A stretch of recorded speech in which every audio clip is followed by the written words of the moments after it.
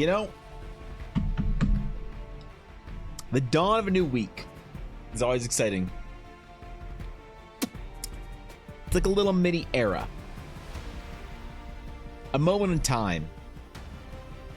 And this week, we got a bit of a banger, if you ask me. So, get ready, man. I'm excited. This is gonna be a good week, bro. I got things to do. We got projects we gotta talk about. We got amazing shit to announce. Today in particular, some of you already know. Some of you were here on Friday. You saw the early visions of the Eldara album, but it's happening today. It's actually happening today. We have, for the first time ever on Spotify, let me scroll all the way the fuck down. We have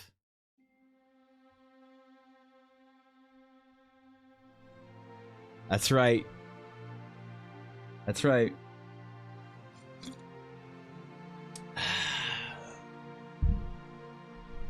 That's right. I'm just gonna sit back and enjoy this for a minute. I'm just gonna yeah. That's right, man. The album is out. There it is, bro.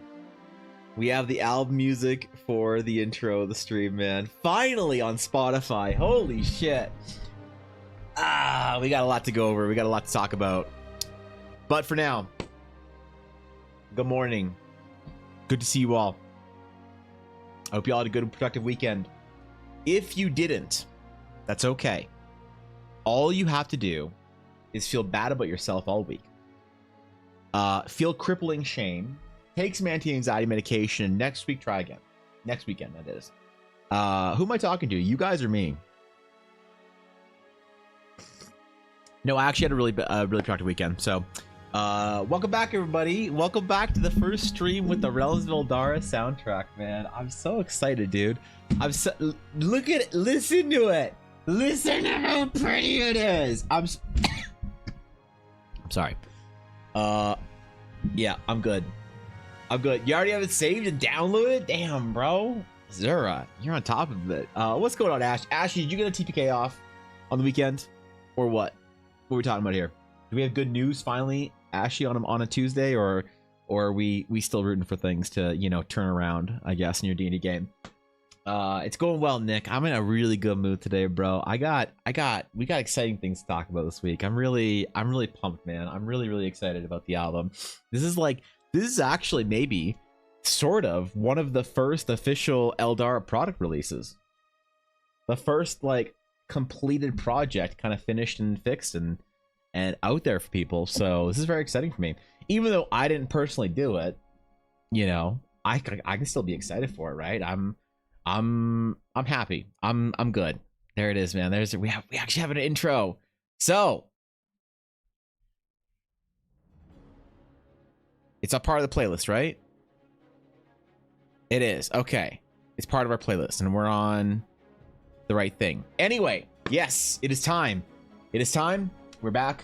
I have many things to talk about. I have stories from this weekend. And actually, I have an idea for something. I want to run by all y'all's a D&D game idea I have. A D&D game or a short story. Maybe this is Atari's realm.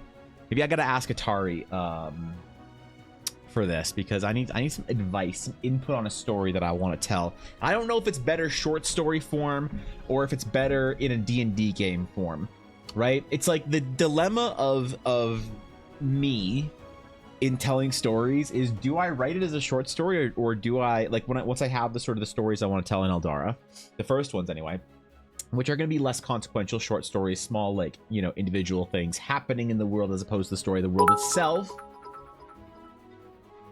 Accipitonesis. All right. Set the tone for the week, Daria. Yeah. All right. What you got? Hold on. All right.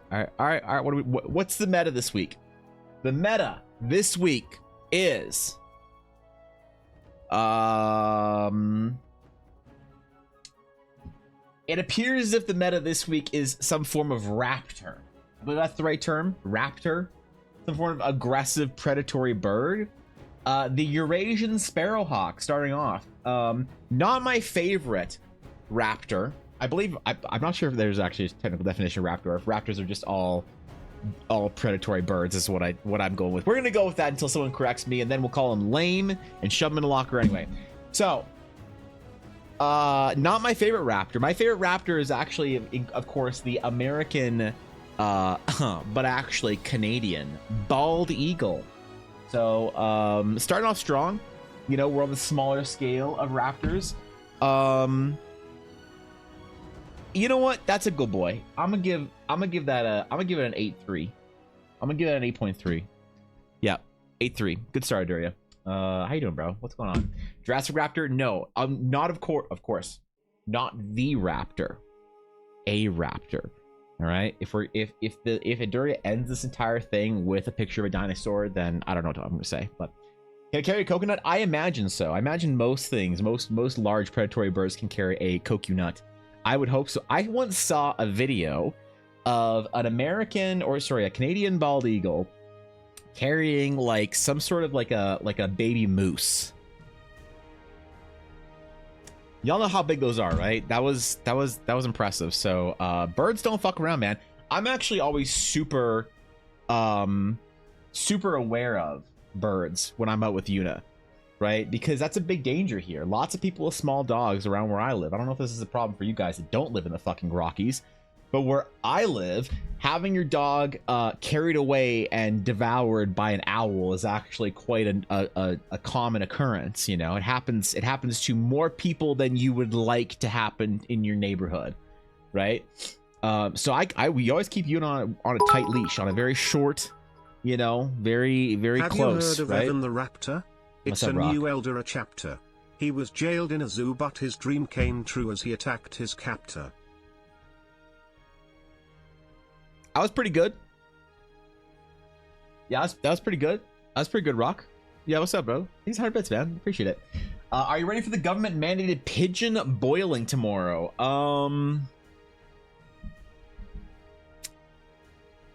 Let's see. Government mandates to boil animals. There was the great moose boil of the 80s. I don't think there's been any talks of pigeon boils anytime around my neck of the woods anyways. Maybe you know what, that's probably an American thing, or maybe a Quebec thing. I don't know. Could be a European thing, but it certainly doesn't sound like an Alberta thing. We don't boil our pigeons here. We barbecue them. So yeah, what's up, pigeon boiler? Good to have you in here. My favorite raptor is Harry Mack. He's not a raptor. He's a rat. Yeah, rapper, not rat. Your favorite rapper is Harry Mack. I don't even know who Harry Mack is. Who the fuck is Harry Mack? Sounds like the start of a joke. My favorite rapper probably is I'm gonna go classic. I'm say my favorite rapper is probably Jay. Jay-Z. Yeah, is that weird? I haven't really listened to any modern rap. I feel like I kind of fell out of the rap and hip hop scene around the mid 20-teens or so, you know, about 10 years ago. So, you know, I'm kind of old school now. I've assembled my criteria as the old man listening to rap. So, High writers yeah. more I. All right, sure. You want a contribution here? Sure. Yep. All right, Sam. All right. Let's see what you got, bro. Let's see what you got. Birds are raptors. I love Eminem the Raptor. You gotta goose yourself in the moment. Oh, God. Okay. Thank you for 100 bits, Rock. Thank you, Sam. Let's see. The Haast Eagle. I'm guessing this is an extinct bird. Yeah, that's a danger boy. That's a danger bird. That's the kind of bird. You know what? I am glad that large predatory birds can't fuck with us, right?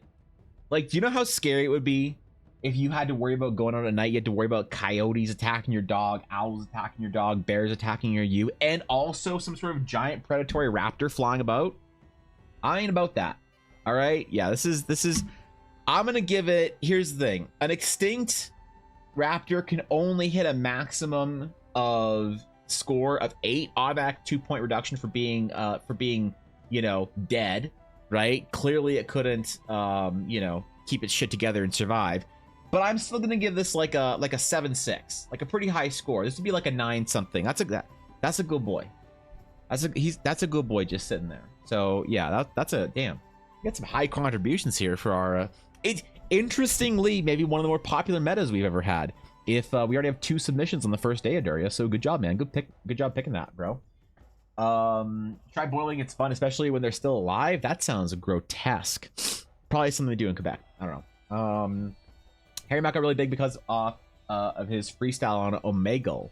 But he's done personal stuff. As well as oh, that was him on the streamer awards. Oh, okay, yeah, he was lit, dude. He was pretty good. That was legit. That was some good shit. Streamer awards, by the way. I noticed that nobody nominated me for the Hidden Gem Award. That's right, the viewership under 100 CCVs. I was not even nominated, so I'm a little bummed about that. You know, maybe next year I'll still be irrelevant, but less irrelevant to the point where I can win the irrelevant award. That dude, if I got nominated for that award, I would troll so hard. It'd be amazing. If I won that fucking award, I would go up on stage and I'd be like, yo, guys, any of you real streamers want to play D&D with me? So I can be less irrelevant. What do you think? What's up? I'll draw a character for you. Yeah, it'd be cool, man. But the stream awards are good. Sagittarius Supertarius is the Bayonetta bird. That sounds pretty lit. Can like fuck you up with its hair or something. Shoot guns. We're under 100 CCVs. We gotta fix that. I don't know if my stream has the possibility of achieving partnership on Twitch. That'd be pretty bold, but that'd be one of my goals actually in the next couple of years is to maybe hit partner on Twitch.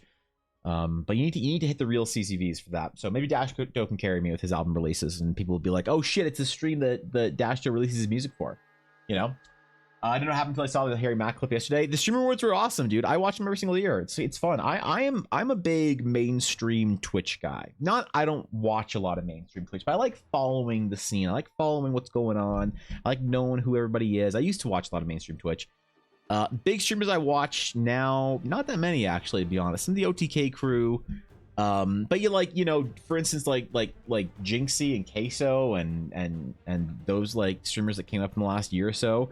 I didn't know who they were, really. I mean, I knew their names, but I didn't really know who they were, what kind of like viewership they pulled or whatever. But that's crazy, man. There's a lot of big streamers out there now. Obviously, the whole Amp crew, Kai Cenat won Streamer of the Year again, all that stuff. Not really in with the main Twitch crew, but pretty cool stuff. I don't know. I noticed Critical Role didn't get nominated for the D&D or for a Twitch show or anything like that. So I guess it just goes to show how isolated the D&D crowd is on Twitch. Most D&D fans, like myself, other than myself, because I'm a bit of an anomaly here in the D&D crew, go to Twitch for one reason. It's for D&D. So I suppose just like kind of browsing, looking around at shit and being part of the crews. But who knows, man? Anyway, today is a very special day. It is a very special day, man. I'm really excited. Today is the official release day of Dash Doe's album. The soundtrack of our D&D games. The official soundtrack of the Realms of Eldara is out today. It's a release. Look at it. We're gonna look at it. It's gonna be a thing. Look at it. Wait. You search Realms of Eldara. Oh, shit, man. You got all kinds of music on here. Hearthwood Village? Y'all know where Hearthwood Village is, bro. What the fuck? Dude, look at that art, man. Oh, shit. We got album artwork. We got everything going on. Wait, I fucked everything up, didn't I? Oh, I can't have it on this screen without it being fucked up on the other. That's fine, whatever. There it is, man. Hearthwood Village. I'll go over it real quick, all right, and then we'll talk about it a little bit later as well. But so Hearthwood Village is the first place that we actually started in our campaign. It's the very first town that we started in Southwood. Hearthwood Village, actually, if you guys are curious, is the first place that I ever constructed in Eldara. That's right. When I built Eldara, I went small and built out. I think that's the best way to build worlds, to me, my opinion. I don't like the idea of building a world map and then focusing on little locations. I feel like when you like a D&D game, the way I build a D&D characters, I don't know a lot about the D&D character's background when I start playing the game. I think it's better to start to play the character, have an idea of what they want and what they're doing in the adventure, and then expand out their backstory to sort of fit the vibe that you want to go for. Maybe you'll choose something else. Maybe your character takes on a natural leadership role in the D&D group, and them being like whatever background doesn't really fit for that, you know, and you can kind of change it on the fly. I think you get a lot better D&D characters when you do that, but people don't like doing that. People like writing their entire 20-page backstory, and world builders in the same in a lot of ways. A lot of world builders, I think, very eagerly want to build a world map and say, wow, look at my world map. But it's like, man, if you just held on to that like a little while and like just put off that like satisfaction of seeing your world map in front of you, I feel like you could get something pretty cool and pretty unique, you know, out of building small to large. So I knew that we had a small region called Southwood. I knew Southwood was the thing, and I knew that Southwood was on the southern tip of a sort of a large country kingdom type thing, and had water to the south, land to the north. That's all I knew about Southwood. That's all I knew about it when we started. And then Hearthwood is like a very small town in Southwood. So Hearthwood Village being the you know, the first track on this is really emblematic of Hearthwood Village being the first place that I built in the game. And you know, the Growlhammer theme right now and Amelia's theme, it's all pretty cool. The Dream Visitor references a druid grove just outside of Briar Pass, which is pretty cool. Emporium, man, we got Emporium got a theme song in this shit. Like, what? Y'all telling me Emporium gets a theme before the Crumb?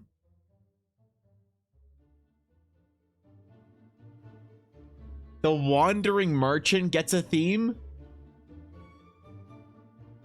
before Evanville Crumb? What the fuck? Same. Well, that's why I love your world building process, bro. He isn't People's Scam Song? No, we can't reference that one. Yeah, no, that's already, Blizzard already owns that one, so. I love this, man. Leaving Briar Pass was written as a sort of the start of our adventure, expanding out. Leaving Briar Pass is a song that has the vibes of the adventure has just begun. You know, it's not you're not brand new, but in some ways the adventure has just begun. So, and the Under Harbor is our first sort of like location theme for the Horizon adventure. The Under Harbor is actually Dashto made it so it's very loopable. Kind of like designed it from the ground up as that. So this is on repeat and loop whenever we're in Horizon doing stuff in the Under Harbor. So that's pretty cool.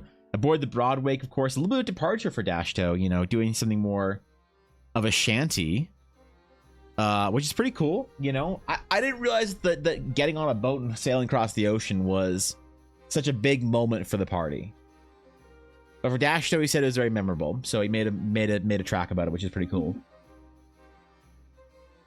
You know, I like it, man. It's got them jolly sea salty vibes, right? You know, I like it, man. What do you guys think of this shit? It's good. This is, man, fuck, bro. Oh, it's so cool. I love how you get the shanty version that then links into sort of the bells at the harbor and stuff.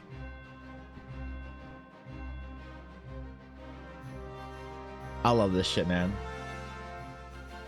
It's so good, bro. And then here's the thing, man.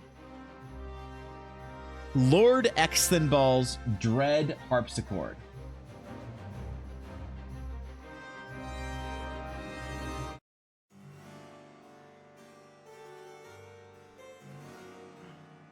Obviously, I like the track.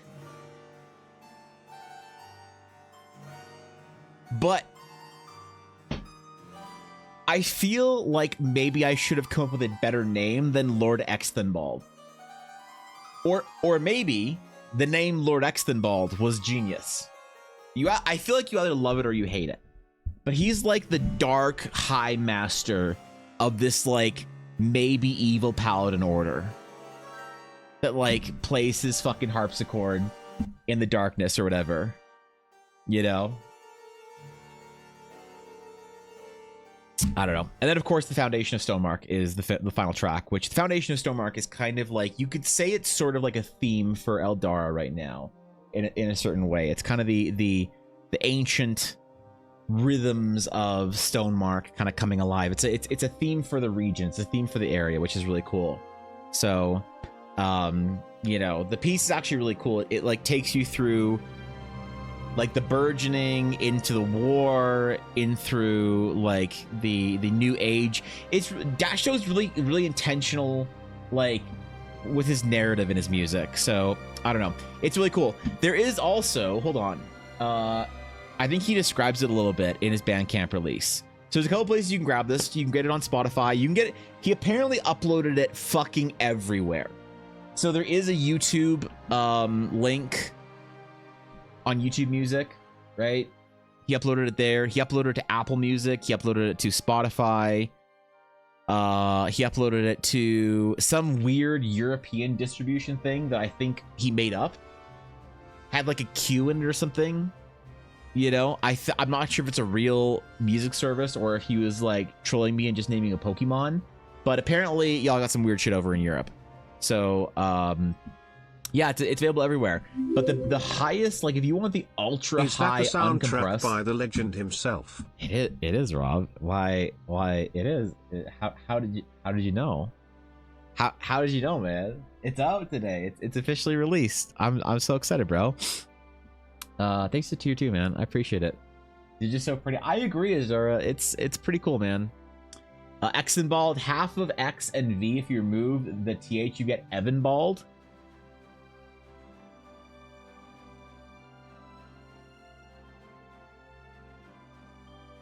Maybe, I don't know. Yeah, the official, like, so he made like a proper like Bandcamp release though. And I don't know really all that much about Bandcamp because I'm not a music nerd, but he made like, this is the like proper digital album release is right here. So I think it's like I don't know what it's, I don't know what the details are, but this is the place to get like the full, you know, 48K / 24-bit high def audio. I didn't realize that they like I thought Spotify was like the highest quality you can get, but apparently it's not. Apparently any music service compresses it in a certain way. And so if you're like a big music nerd and you want the ultra high definition, whatever, you know, pristine release, then you can get it on Bandcamp. This is the place to get it. Also, he also did like this cool, like, I don't know, booklet thing with a whole bunch of information about it. And yeah, man, I'm really excited about this. So he's really kind of knocked it out of the park for this, but there it is, man. The album is out. It's released. It's finally here. Ah, God, it's so good.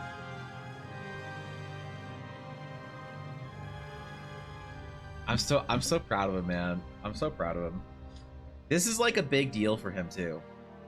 You know, because so then you gotta know about Dashto. He's a pretty quiet dude. He doesn't talk a lot on stream. He doesn't share a lot of his creative process. He streamed a couple times and talks about it a little bit, but a lot of people don't really know Dashto all that well. You know, understandably, because he doesn't talk that often in chat.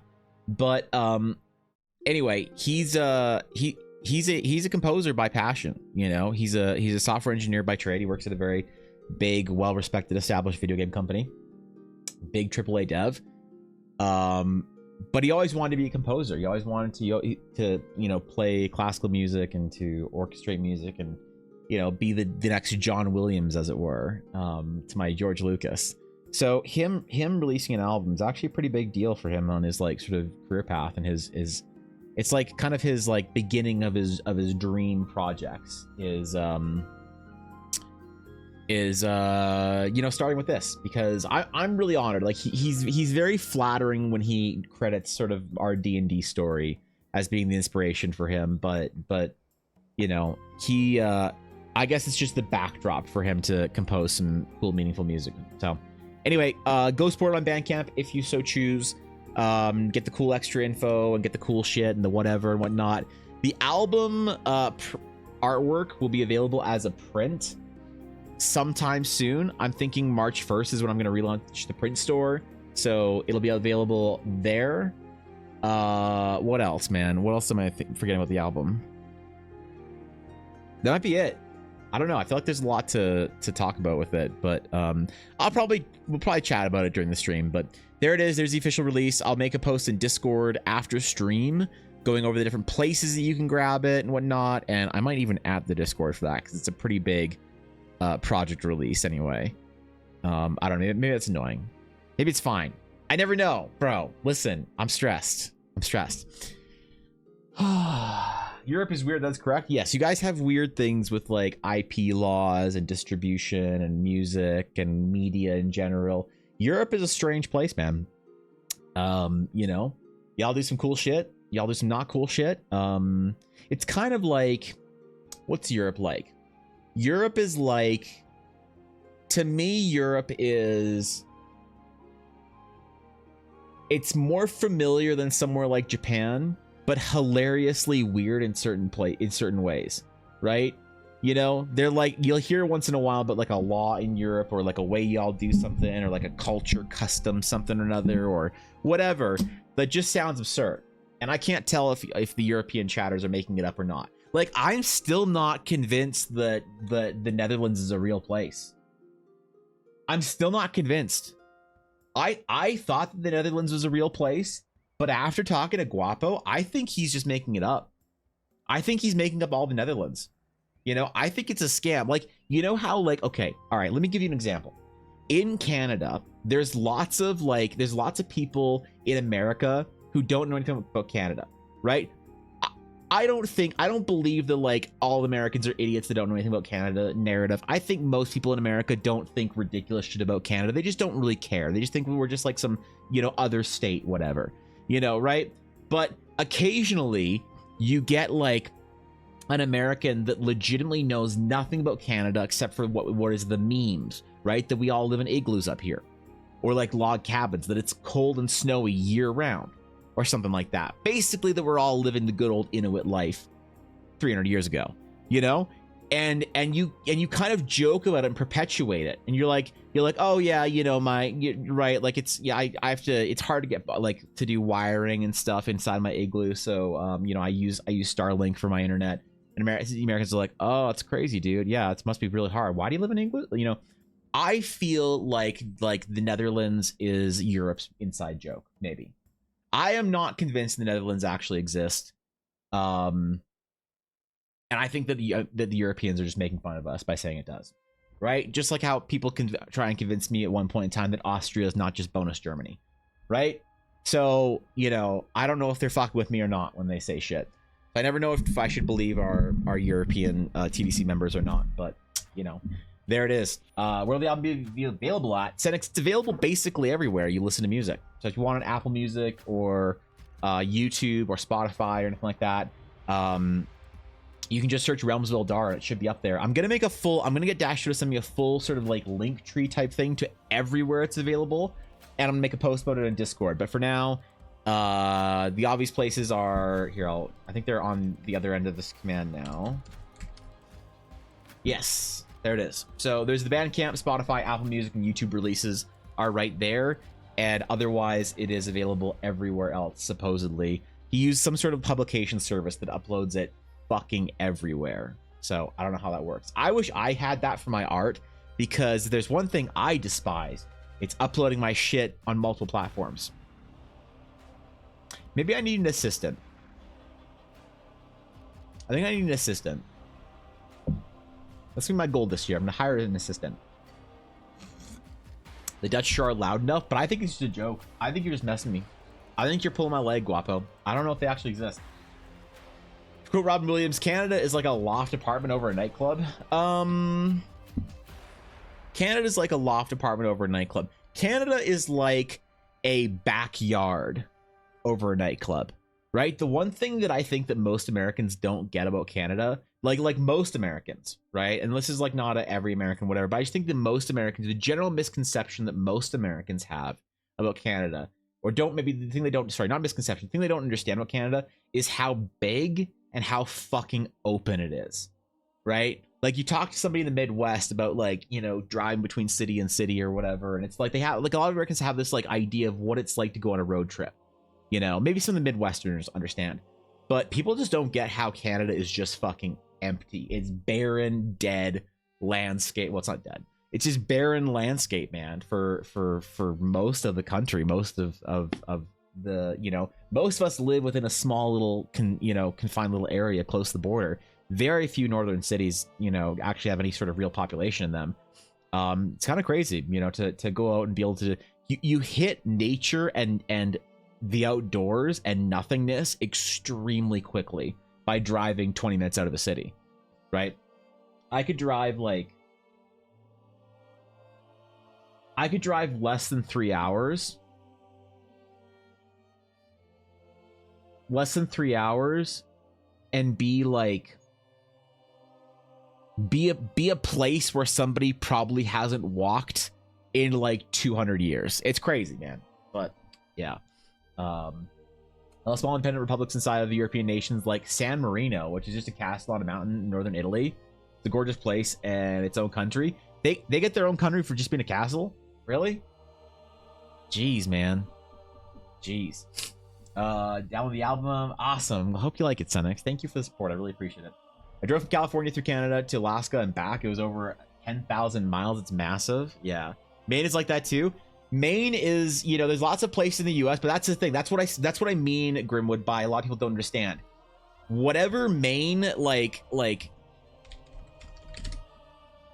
what is the distance of Maine across? Right? You look at Maine, you're like, wow, so you leave like Bangor or whatever, and you hit like nothingness, and there's a whole lot of wilderness. The thing is, you take Maine, and it's like you could fit like 4 Maines in between Hudson Bay and Winnipeg. That's what I mean by people just don't understand how vast and empty the wilderness is, right? Like, yeah, Maine, you can drive a couple of hours and you're just in the middle of nowhere. But like, I mean it, man. Like you look at the size of this fucking country and it's insane, right? The north to south of Alberta is like Montana to Arizona, like the top of Montana, almost like the bottom of Arizona. It's crazy. Canada is so fucking open and empty.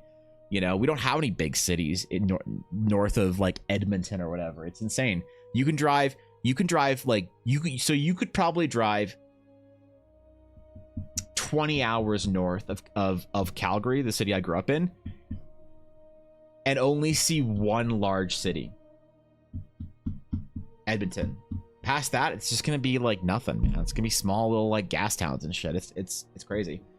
You know, that's the thing that I think that the only like thing I think that sometimes Canadians like to think that Americans are dumb and don't know what they're talking about, don't know anything about Canada and whatever, blah blah blah. Oh, y'all think we live in igloos? I don't think Americans are dumb. I think they just don't know about it. And the one thing I think that Americans don't know the most is how like Europeans don't get this either, right? You look at a map of like Europe and it's like you take like Alberta, my province, and you could fit like 8 countries. What's up, Uldrail? How's it going, bro? What's up? Yeah. Yo. What's up? Good to see you, man. Thank you for the 15 months. Holy shit. That's a long ass time. That's 15 whole ass months.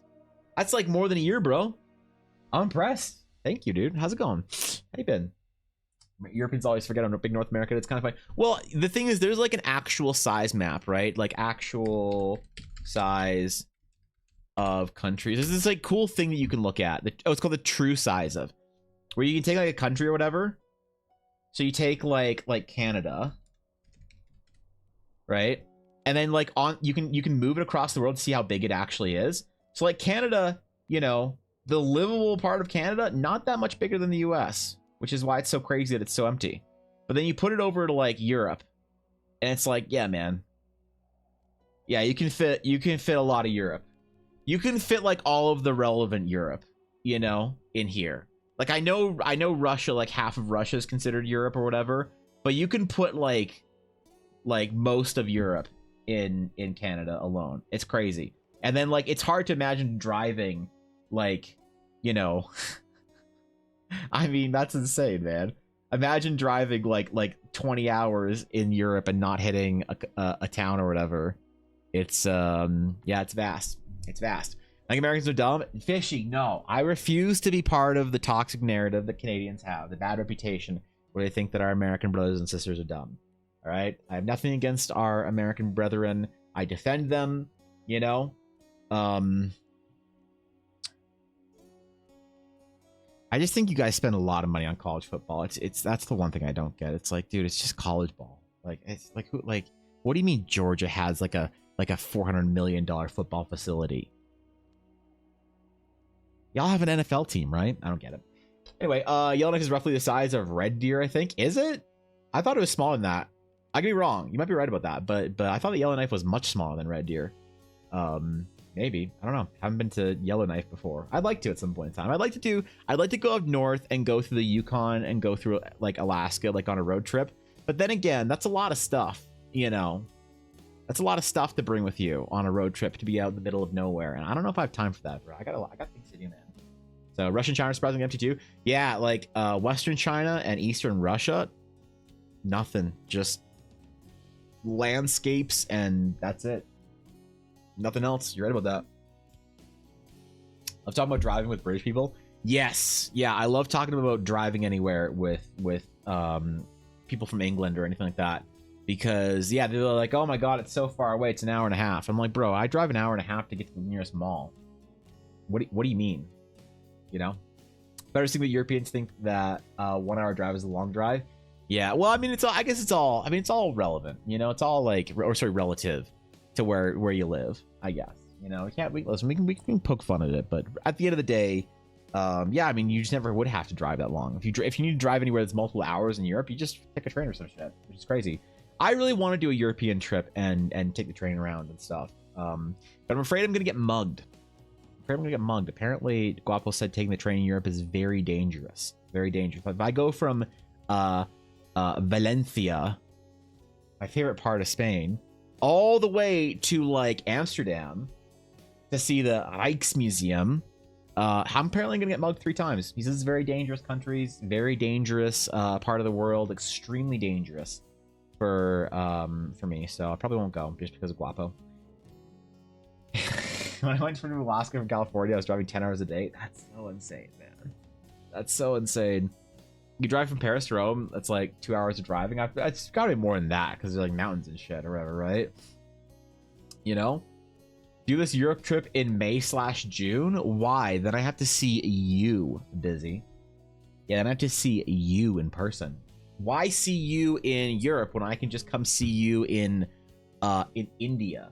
We can go meet in we can go meet up in the bustling metropolitan city of we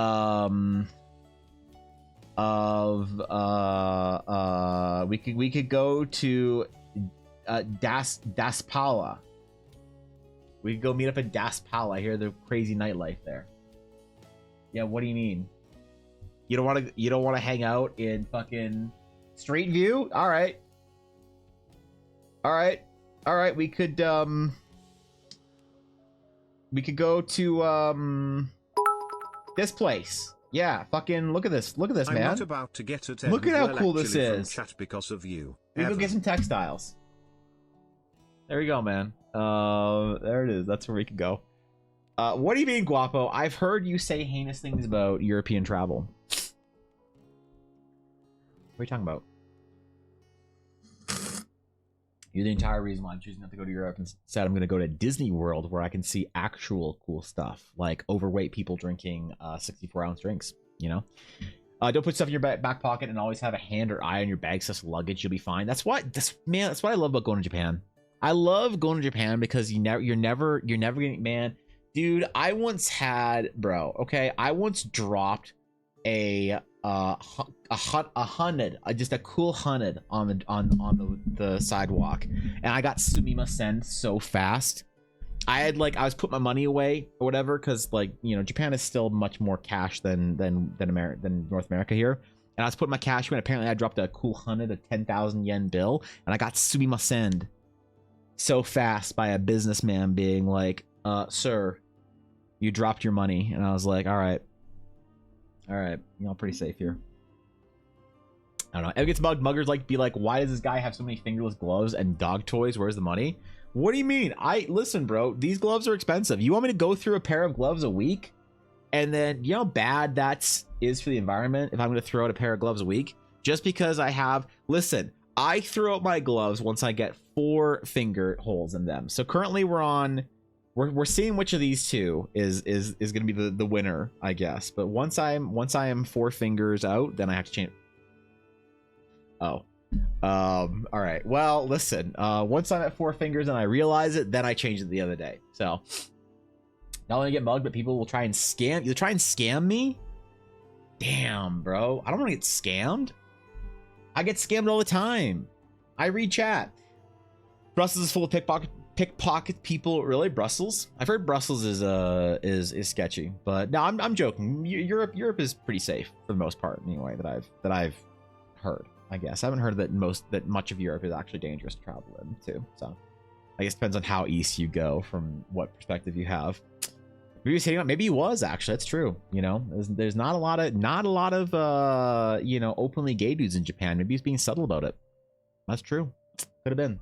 You know, I am an attractive foreigner, and foreigners are considered prestigious prizes for people to court in Japan. Well, you have to be an attractive foreigner that also has a large company, you know, good paying job, is handsome, all those things. Wait, it's just the same as it is here. Shit, you mean the dream of going to Japan and finding an anime girl isn't gonna actually pan out for most of us? Ah, fuck.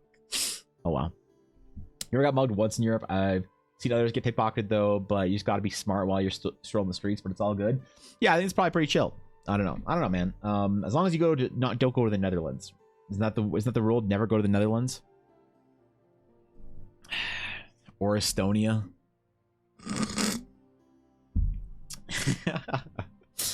Say 4 fingers in each hand, you're fine. Yeah, that's what I mean. Yeah, once 4 fingers breaks out on either hand, then I have to change my gloves. But no, I wish I could. Honestly, I wish that I had enough money to have the luxury of getting a new pair of gloves. You know how Floyd Mayweather got like a new pair of like Jordans or whatever it was every single day of the year for like a year or whatever. There's like a story of that. Some fighter, I think it was Floyd Mayweather, I don't know. I kind of want that, but with gloves, right? I want to become hilariously like if I was like Elon Musk rich, I would buy a new pair of gloves every week. That's what I would do. So Delhi metropolitan area has like 32 million people, which I find fascinating because it means that India is spread out relatively evenly across the country.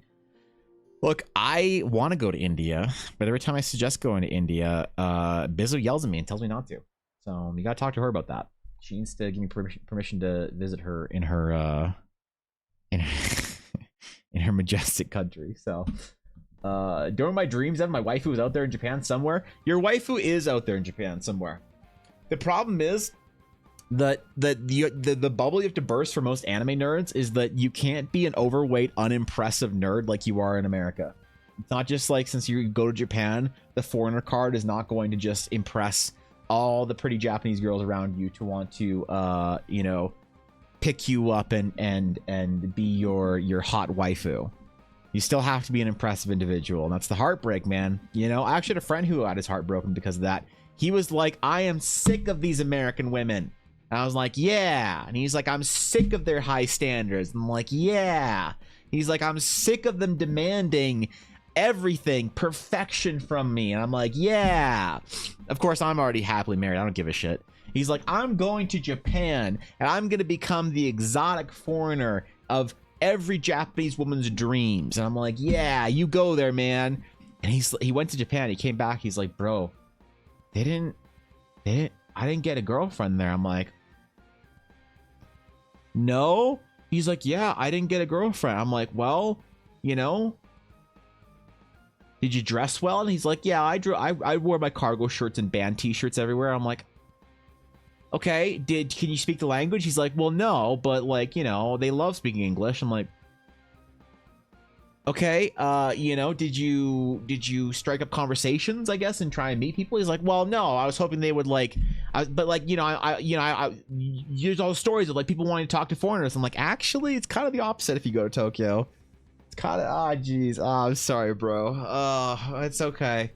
It's okay. Maybe next time. Maybe next time. You know, he's like, what? Because you remember, he's like, what do I got to do to get the attention of Japanese girls? And I was like, I don't know, man. Like, Japanese girls are they're pretty big on like on you being like physically like fit and like in shape. They're like pretty big on that in Japan. They're like obesity standards are way slimmer than ours are over here. And he's like, okay, so I got to lose weight and get in shape. I'm like, yeah, go to the gym, get real toned up.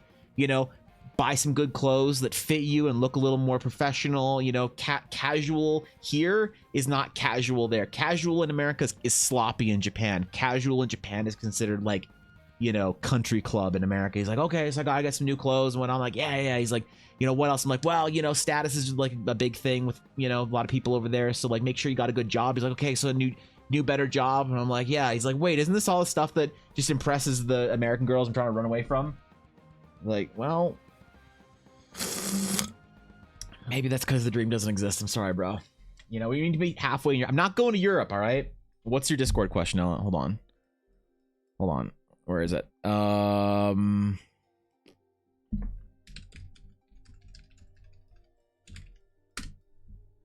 Cool. Yep. All right. Thank you, Ella. Would you shower? Way to burst that bubble. What are the impossible standards? Sheets, samurai swords. Ah, man. Yeah, it's rough. Person would go to India right now. Relations between India and Canada have gone down recently within the last few months. That's true. Canada and India don't like each other. I don't know why. Some shit about an assassination and our prime minister is having a cat fight. So you're right. I probably shouldn't. You know, I probably shouldn't. I shouldn't risk it. Is this the one place where it's safer to wear an American patch on your backpack than a Canadian patch? Went to another country and they love speaking some other country's language. Yeah, it's crazy.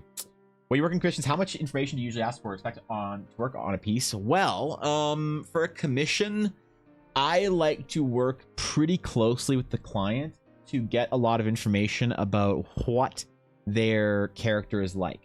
So I like to ask a player a lot about their personality, what their character does, what kind of adventures they like to have, what kind of, you know, like equipment and tools they take with them. The kind of important stuff like you put on your character sheet, you know, but you don't necessarily make it known to, because I think you can tell a lot of a story about a character by sort of referencing what's on your character sheet, you know.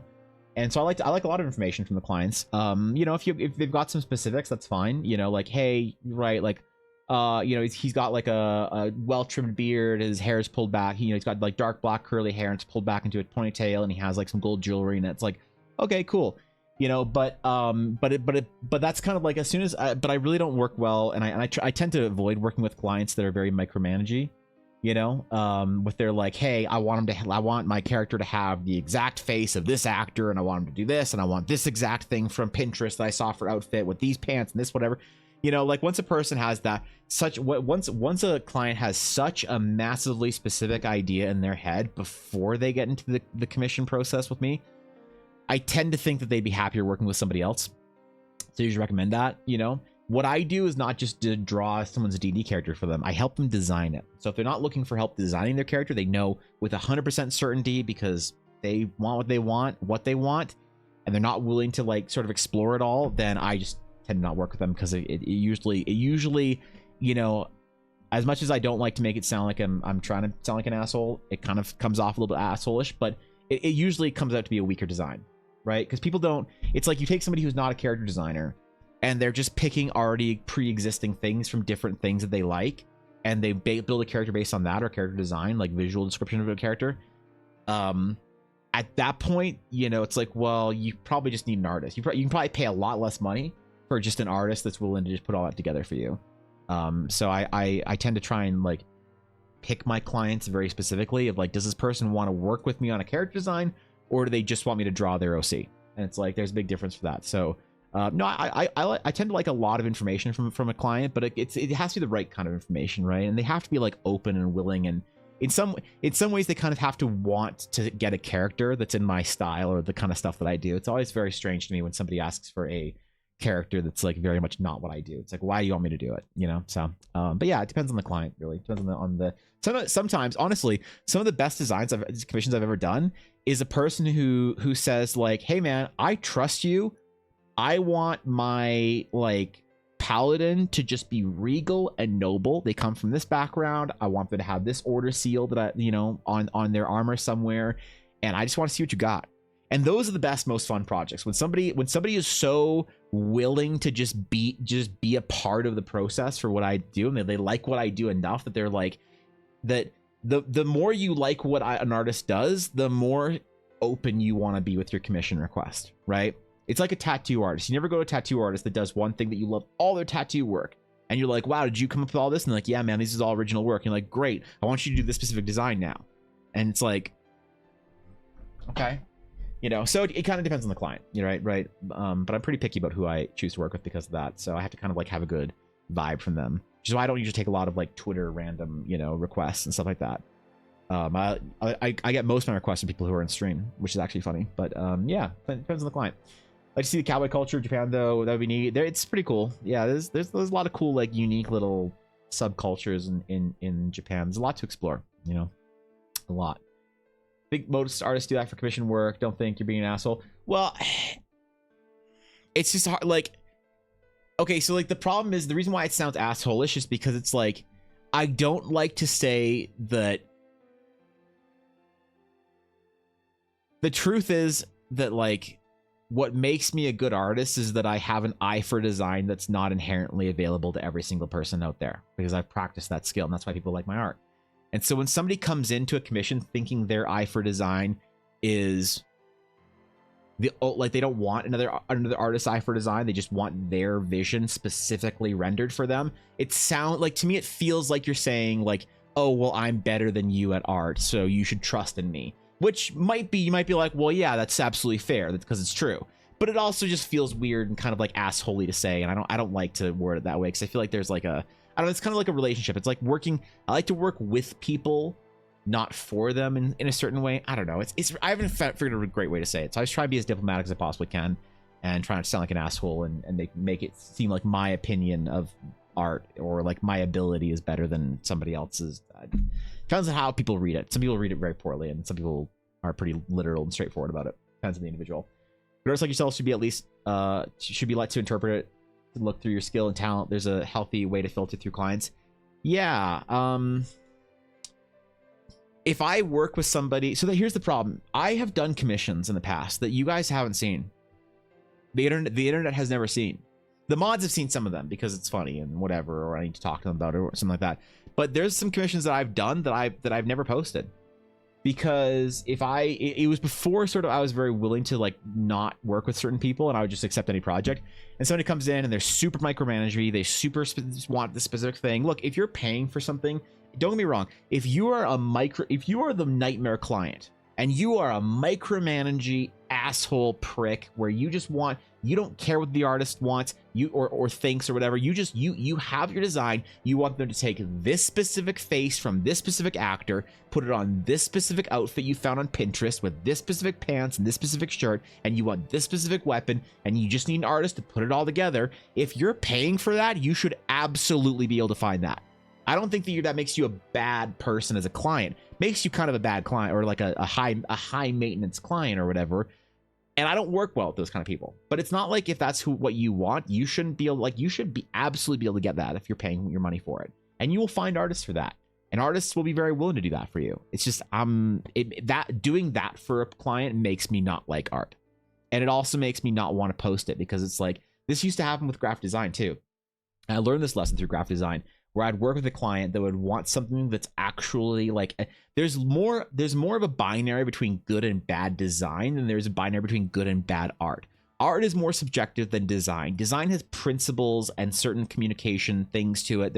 There is good and bad design objectively. I would say there's good and bad art objectively, but I'm never going to say what is good and bad art because that's, in my opinion, a way to start a fight. And I don't really want to start fights with people. So I don't talk about what I think good or bad art is. Some people will be like, oh, hey, have you heard of this artist? And I'm thinking to myself like, yeah, I think that artist is pretty trash, but I'm never going to say that publicly because I don't want to start a fight. And it's not, who cares what I think, right? But design it's much more objective. It's good and bad. And so if I had a client that asked me to do a bad design choice, I would not put my name on that because I don't want another company to see that in my portfolio and be like, you seem to have a good grasp on color, but this one project, the color is kind of kind of shitty. Like, what's going on with that? It's like, I don't want them to think that I made that design choice. So a project like that sucks because I get paid for the project and whatever, but then I can't use it as part of my portfolio.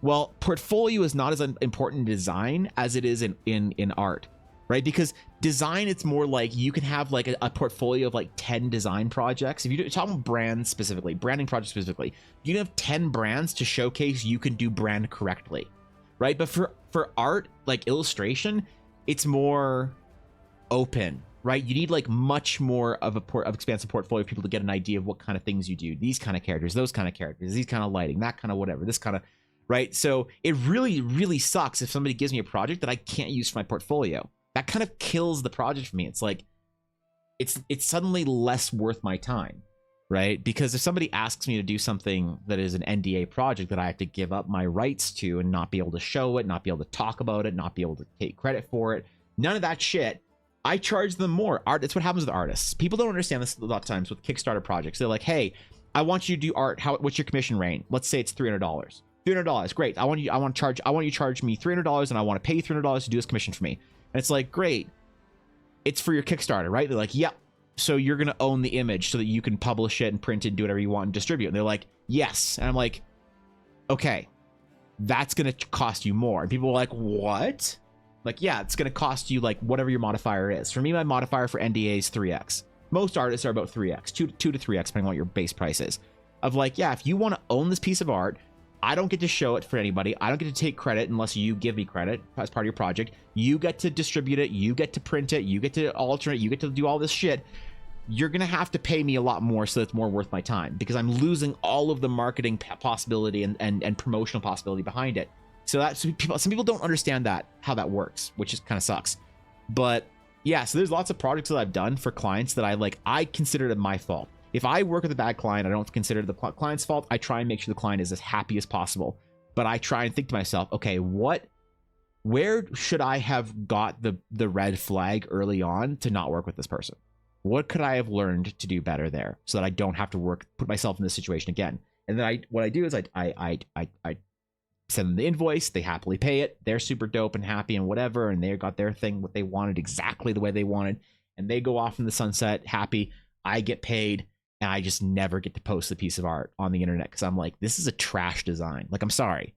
Like, I'm super honored to help somebody with their character, but sometimes if somebody wants something so specific and so whatever, sometimes the design and the character design is trash. And I'm not going to put my name on it, put it on the internet, and throw it on my portfolio and say, look, guys, this is what I drew. Because it just, like, so for me, it's more about trying to develop. I think one of the most important things you can do as an artist, as a freelance artist, is develop a very critical eye for clientele. But that also comes with the territory. Not every artist has the ability to turn down clients. Some artists are desperate for a single commission, and I get it. So I don't think there's a right or wrong way to do it. But does it start with the level F and rhyme with hurry? No. There's other stuff that people have asked for that I just don't want to post because of one reason or another. Portfolio should be curate, not consist of every art piece you do. Yeah, it just needs to be a lot more expansive sometimes with like commission freelance work. You need to have a better idea what the artist's vibe is than for graphic design, which is more, can you perform graphic design well? Yes or no. It's a yes or no question for graphic designers, more so than it is for an artist. So confidentiality price is absolutely a thing. It is, and like people don't realize this when they start a project. They think that they can commission artists for $150. It's like, bro, if you're giving up rights to the project, that's going to cost you a lot more. When I would work with artists, the last time I worked with artists on a project to like buy art from artists, basically, was for a board game that I sort of worked with some dudes for Kickstarter called Allegiance, which I don't talk about that often because it was a long time ago. I don't even know if it's big enough. Oh, it is. Oh, yeah, that's cool. So you can actually find it on Board Game Geek. So I actually did art for this game. I did art for this game, and I did the early graphic design. So all the elements on these cards, the graphic design for them was based off of my sketches. I didn't do the finished product, but I created the base and the design work for this, and then somebody else who was more of because I was doing more project manager stuff. Then we got a graphic designer who's really good to like do all the individual stuff here. I don't know if my card's gonna be on here. Yeah, I don't know. But yeah, so I'd work with lots of artists and buy and like we had to like buy art from artists and shit like that. These pieces, the big character pieces, I forget the artist that did it. What's his name? Fuck. We spent most of our budget on this guy because each one of these big character pieces was like, I probably can't say exactly how much it was, but it was about 10 times the price of a small piece of art like this. Because these were artists that were the budget was really, and I disagree. Whatever, there's things, but anyway, these were like basically from fledgling artists trying to like sort of get known or whatever, and this was from a very well established artist. This artist had like an like it was just normally, you know, he's like, oh, I'm selling you the art and all the rights for it and whatever. So obviously it's going to be a lot more money, you know, and people don't realize how difficult that sort of negotiation is. Bunch of tattoo artists here where they litmus test for them is if your tattoo makes them on their Instagram page, you're part of the 10% in their book. Yeah. Which happens, which definitely happens, you know, for me, right? So, something similar with a friend asking me if I could mod for them. I asked them what they offered, and they asked if we could do it on a friend-to-friend basis. They had a massive list of features and things they wanted, had to decline. Yeah, I mean that's always difficult with Twitch because like, you know, Twitch is like, it's tough, right? It's tough when it's like somebody wants you to do basically a job, but they're not willing to pay you for it, which is why I always like really hate when my mods do too much stuff for me, because, you know, it's like, I wish that I had a budget to pay my mods. I don't. And so I try not to ask them to do much stuff because of that, but they do it anyway for some reason, because I don't know. They're crazy, man. People expect art for 150, maybe. I don't know. It's yeah, I don't know. It's crazy. A lot of discourse about with VTuber stuff like every 6 months because new VTubers don't realize that. Oh yeah, they don't realize that you're signing away, you're giving away the rights to the art or whatever, and it's gonna cost a lot of fucking money. Yep, it was almost 10x the size, so it makes sense to my non-artist brain. No, it's just that the art is it's not about the size of the art, it's about the fact that the art is more featured, right? It's more of a big piece of, and like the artist was, they part of the marketing of the project was getting this artist on board, and he did great work. He does amazing stuff. He's like a really established Magic the Gathering and Warhammer and whatever other artists, but yeah, the project, the head, the Kickstarter, you know, guy kind of sank the budget on that and whatever, but it worked out, you know. It was a cool game and it was fun to work on, and yeah, it was fun. Story ever we do it for the attention. Oh, okay, that's what it is. Squapo, you guys do it for the attention. We don't do enough.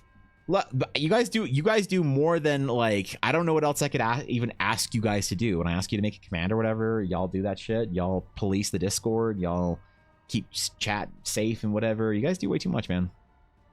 I know you're challenging us to do more. I don't know what more you could do without like crossing the line of doing stuff that I should be paying someone to do. This is why I need to get bigger on Twitch so I can hire an assistant, so I can have somebody like do all my social media posts and shit for me and whatever, you know. Probably a video game mod, something like that. Discord, please, gotta be careful. Yeah, man, you gotta be careful.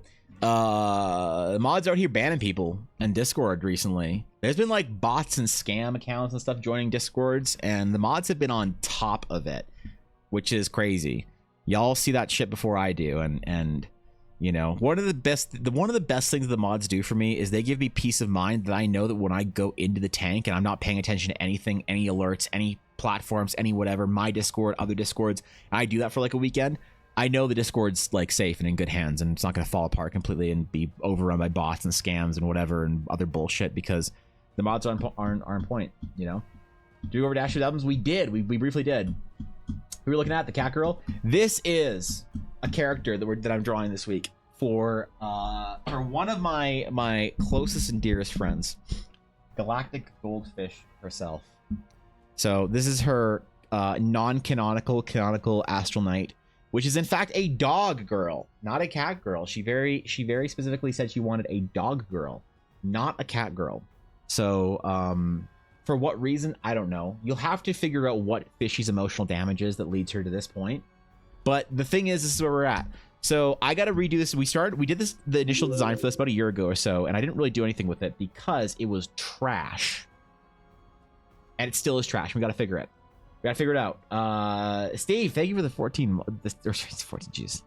Oh man, I just read another number. 7 months. I appreciate it. I read the 14 in your name. Oh god, it's one of those read the thing out loud you looking at kind of days. No one fuck with me in chat today, please. It'll be very easy. Thank you for the 7 months. I appreciate it, Steve. Thank you, bro. Thank you. Hope y'all are doing okay over in your neck of the woods. You know, I know the last couple weeks have been stressful for you guys. So, dog girls are awesome. There's something, all right.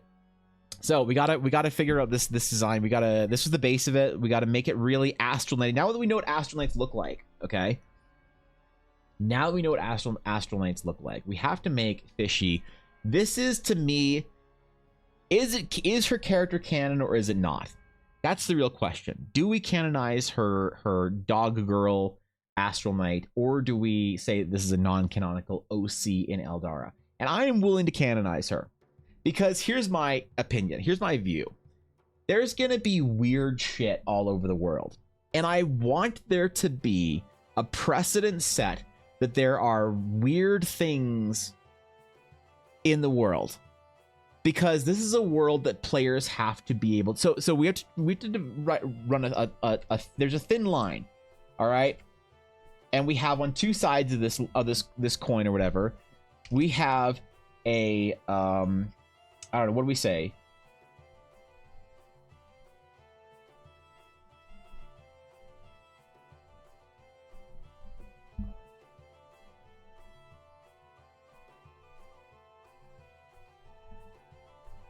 We have a well thought out world design, and we have an open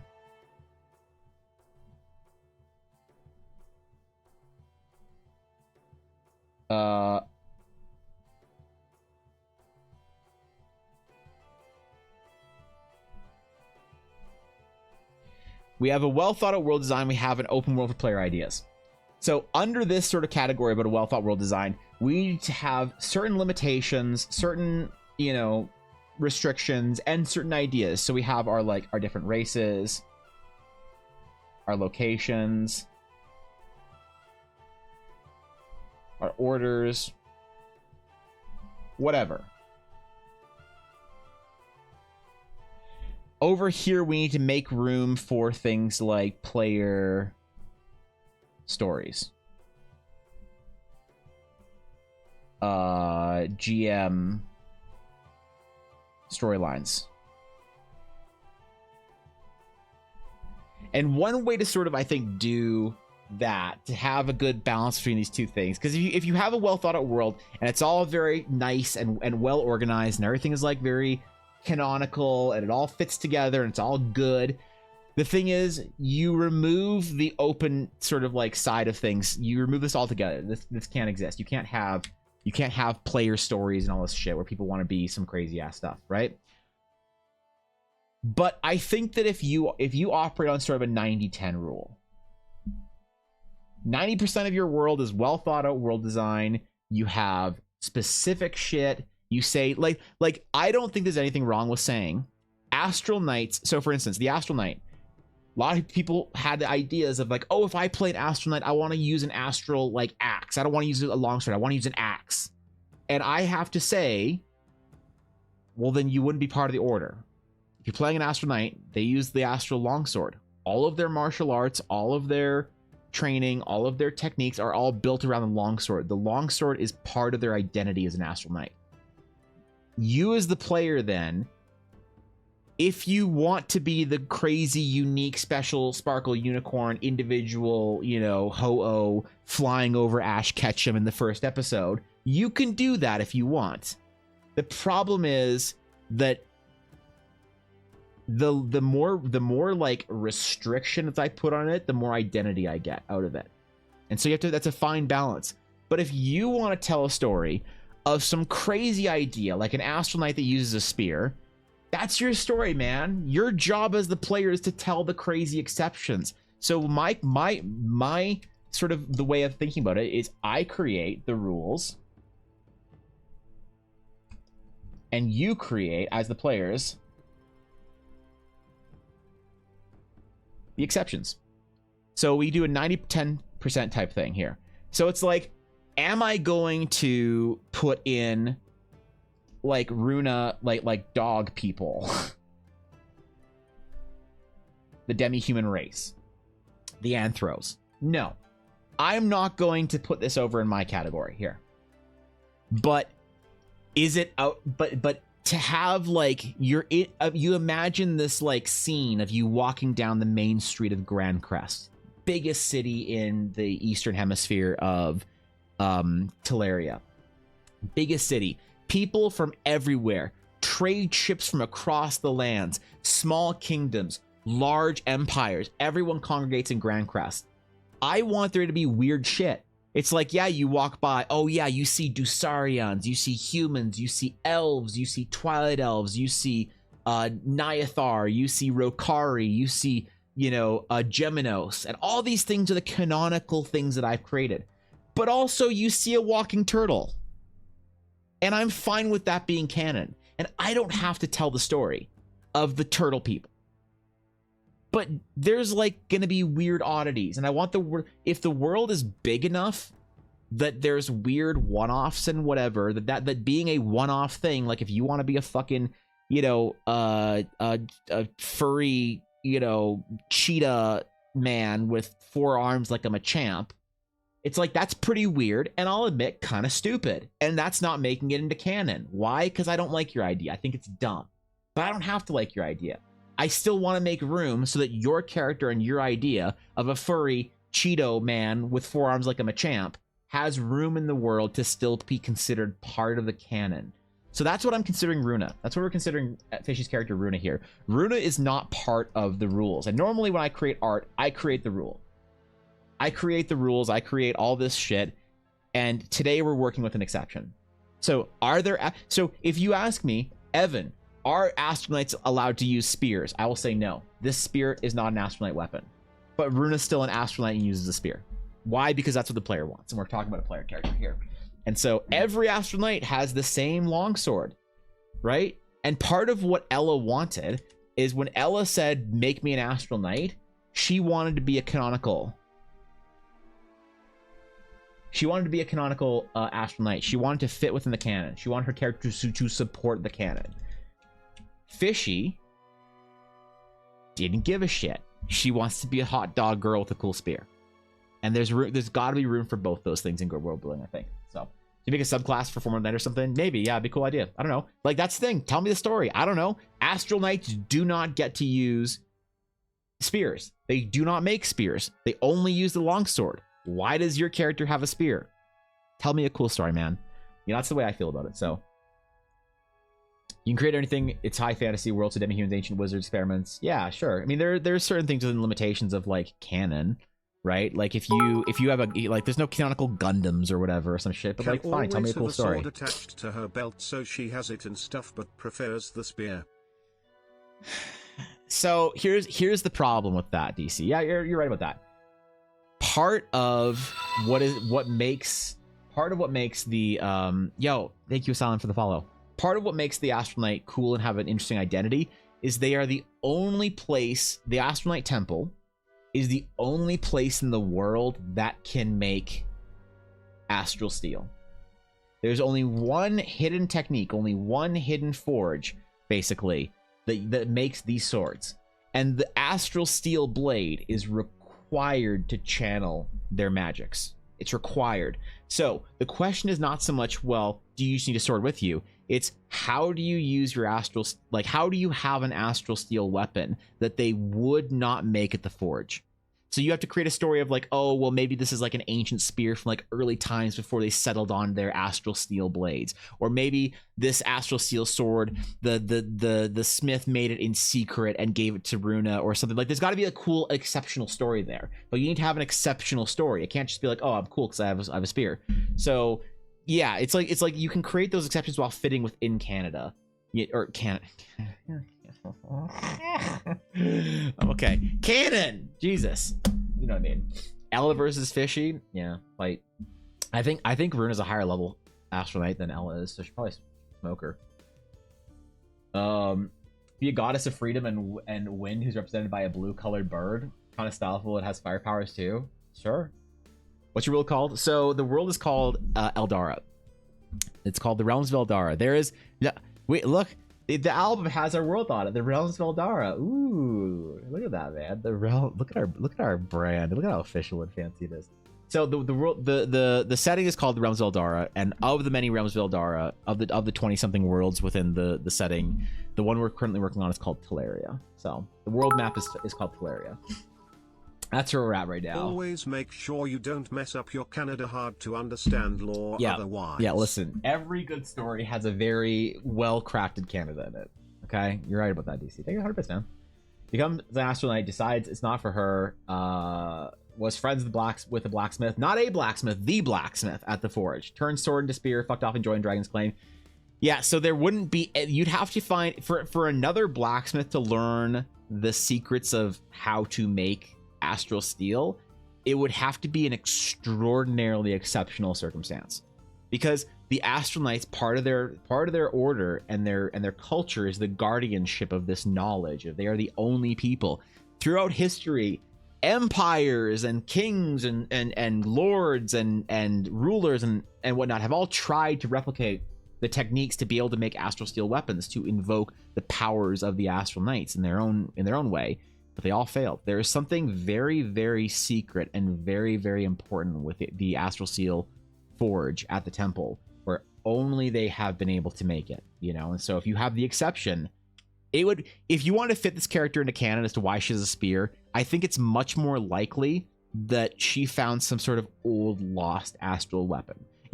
There were early days in the Astral Knight orders where they kind of didn't really have... They were still under the Astral Sages, right? They still had an identity that was tied to the sages. They were subservient to the sage order. They answered. They were the military arm of the Astral Sages before they sort of broke off and became their own organization. So you could say that the spear comes from that ancient time, and that it is one of a very few amount of legendary relic weapons that are mostly considered to be myth, that this character has found or acquired somehow to be able to use astral steel, you know, in this form. Would that make her at odds with the Astral Knights? I don't know. Maybe not. Who knows, man? It used to be some interesting time of experiment, etc. Exceptions, as you put it. Yeah, exactly. Rogue Astral Sage / Forge Master? Maybe. I don't know. That's the thing, dude. Tell me the story about it. You make up the story. It's your characters. You're the ones creating the exceptions in the world. But I won't like... So like I'll create the rules for this, and when people play the exceptions, I think it's probably still better to try and fit the exceptions into the world canon as opposed to just completely disregarding it. Your character, like, there is a way to do an exception right and a way to do an exception wrong, and a way to fit an exception into the world's canon and a way to make it feel really awkward and not work, right? Consider like creating your own like alien race in Star Wars. There's certain things you could do to make that alien race feel like it would fit in Star Wars, and certain things you could do to make it feel like it fits into Warhammer, right? And you have to kind of like know what you're doing and be able to work with that. But I kind of don't care about this area. This area is like the kind of fuck off, who cares? People are going to do weird shit sort of stuff here. But I want you to do weird shit, because otherwise you're never going to create there's never going to be room for you to create your own weird stuff. And I think that people want to be able to write their own weird stuff into the world. And so as a campaign setting, as a game setting, as a backdrop for stories and whatever, you know, I want people to like for instance, if one day I'm able to start paying like Atari to write short stories. Atari's written 2 short stories for Eldara, 2 like fanfic sort of type things. But Atari tries very hard to write with them in line with canon. There's some things that you know, when I read the first story, and we'll probably read the second story around my anniversary. I think I'll do a subathon. We'll do the thing. It'll be fun. But anyway, there are some things that like don't quite fit into canon. So if this was to be an official release, I'd have to say like, hey, this race doesn't work like this. Like magic needs to change for this to happen. Whatever, you know, that's how you work with it. But like realistically, like that's what you want, man. You want people writing stories in your world. That's how you create a good D&D world. You want the world to be cool enough as a foundation and also not interrupt your weird shit, to be able to like create a cool backdrop for people telling the stories in. So Eldara has to be a bit of the mix, and it's about a 90-10. Maybe it's an 80-20 thing, but I think it's probably more like 90-10. So Or you leave the order as a smith, speak small amount of the astral steel into a spear handle or head, and she's leaving because easy to hide that much. Maybe that'd be a big deal. Like, cause like the smith, there is a smith and a series of apprentices at the astral like temple, at the astral night temple. So for somebody to learn how to make the thing is also then you have to like sort of deal with the questions of how do you learn the astral arts then, right? How do you, if you're not intrinsically part of the order, how do you learn these things? Thank you, Dia Portella, for the follow. I appreciate it. Thank you for that. Welcome. Permafrost, what's going on? I'm good. How you doing? Good to see you. She's one half the elemental twins, Azure Flamebird and Crimson Mountain Fish, both the elementals who took the form of animals and their children became those species of bird and fish. That's cool. That's a cool story. I like that. What character to fit within the world can. That's why I like to accost my DMs with one-on-ones to make their character. Yeah, and so like I can't present Runa as like this character can never have a really important part in canon, because I can't set the precedent that every Astral Knight can be like Runa. But I can sure as fuck make it fun for my you know, the person, the player, the whatever that's creating a character in here, you know. The dog CCs use spears traditionally. If there's like a 0.1 astral metal in the world from asteroids or something, it'd be fun to find out how you work it out. And that's the thing. Like, I don't want to. I'll help someone to like make that story fit into canon for their character, but I want to hear those stories, dude. It's like I want to make Eldara and to make the world and the setting and put it out there and put the adventure out there. Y'all have the adventure to play, the world anvil to reference, and eventually the campaign guide that's kind of like both or whatever, right? And I want you to create cool ass stories and cool shit and that is inspired by this and built on the foundations that I kind of lay out that I think are really good foundations for a fantasy setting. And I want to see what cool ass things people build, you know? So I don't want to tell everyone how to play everything. I want to hear. And when people come back to me with stories, it's going to be clumsy. It's not going to always fit into canon. It's going to be clunky. It's going to be dumb ideas like a four-armed furry cheetah man that looks like a Machamp, you know, with Machamp's fucking fins on his head or whatever. I forgot about the Machamp fins. And there's going to be stuff like that's dumb that I hate. And there's going to be stuff that's really cool that I love, you know, and I want to see how people interpret it, because I think that's the ultimate goal for Eldar. I'm never going to build something that matters to anybody if I don't let people have a lot of room to tell stories in it, you know. That's the goal. So bird folk and fish folk are descendants of these two gods and still worship them occasionally, but new gods have taken precedence as people have forgotten about their forefathers. And like deities is an important thing, right? So like here's an important differentiation from Eldara as far as like a world setting thing that is a restriction that you can play within canon or not, but playing within canon is like so much cleaner. There are no hard like formed deities in Eldara like there are in D&D. You can't go and like high five like Saloon, right? You can't like slap Mistar on the ass, right? The deities don't form into like personalities, and deities don't carry individuality, if that makes sense. They don't carry a personality. So there are deities, it's like, oh yeah, this is the god of death, and this is the god of whatever, and this is the god of whatever. But they're cultural, and they represent an idea where like the elves might have a god of death that represents sort of the cosmological force of death. The elves might have a god that they worship that is the god of death, and the dwarves might have a god of death, and the humans might have a god of death. But these gods of death don't descend and say, yo, what's up, homie, and dap it up, you know? They don't bring pizza by when you do cool death things. You know, because I don't like having interactable gods that can basically fuck with your story, and they don't because they're not gonna, and that's the reason, because AO said not to. I think that's really fucking lame. And so if you're a cleric of a deity, you're a cleric of, you can be a cleric and you can create your own god. You can be a cleric of whatever, right? Unless you're Gale, then they come down and fuck you. Listen, we're saying this isn't Baldur's Gate, all right? The greatest thing about my D&D campaign world here that I've made DC that makes my campaign way better than Faerun is that there is no Gale. That's right. There's no Gale in Eldara, so you don't have to worry about it. But but anyway, so there's no way to interact with deities in a personal way like that. So there might be some sort of thing that happens, or like there might be like, you know, you can be a cleric of like what you can make up whatever god you want. You can be you're like, hey, you can take one of the established deities, one of the established gods of your people or whatever, or you can create like your own deity. Be like, I'm a cleric of like James the death god.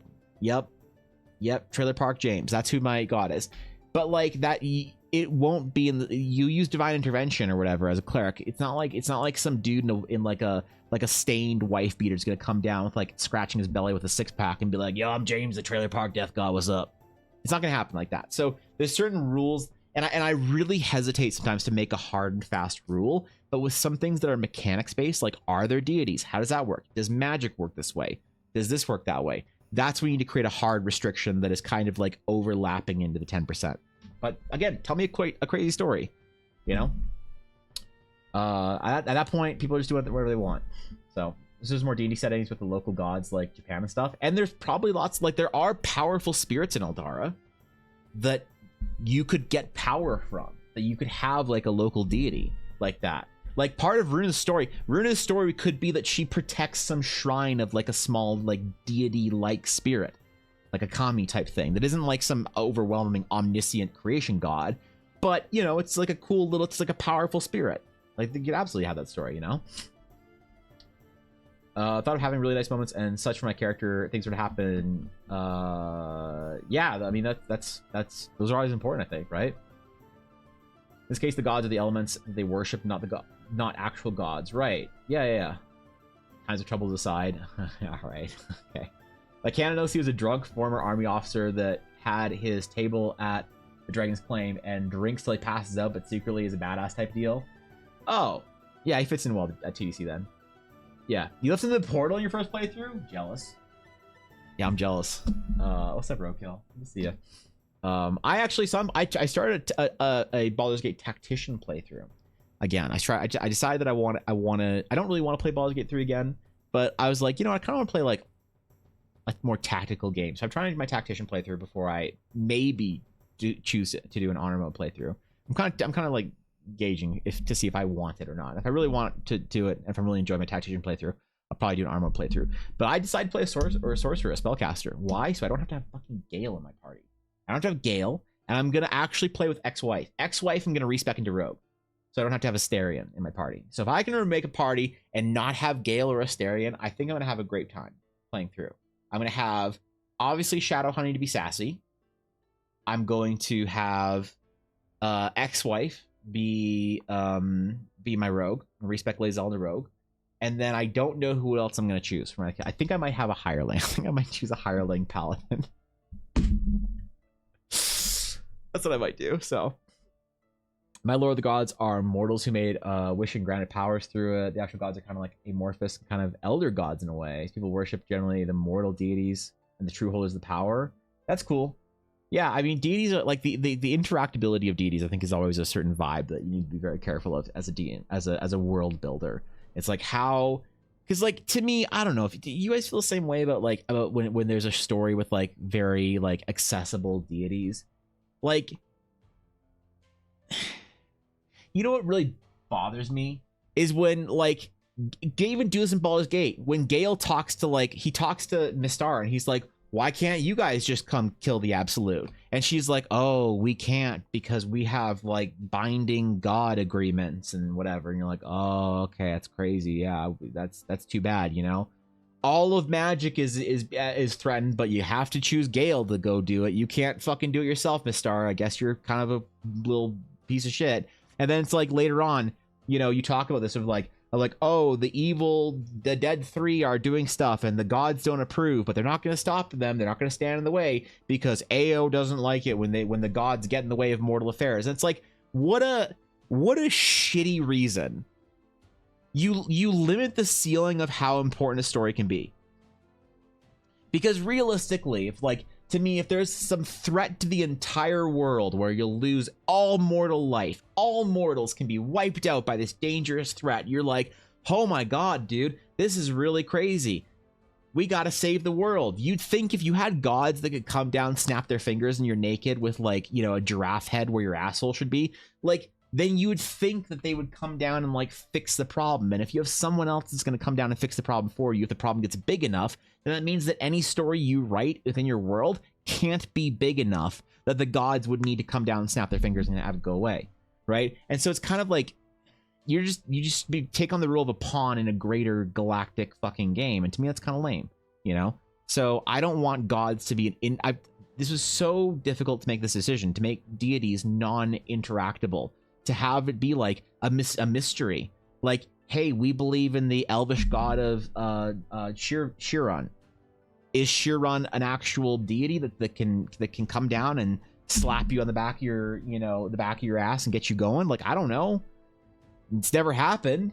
But like divine crazy shit has kind of happened to people who pray to Chiron. And it's like, I like the mysticism in there, you know? What's cosmology of your universe like?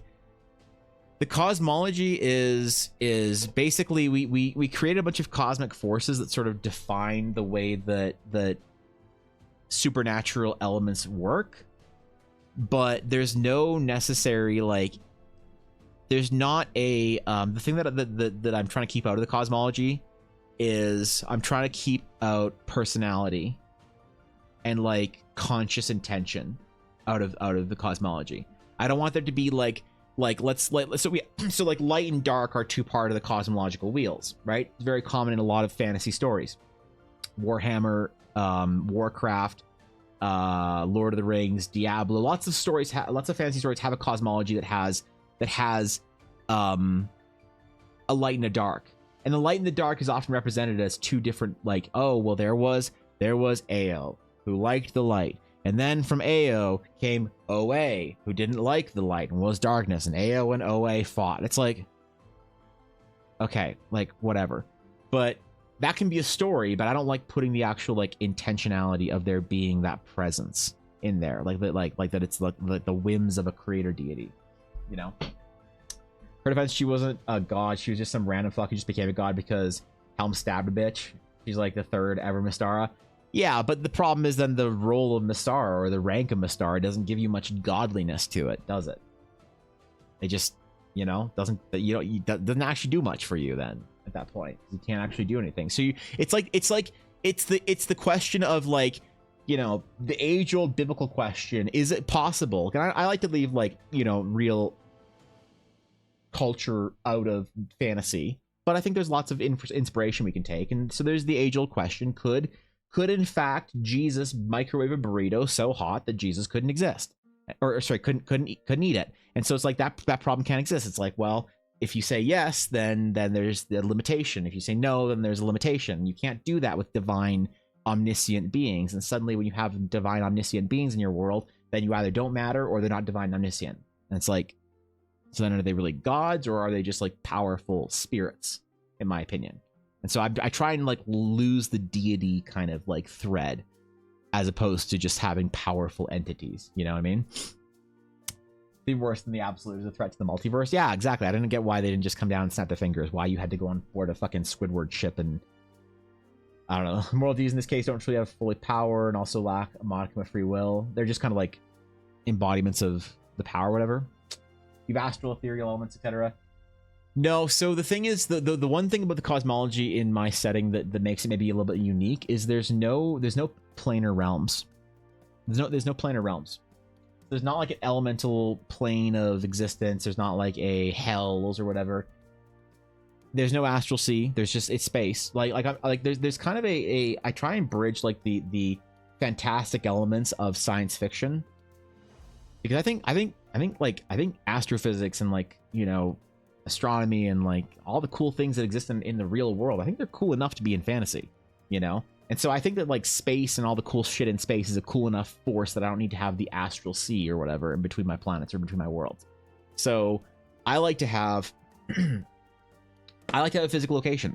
So there's no extraplanar travel between different planes. So I think that's a little bit lazy. It cheapens the experience when you snap your fingers and you're in the hells or you're in whatever plane it is.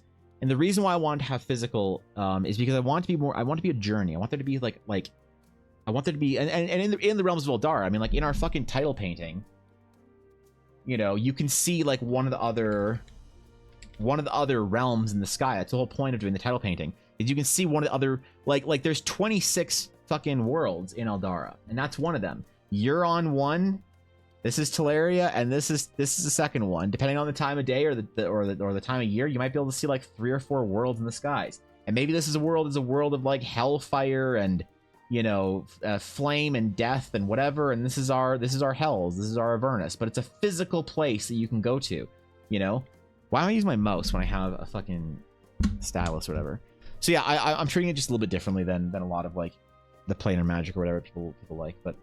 Anyway, so the stories of how an astral knight comes to be is I don't know, it's unique, and we'll see what Fishy comes up with, but we have to make room for there being a precedent of her character being a member of the world, and her character is gonna be kind of Easter eggy, but also pretty serious. I want her to feel like she has, because this is like eventually, and this is a long shot, like probably is never gonna happen, but my goal eventually is to make a canonical character, have art and everything for them for each of the mods. I want the mods to have their own canonical character in the world that you can go visit in the game, in the campaign, and go say hi to. That is their little presence in the world, their little, you know, embodiment of them.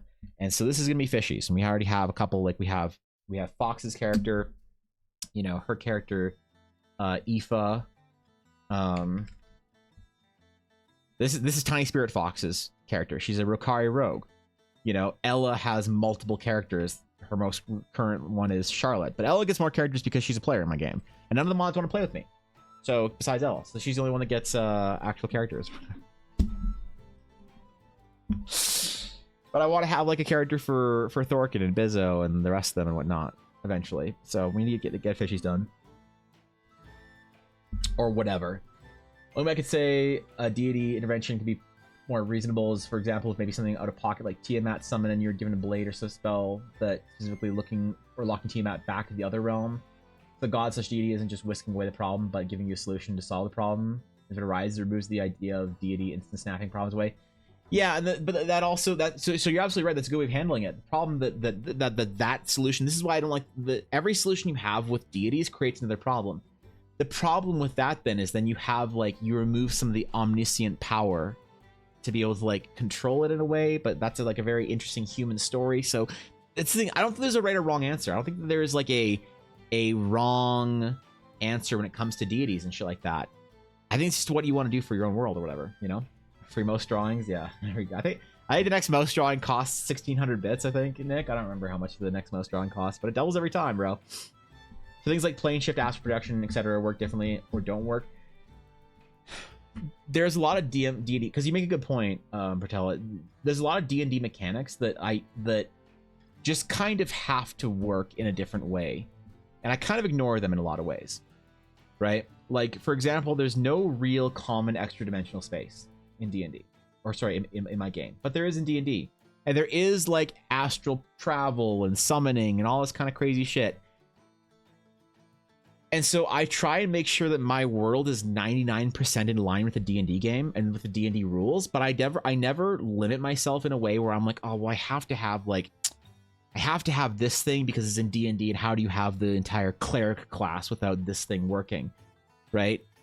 The way I look at it is like I use D&D to build as a tool to build my story, build my world. I don't build my world for D&D. That's like some of the people like kind of get upset with sometimes when I say D&D's not my end goal.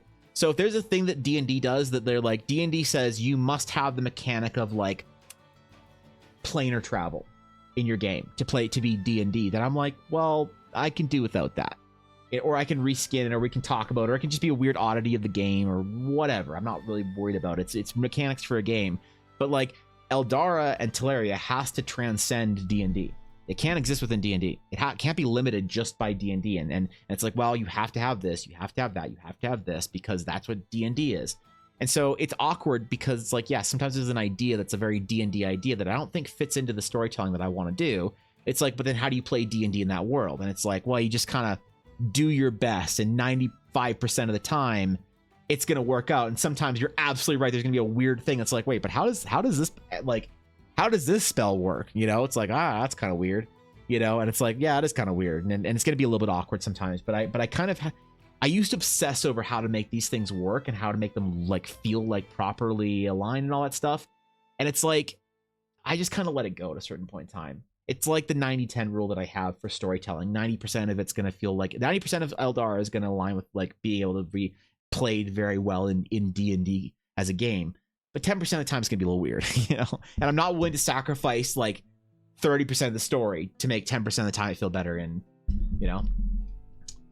But I want a Cal character. Fine. Zelia, you can have a character eventually, all right? There. I'll fight you. You will do nothing of the sort, Blaze. You will fight Ella Blackwood in an arena. Okay? You'll fight her in my stead. Good luck. She has her hammer. Serious, the character seems fun, and the exception is really interesting. Yeah, I think it's cool. Yeah. Once you give them stats, and most importantly, health, someone kills them, they lose that otherworldly terror.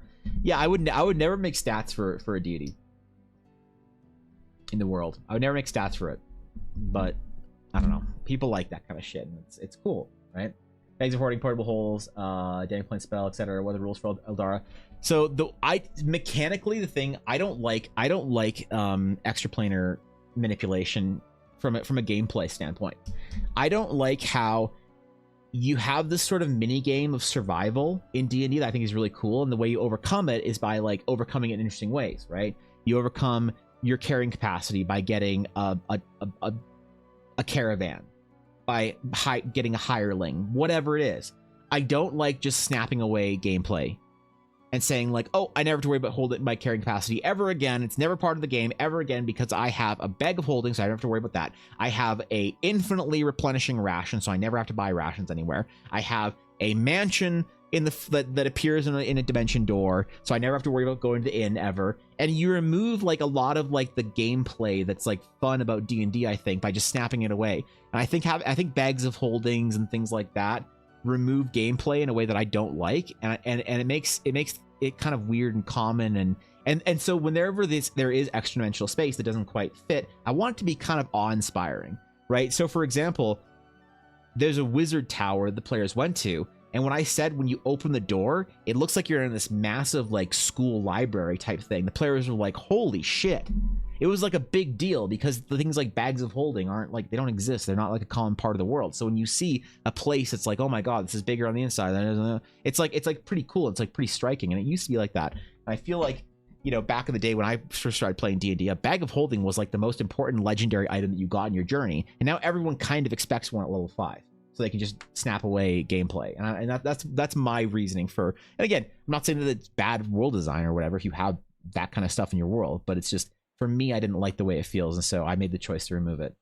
I think that isn't removing the power. It's likely a power balance, since the whole Zelda world thing had 3 goddesses. They had the Triforce. You see, they don't just snap away anyway.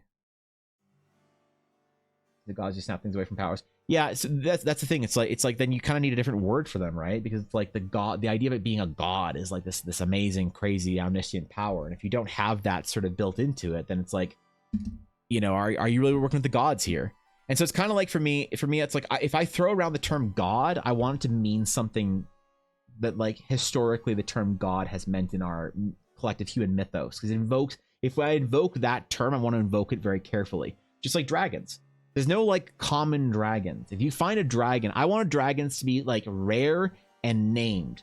So like when you find a dragon in the world, it's like fighting Smaug. It's not like fighting a like a 5th level green dragon.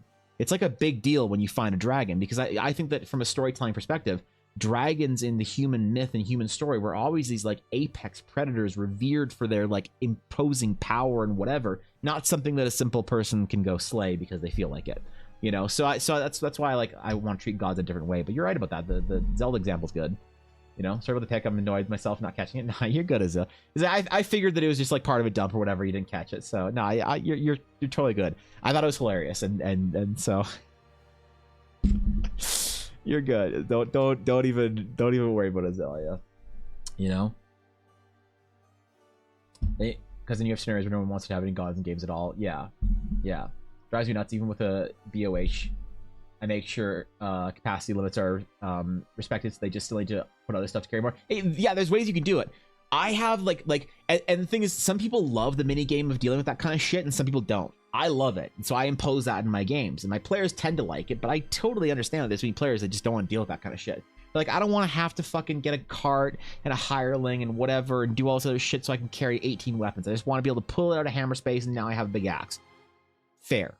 I don't, and that's one of those like DMing things where some people don't align with my DMing style, and I'm perfectly okay with that, you know. And if you're playing a game in Eldara and you want to put a bag of holding in because you don't want to deal with that shit, have a blast. I won't write a canonical bag of holding in, but if you want to put a bag of holding in, I got no problems with that, bro. You know, all session 0 players can't decide to deal with capacity or not. Yeah. It's a different kind of player or whatever that has that vibe to them, isn't it? What if I want a bag of Oreos? If you want a bag of Oreos, Ashy, I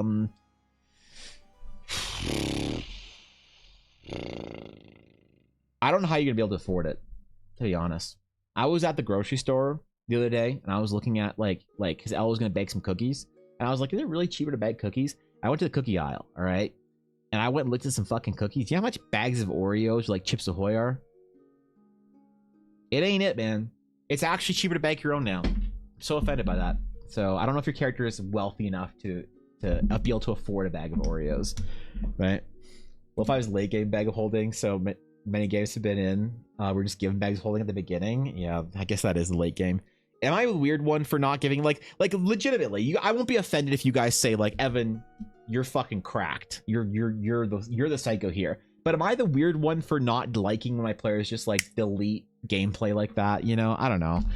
Give me 1 second. I need to go grab something real quick. I'm not taking a proper break. Let me just go grab something.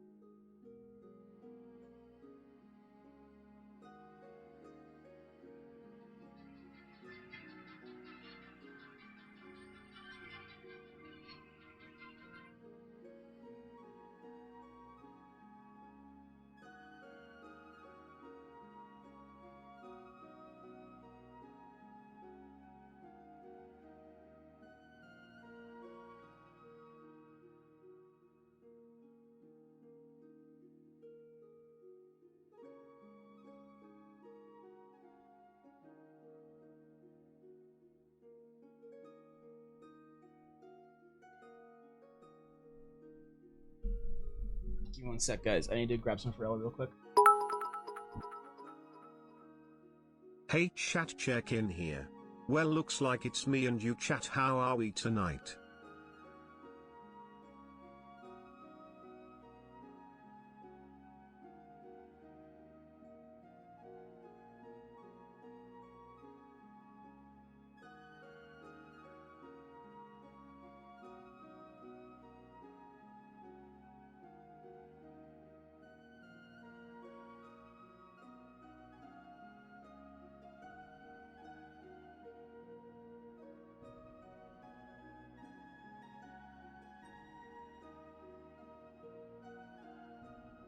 All right, we're good. Sorry about that.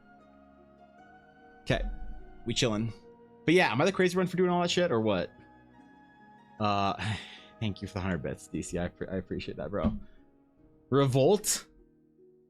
Group decision. Played hardcore D&D games before, and they've been fun. I'm on your side on that one. Okay. Is that a proper problem or a bad thing? Yeah. Okay. It just feels like a very unpopular take, you know. So, but like, here's the thing, Patel. Some people have gotten very heated. So, like, I one time on stream I was talking about not how I don't like to use bag of holding or anything like that. I don't like to trivialize the gameplay of D&D. I like to make the gameplay trivial in a way that you have earned it to be trivial in a certain way, because I think that's fun progression in games. But I never like to trivialize it just because I decide that now you're level 4, you never have to worry about this thing ever again, you know.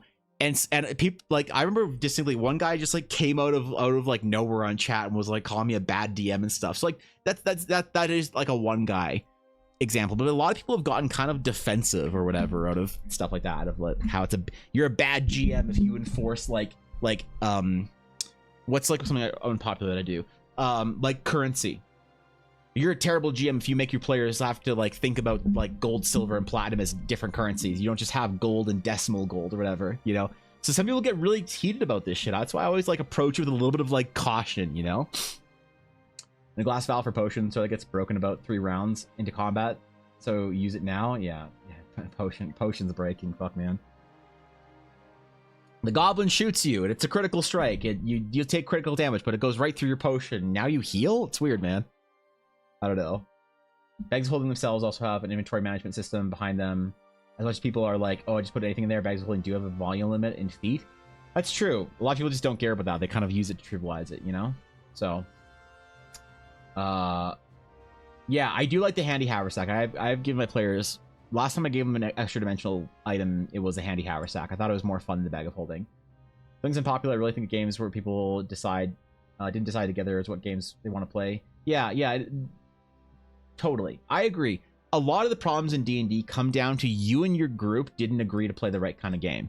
And it's why people like, sometimes when people talk about like a difficult problem they're having in D&D, like, oh, you know, our group isn't working well because like one of us is a murder hobo, the other is like an anime girl, and the other just wants to like write a backstory.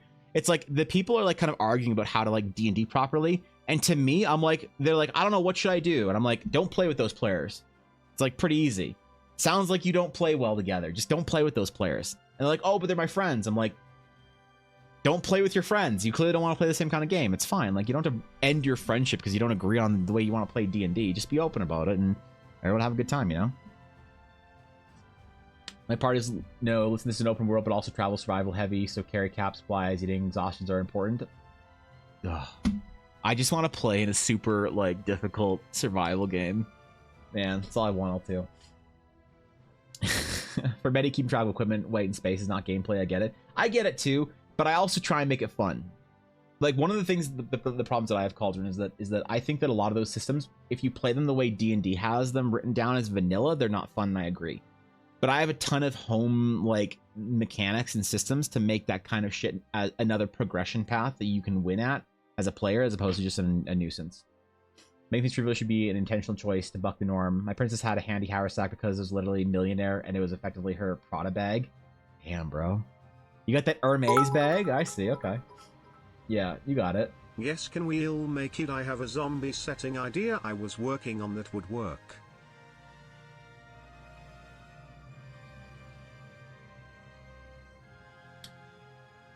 I'd play a zombie game, yeah. I'd be down with that. I'm down, DC. I got you. I still only draw my character with a big backpack, a bunch of stuff. Well, yeah, I mean, sure. Sure, you must hate my art, though, Fishy. Jeez, you can just say you don't like my art, Fishy. It's okay. You don't have to find these, like, backhanded ways to say you're not a fan of it. You know, it's okay. I had a friend tell me the other day that they're like, hey, man, if it wasn't you on your stream, I probably wouldn't watch your stream. I was like, damn, that's honest, but I appreciate it, bro. You know?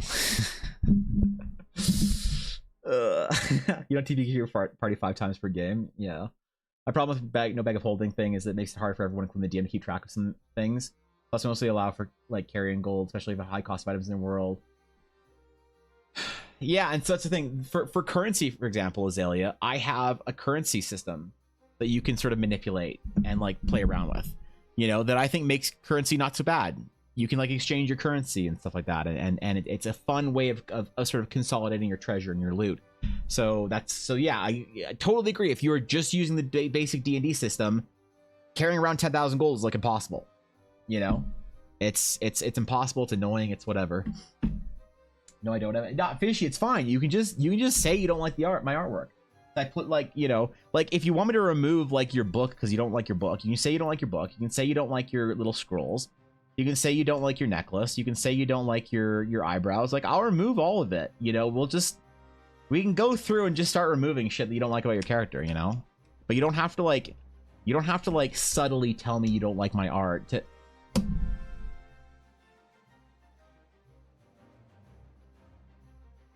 Guys, I'm in trouble.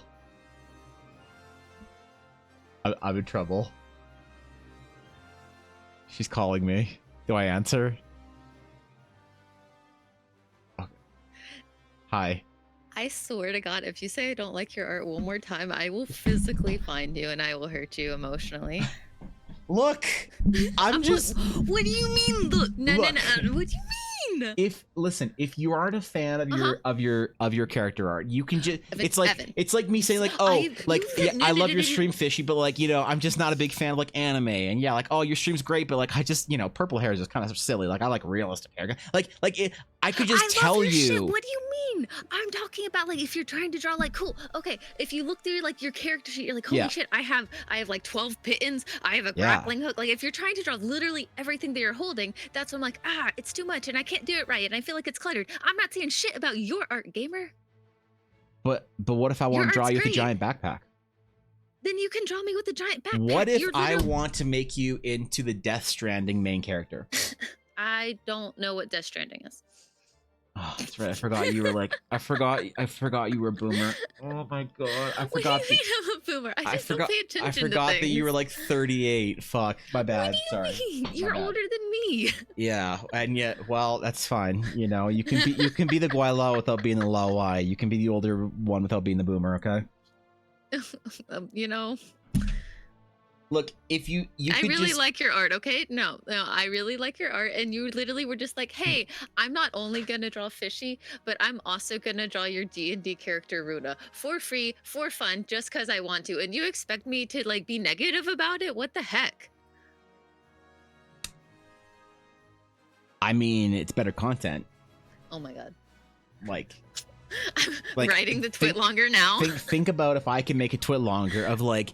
So I made my friend free artwork, and she told me that she wanted revision. Like, hey, artist Twitter, is it okay for someone to demand revisions from fan art? I made fan art of my friend's D&D character, and she demanded revisions. Should I do them or not? Like, I think about how much drama I could farm on artist Twitter. I could even say, oh my god, if I even say that you instead change my art the way you wanted it with AI, I could farm so much fucking rage on Twitter. Oh my god. Oh my dude, think about it. Why aren't you prioritizing my career? Because artist Twitter is like one of the like only big Twitter groups that really terrifies me. What do you mean? After Elon took over Twitter, there's like 4 artists on Twitter, and they don't even read Twitter. They just post about shit. Damn. Like, all my timeline is VTubers going live and like hentai. So like, are you saying hentai is fighting again?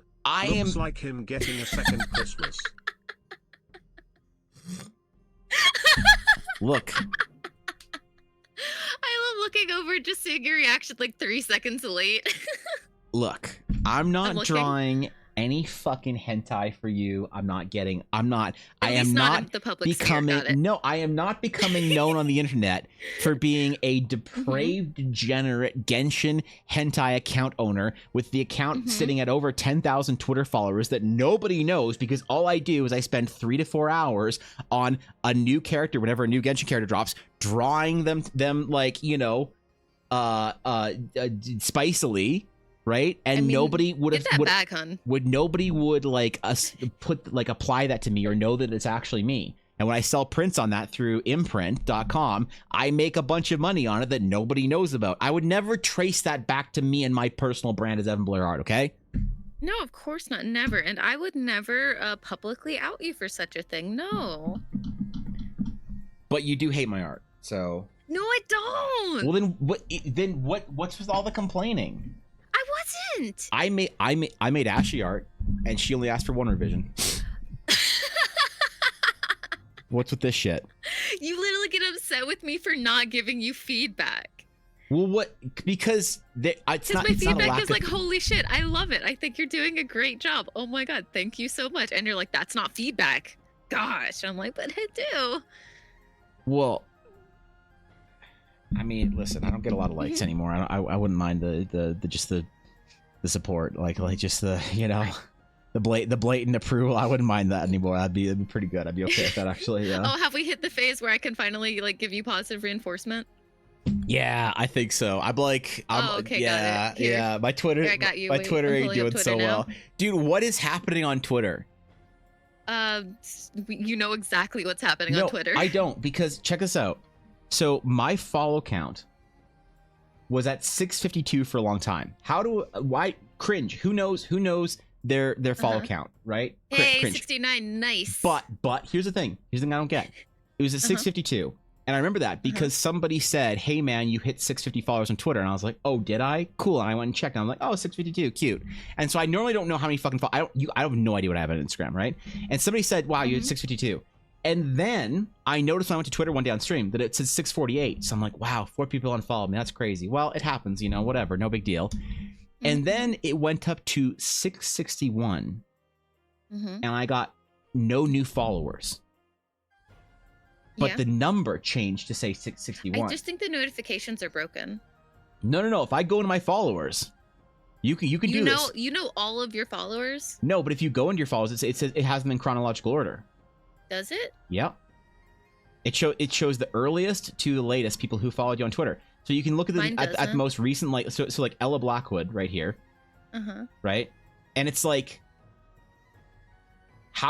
really? Because mine's not in chronological order. I'm pretty sure. So how did this go up and I didn't get any notifications? It went up to because yesterday it went up to 666, and Ella was like, the mark of the beast. Your Twitter, your Twitter is you got to get some you got to get some holy water or some shit on there. I'm like, oh fuck, man, maybe I should do like a you know how artists are like, oh my god, I just hit 500 followers. Here's like a 500 follower sketch. I was considering drawing like Hot Diablo, for like 666. You should definitely do that. I was also thinking, okay, actually, I want to run this by, but completely off topic. I really want to run this idea by you. Okay. Yeah. Okay. So, ADHD moment. Let's go. I was thinking about doing Baldur's Gate 3 fan art. Yes, I'm down. But we talked about this, about how I need to do, if I want to grow on Twitter, I need to do 1 fan art, 2 anime, 3 booba, and 4 Baldur's Gate. So obviously, that's like, okay, well, who are you going to draw Baldur's Gate, booba as? You can draw Shadowheart or Lae'zel or Karlach or Mizor. Okay, whatever. What if I were to do hot gender bend anime girl of Withers? I know a lot of people that want to fuck Withers, so I think that works, yeah.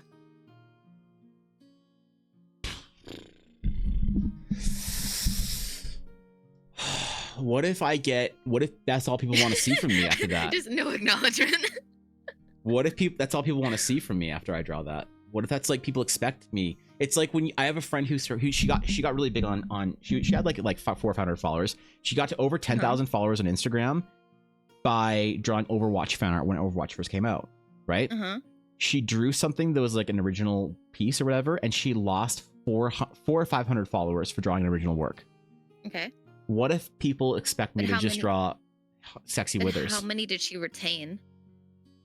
That's true. Exactly. Like 9,000. Then that is the accurate path if you're trying to play the algorithm. Yeah. So I gain. It doesn't matter if you lose 400. You gained 9,000. Yeah. So I gain 1,000 followers for drawing hot gender bend sexy Withers anime. Yeah. And then I lose all 669 existing followers that I have because they're like, Evan's gone off the fucking edge. He's not redeemable. Right? That's not paying attention to the fact that most people are really fucking lazy and they're not going to unfollow like that. Yeah.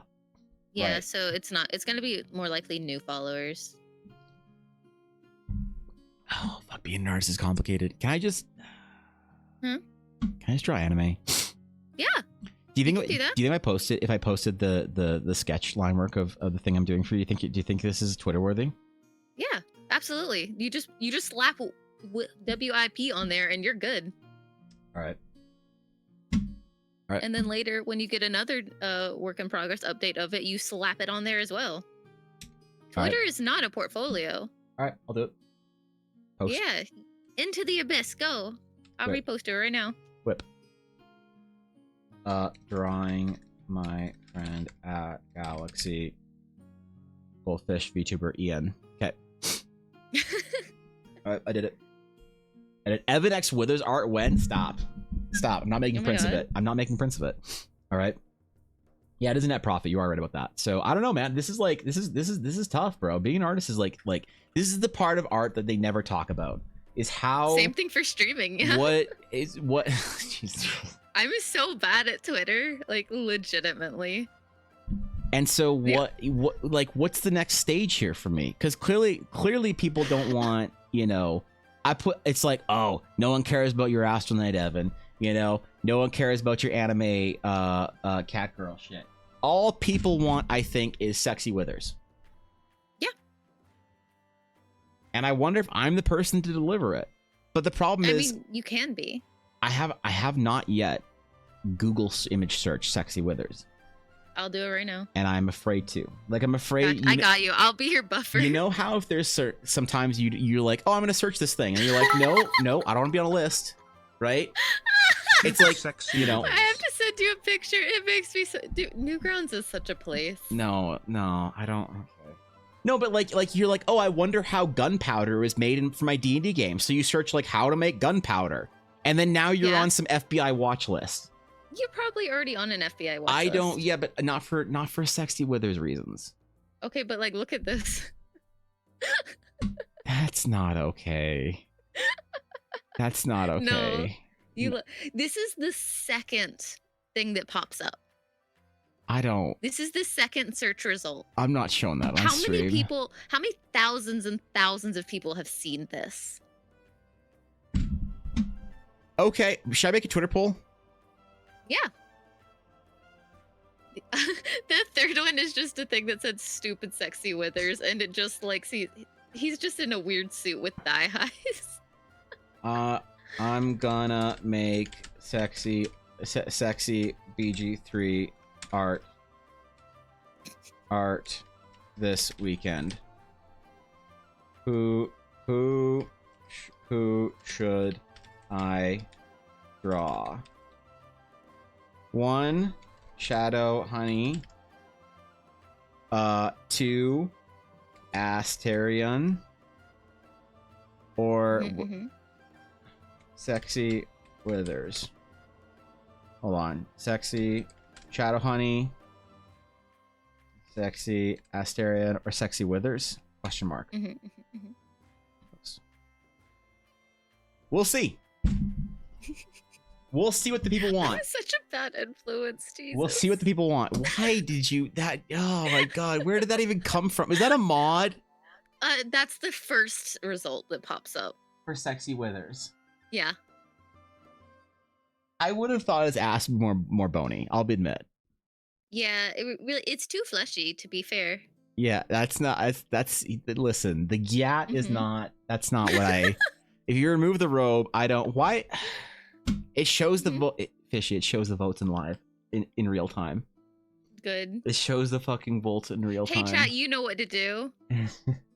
I see all of you right there. You know what to do. Hey, one of the mods that's not me, you should link the Twitter right now. It's not, I don't want. I don't think you need an account to vote casually. Okay, anyway. Just saying. There we go. Thorkin's best mod. Everybody tell Thorkin good job. Good job, Thorkin. Listen, bro. What if I get canceled over this, you have to take care of me, okay? If I get canceled and removed from Twitch, take care of you, how? You have to take care of me. Myself. No, I'm gonna become a leech on your stream. Oh, that's absolutely. And you have to, yeah, because if I can't, you know. Well, you got mad at me for shouting you out last time, so.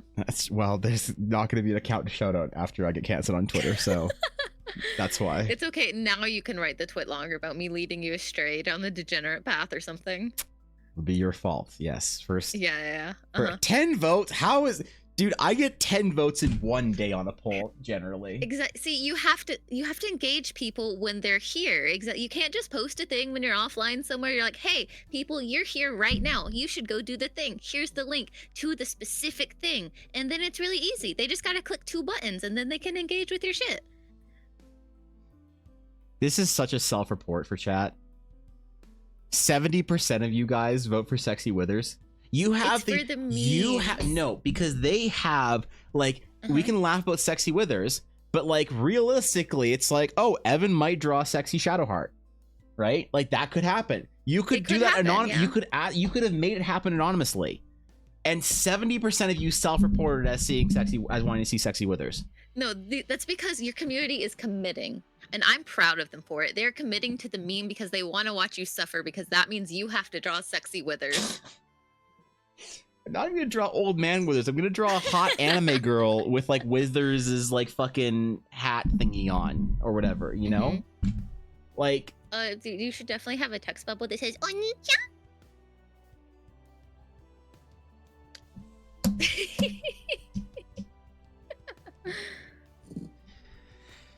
I'm never playing anime D&D with you. Why not? I'm never playing anime D&D with you. I'm not gonna do it. I don't want. If we play anime D&D, does that mean that I can't be an Uwu girl? Minutes. Uwu girl is not a class, okay? This is D&D is a serious game. It's an archetype, though. I want to play a game. Okay? And I want to play this game with Thorkin. Thorkin's already a player in this, all right? Okay. I want to play a game that's basically the acoustic version of Lightbringers from League of Legends. Okay? I want to play a game where, tell me what you think about this, where basically it's a contained story, okay? Where you and your party, okay? It's all paladins. You all play paladins, okay? But you're going to do something important, save the realm, whatever, do your storyline. However, I'm going to tell the players ahead of time that at the end of the campaign, none of you will survive. And this is the story of how you said, what is that going to be the most unpopular idea, to tell the players, like, look, the world's in despair. There is no more light in this land. The shadows have crawled upon whatever. The evil Baron has taken control. The land is in disarray. Whatever, the people are suffering. Light has dissolved from the world. You will be the last bastion in an attempt to restore light to this wicked, malignant world. However, in this story, this tale, none of you will survive. Does it I think it kind of inspires a little bit of freedom, you know? I think that a lot of the ideas that you have that you're like, oh, this is a bad take or whatever, are only bad takes when there isn't communication to discuss that this is going to be the thing that we do. I think the ideas that you have are really cool. And I think when they get implemented and they go badly, it's just because people didn't communicate and weren't on the same page. I think that's a really cool, fun idea, as long as everybody knows going into it, hey, you're all fucking dying. You're right. So I need to say, look, man, the soundtrack for this game is all going to be heavy metal. All right? Pentakill, Powerwolf, fucking whatever that shit. You're all going to play paladins. You are all Oath of Vengeance. You will all die by the end of this campaign. Tell me a story. I think that kind of stuff is absolutely cool. Okay. It's just as long as you can't force a person to play, of course. You can't be like, hey, do you want to play D&D? And then later be like, hey, turns out you have to be this. No, you're like, hey, here is my pitch. You want in or not? Okay. So that's my idea for my D&D game that I want to do. And so I'm going to play that with my real friends. And then I'm going to play an anime D&D with you and Blaze and Viddy. I'm not a real friend. Got it. Well, you don't want to play a paladin.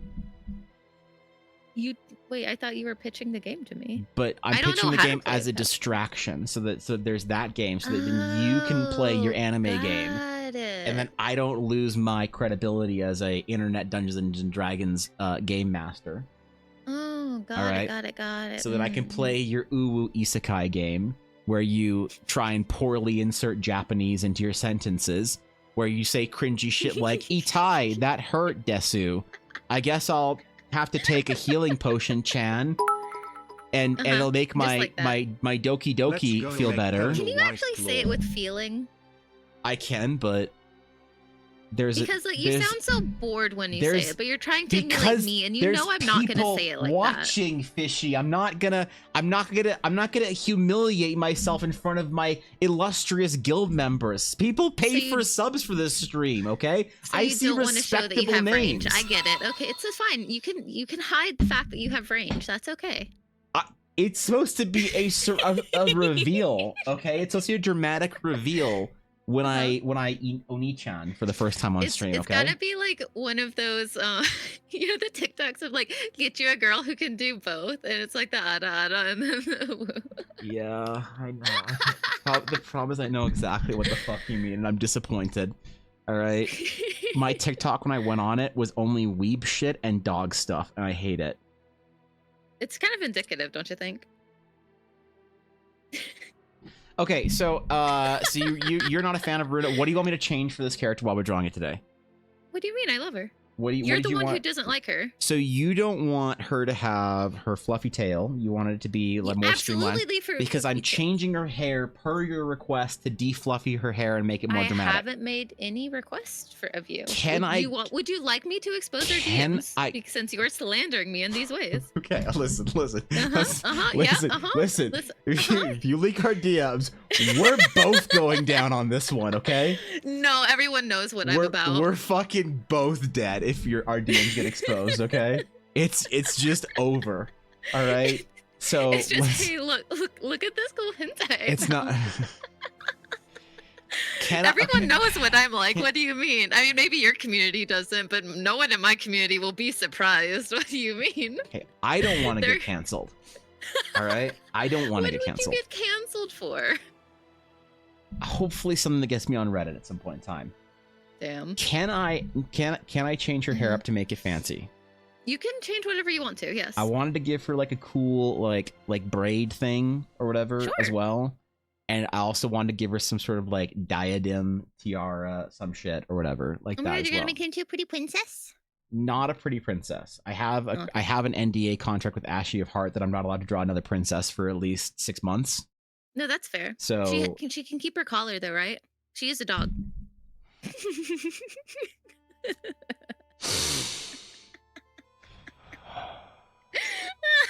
I love making you make that face. I might remove the collar. No! I might have to remove the collar. It's my one. No, you asked me for a request. That's my one request. Is that she has a collar. If I get one request, that is my one. Okay. Don't forget the sword. Yeah, I won't forget the okay, the sword too. Forgot about that, DC. Thank you. Wait, what? She gets a sword? What? Oh, poggers. Cool. Don't worry about it. Yeah, no, Nix, listen, the choker necklace was a compromise because Fishy and I found a middle ground between absolutely nothing and ball gag, so we're finding a middle ground that we're both displeased with equally. Okay, so we're gonna give her a diadem, a cool diadem, the cool I don't know. It was gonna be. Hold on, make me layer. I was gonna give her some like astral nighty type thing, a non-princessy diadem of some variety. Oh, very cool. Got it. Right, because there needs some kind of balance, and the reason why is because when I changed the art style, because I was gonna try and do something kind of anime-y, and I realized it didn't fit my art style, and it was like kind of shitty, and I didn't like it. If I'm gonna commit to anime, I'm going anime. I'm not gonna find some sort of anime. No. If I'm gonna do that, I'm gonna go anime. So that's why I'm committing more, and I changed everything to be more aligned with my style. But the one thing I missed from old Runa was the hair flip, the anime hair flip. Oh. And without anime hair flip, there's nothing to frame the ears. There's just empty, meaningless space here. So I need some kind of like, I don't know, diadem, crest, whatever, tiara, crown thingy to maintain space on the character. And then I need to give her a braid. Like I was gonna give her like a cool like braid brush or whatever to do some cool like braids or something flowing off in the wind. Cause like she's floating and shit, man. Like, you know, you don't become an astral knight and not float everywhere. Absolutely. Why would you walk when you don't have to? Right. It's like Yoda and his little flying disc thingy. Fair. You don't know what I'm talking about. You've never seen Star Wars in your entire life. I have seen Star Wars. All right. Name a Jedi. What do you mean name a Jedi? Like all name of the a Jedi. main cast are name Jedi. A Jedi, Fishy. Name a Jedi. Name a Jedi. Name a Jedi. Name one Jedi. Name a Jedi. See, she's not a fucking Star Wars fan. I told you. I told you. Name a Jedi. Okay. You can't. I did not say I was a Star Wars fan. All right. I said that I've seen Star Wars. All right. My favorite one is, I think, is Ahsoka though. I like her little thingies. She's pretty cool. She is pretty cool. Yeah. All right. Yeah. Okay. All right. Fine. I'll give you. Dude, she just wanted to be a peacetime Jedi, but she had to be a wartime Jedi. Wait, you have actually seen Ahsoka? Yeah. Yeah, Plo Koon, exactly. That would be a real Jedi. All right. That's a deep cut or something. That's a I've real never heard Jedi. of that shit. You never heard of Plo Koon? I have not. What about Kiadi Mundi? Are you a Kit Fisto fan? You gotta hit him in the cat. Stop ruining Star Wars for me, please. You brought up Star Wars. I didn't. Okay. Yeah, that's my fault. You're right. That one's absolutely my bad. All right. Astral Knight energy. Astral Knight energy. Okay, so I feel like one thing I want to bring back for her is floating metal shit. Okay? Oh, we do love floating metal shit, yeah. Yes. Yeah, unironically a Kit Bosto fan. Wow, DC's a man of culture. You like Visas Mar? God, Ashley's such a fucking nerd. I love it. Quinlan Voss? Look at all these Star Wars nerds, man. Y'all are, dude. I have never been so proud of our little guild here on Twitch. And yet you say that you didn't curate a community that really vibes with, right? Look at all the work you've done to bring all the little nerds to your place. What do you mean? Look at this. Look at all these little nerds. They're here for you. Which is why I don't want to ruin, because like I worry sometimes that the illustrious TDC members see me as like a confident dungeon master, GM, world builder, whatnot, and then if I start drawing like dog girl stream stuff, anime, whatever, and making Twitter polls about whether or not I should, is Sexy Wither still winning? Are you kidding me? I have a reply, but it's kind of mean, so I won't say it if you don't want me to. What's just be mean. It's fine. I'm already this deep. Okay, I think that you've gathered a community that has seen the kind of stuff you can do, and if anybody in there is so uptight that they can't let things be silly every now and then that's a personal thing, not a you thing. I understand you don't like Dashto, but I'd prefer if you called him out specifically by name. I didn't say anything about Dashto. Rather than, well, you saying uptight that don't let themselves have fun or whatever, like. I don't even know Dashto that well. He refuses to play Final Fantasy 14 with me because he says it's too anime. Okay, then that's their personal take. Well, that's allowed. That's kind of that's. But if they make it your problem, is what I'm saying. It is my problem because I have no friends. It becomes my problem when I log on to Final Fantasy 14. I have no one to do dungeons with. Okay, that's then his problem becomes my problem. Okay, what am I supposed to do here? I got my Dark Knight level 70. You ask other people to play with you, or you make additional friends. All right. Floating metal bits. We're gonna give her. We probably need some more armor or something. Maybe, I don't know, because Astronauts all wear. You did such a good job on her thigh squish. Thank you, by the way. Good job. I want every piece of art to appeal to the commissioner or the person it's intended for. I want to appeal to the individuals. You want a real thirst Twitter post? You should just her thighs. That's a real Twitter thirst post right there. You know how some people post like they'll do a post of like all their characters' eyes or whatever? You know, to show off their range. What if I just did a Twitter post that was just all the thighs of the characters that I've? Because like there's a lot, man. There's a lot. I mean, I don't know, bro. Like, there's not a lot. There's not a lot to pick from, but I can probably put together just like a. Never mind. I don't want those followers on Twitter. I don't want that kind of following. I don't want to be known for that. So, yeah, I'm good. The Jedi Shagri Ross Ors. Yeah, there you go. Satil Shad. Actual based answer. Satil Shan Enjoyers. All right, there you go. Zoom in, screenshot, post on Twitter. There we go. Although actually you did do another post earlier, so if you want to really try to work the algorithm, either wait like 3 or 4 hours or do it tomorrow. You're right. I should wait. I should do my evening post. So I'm gonna try and post on Twitter in the morning and the evening, right? And figure out when people who follow me, because you don't get these kind of analytics on Twitter like you do for like Instagram. Like I can go to my Instagram and it tells me exactly when people are using Instagram. If I want to reach like 80% of my followers, I'm supposed to post at 10:30 my time. All right, it tells me that. But I don't know about Twitter. No, I don't know about that. Imagine your favorite Jedi no longer being also, an hour after you posted the work in progress of my model art, you should go back and see if there are any comments on it, and then you should reply to one of them. And then again, an hour later, you should reply to the next comment and keep doing that until you run out of comments. Of which one? The work in progress of what? Yeah. Because you post, yes. If there's a comment on it in an hour, you reply to the comment. So then it pops it back up on people's timelines. Oh, but what if nobody comments on it? Then you go look at the quote retweets because I quote retweeted it, and then you can post on that. You can't look at the quote retweets. Yeah, you can. Oh. Oh, well. Okay. So, listen. I'm listening. I don't think I've ever checked my quote retweets on anything I've ever done. On Twitter. I think this is literally the first time I've ever clicked that. Now you know. So, this is not a good look for me, is it? I'm not. Because I know how it should be done. I just don't ever know what to post for myself, which is the problem. Yeah. I could get Fishy to be my social media manager, but I can't pay Fishy.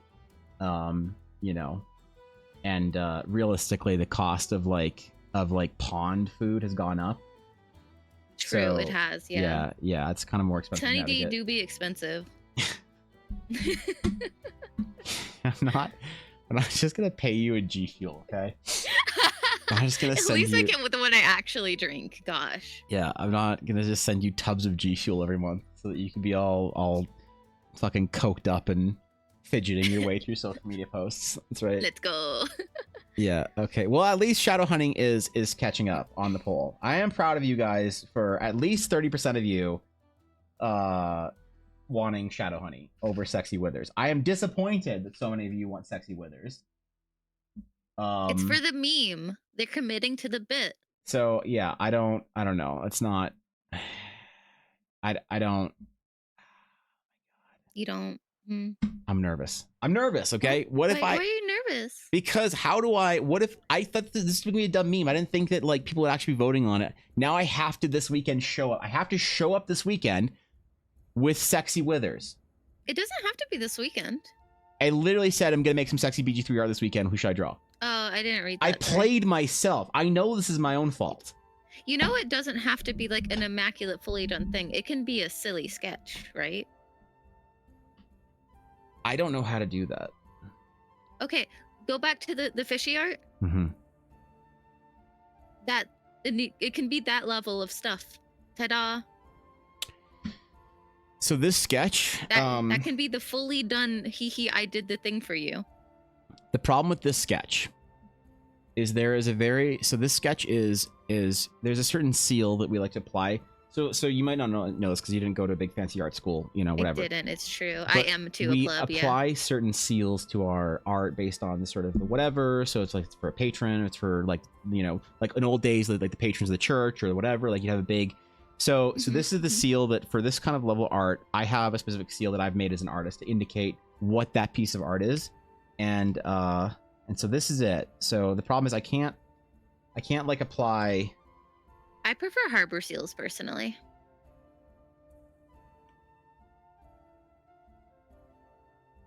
Also, that's really rude. I know that you think really little of me and you think that I hate you and all of that, but that's really mean. Listen, no, I gotta do. Listen, nope. this is not. I see. It's okay. You don't have to justify how you feel. This is not going to be untrashed for at least 3 more hours. Okay.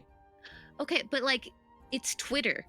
It's fine. Twitter is for trash. But if I post trash like this, I posted trash like this, and it didn't even like look. Look at this engagement. Look at this engagement. Look at this. Yeah, because anime sells. What do you want? No, it doesn't. Is the point. It doesn't. Look at this trash. Actually, that's like, I can't. I don't know what Fishy. I don't know what the people want. You have to start somewhere. The only way you will figure it out is by posting shit. The only way to figure out what the people want is to post shit. I mean, if according to my current Twitter metrics, it's questions prompting discussions for the D&D community, like what the highest in score for a monster that you're willing to eat is. Of course it is, but that's not your direction, so you don't include that in your thing. It's a supporting thing. Should so it be my direction, though? Do you want it to be your direction as a D&D artist? Well, that's rude, calling me a D&D artist. What category are you in right now?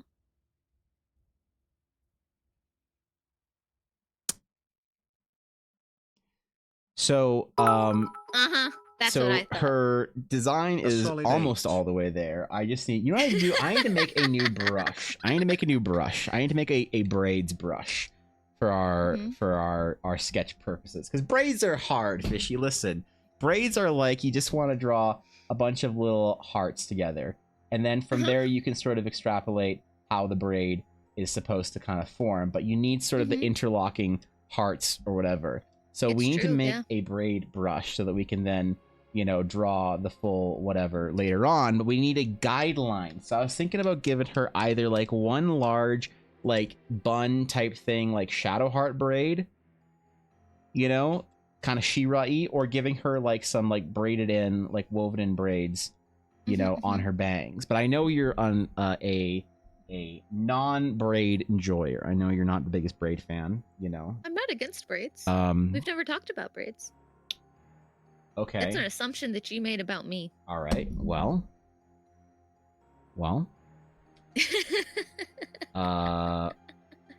Okay. What's your least favorite part of this piece of art?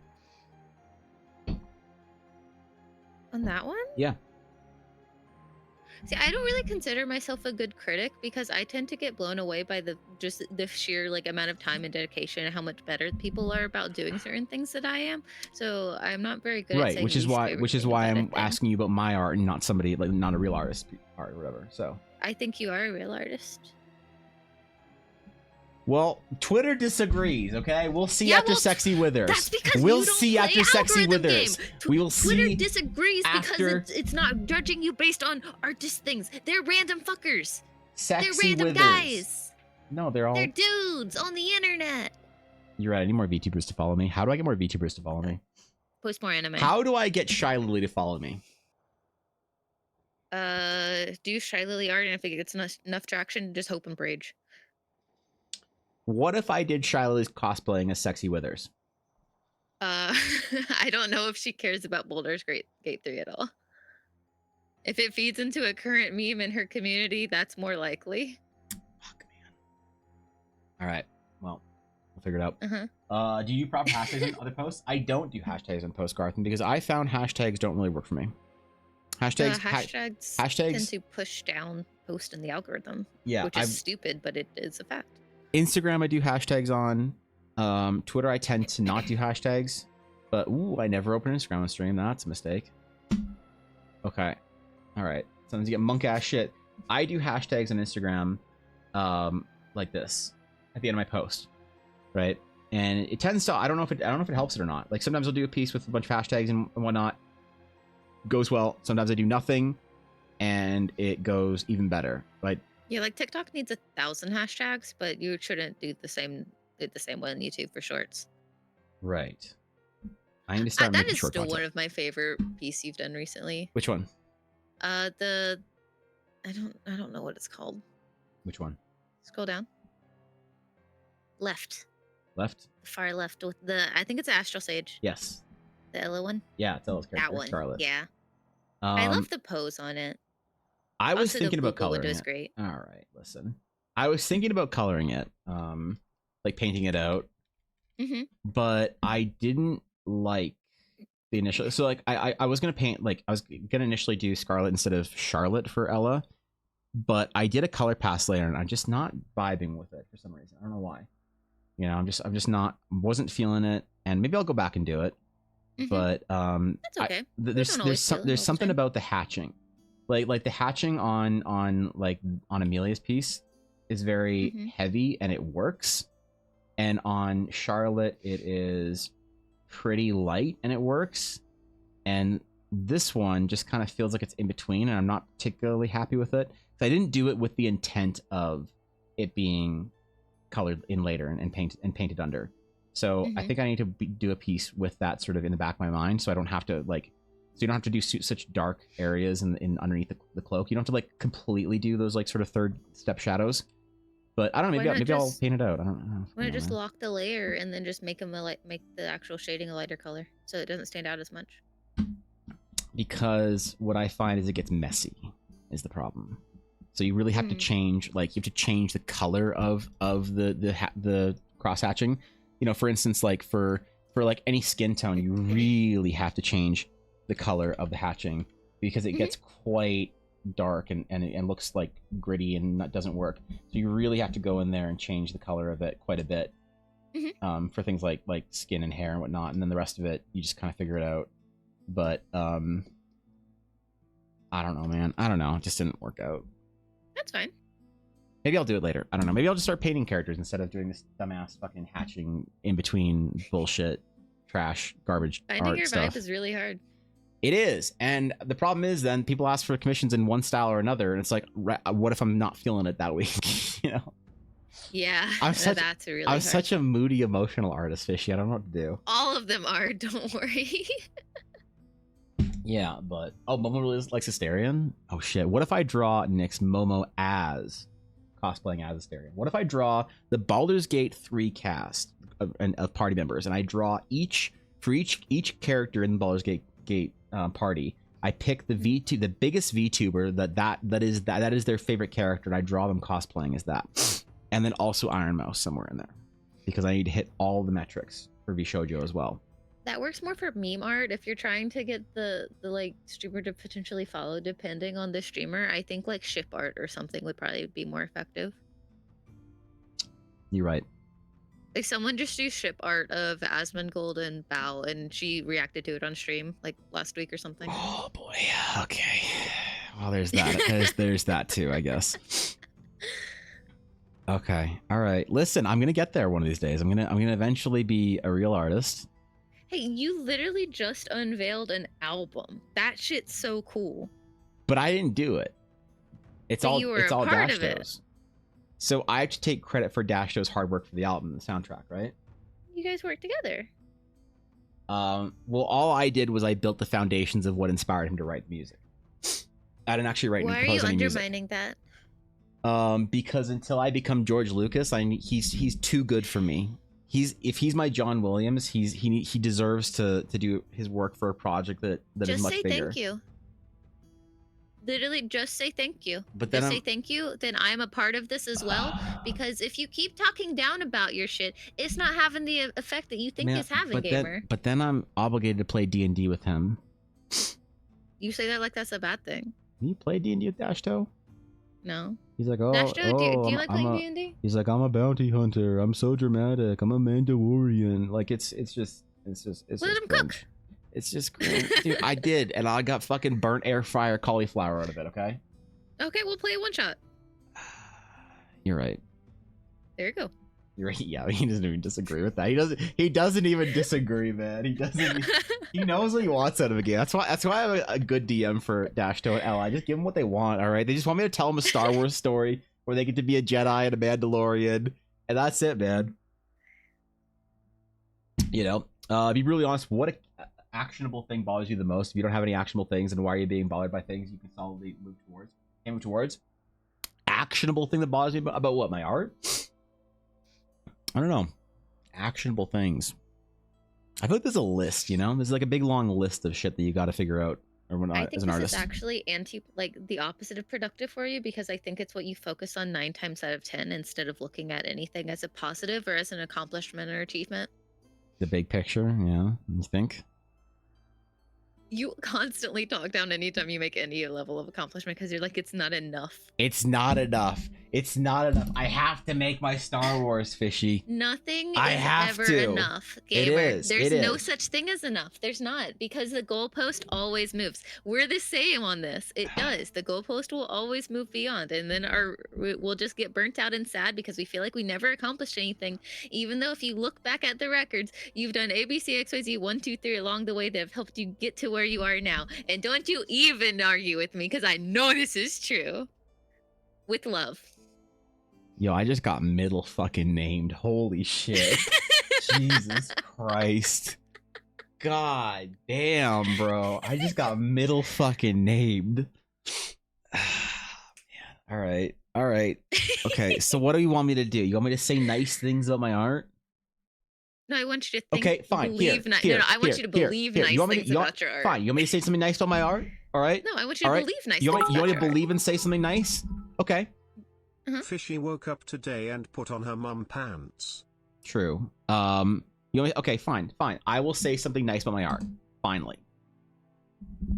Wood.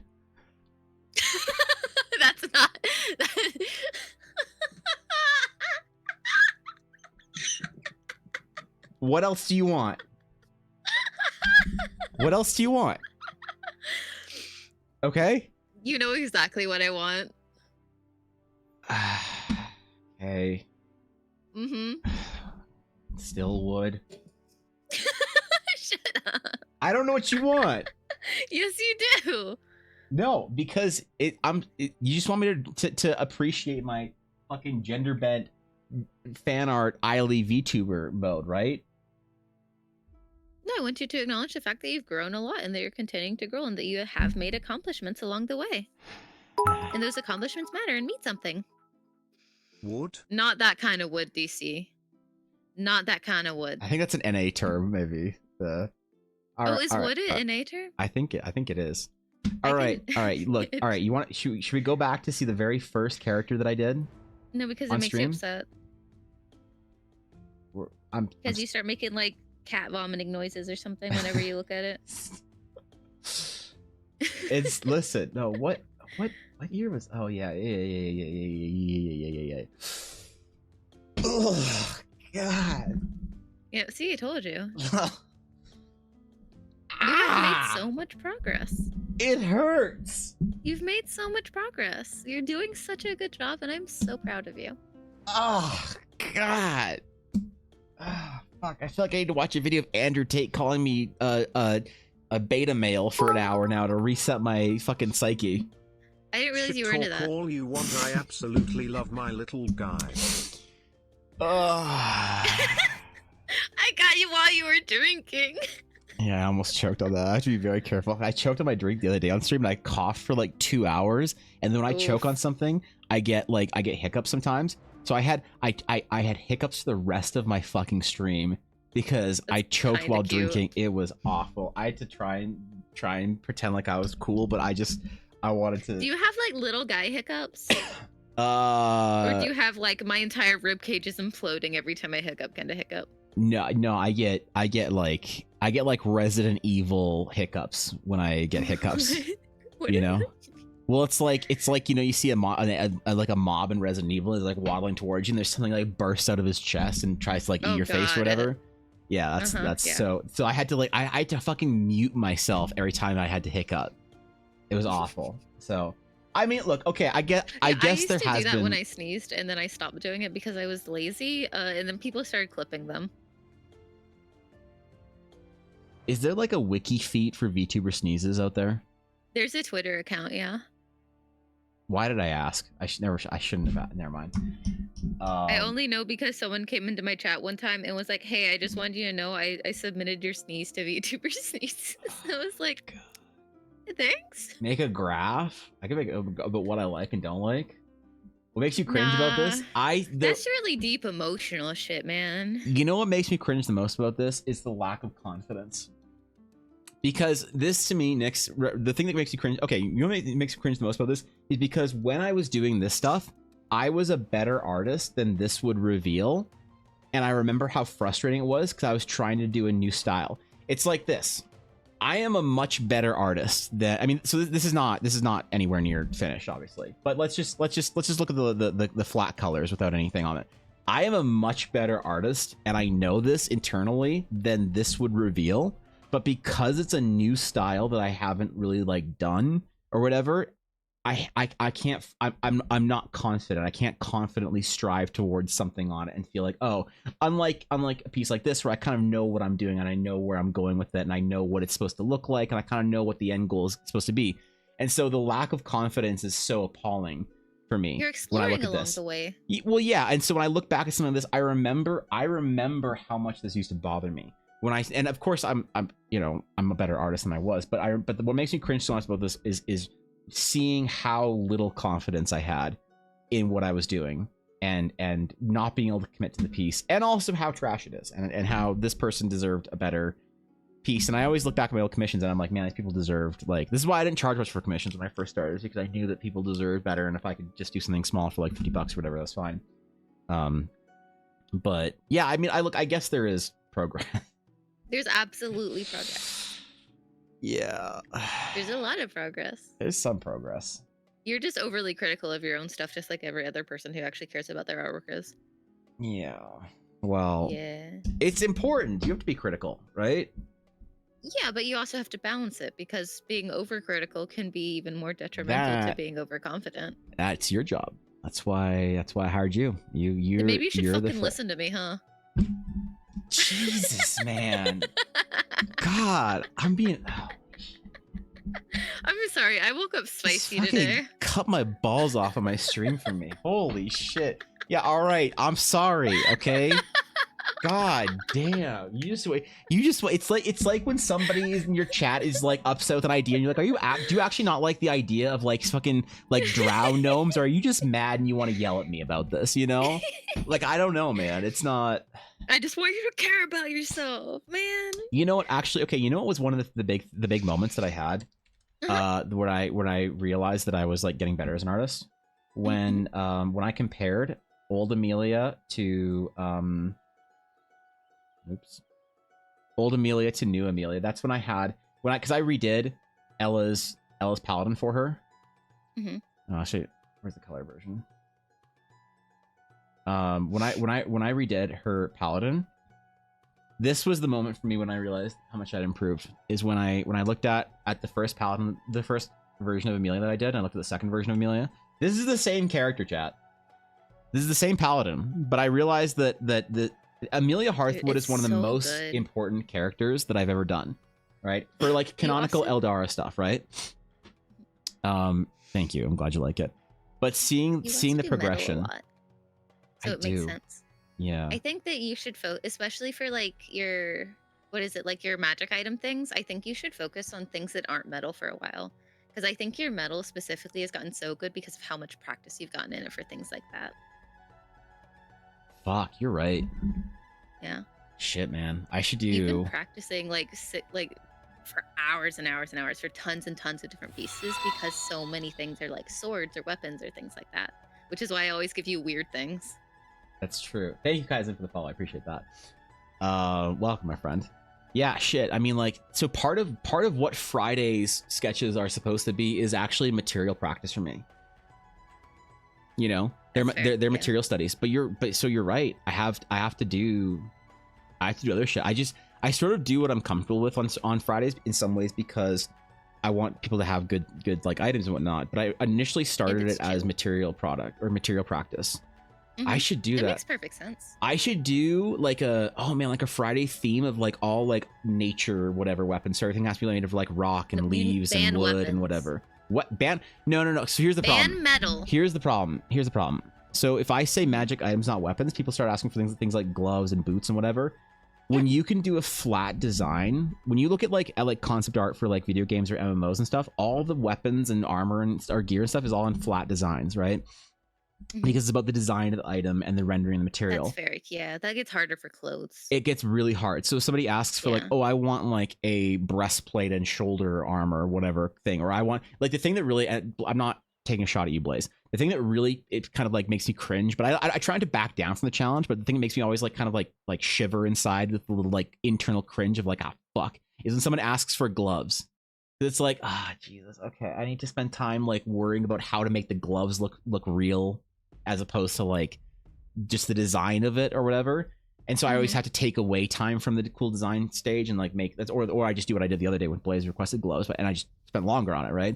And so if I say no weapons, then I'll get a lot of like helmets and this and that, and things that don't look good in flat perspective, things that you have to have in rendered in perspective, and then that adds another like 15-20 minutes onto the item. And it's like, oh, it's not too bad. But if I only have time for 3 to 4 items, then it's like that's an extra hour. It's like I remove an entire like person requesting an item.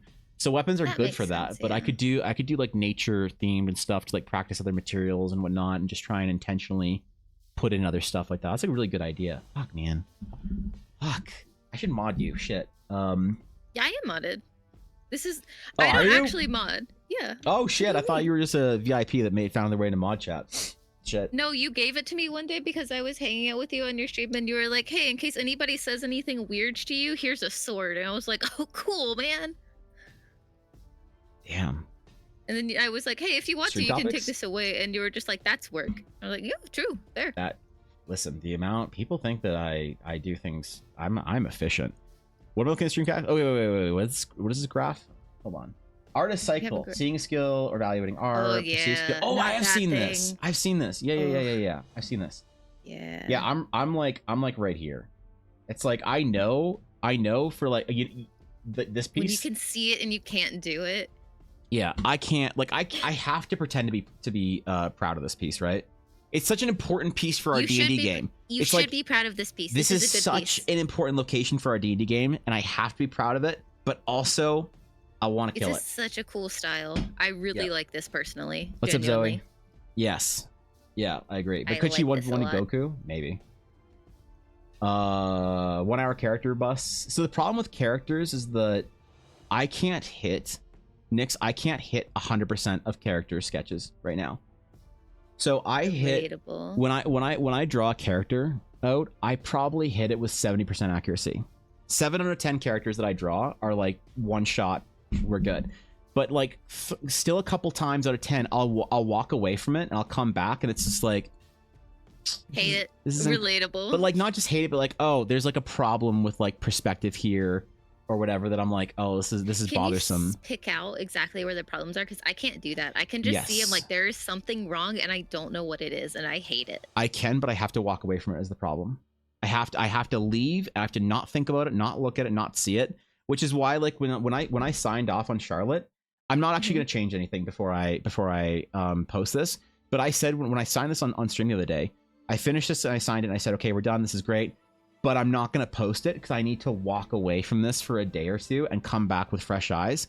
And I didn't find any problems in this one, which is cool. But like I do find problems on pieces all the time where I come back to it and I'm like, oh, this isn't like for instance when I did this sketch of yours, the quick little sketch, I made your and this is a problem I do often. I made your face too long.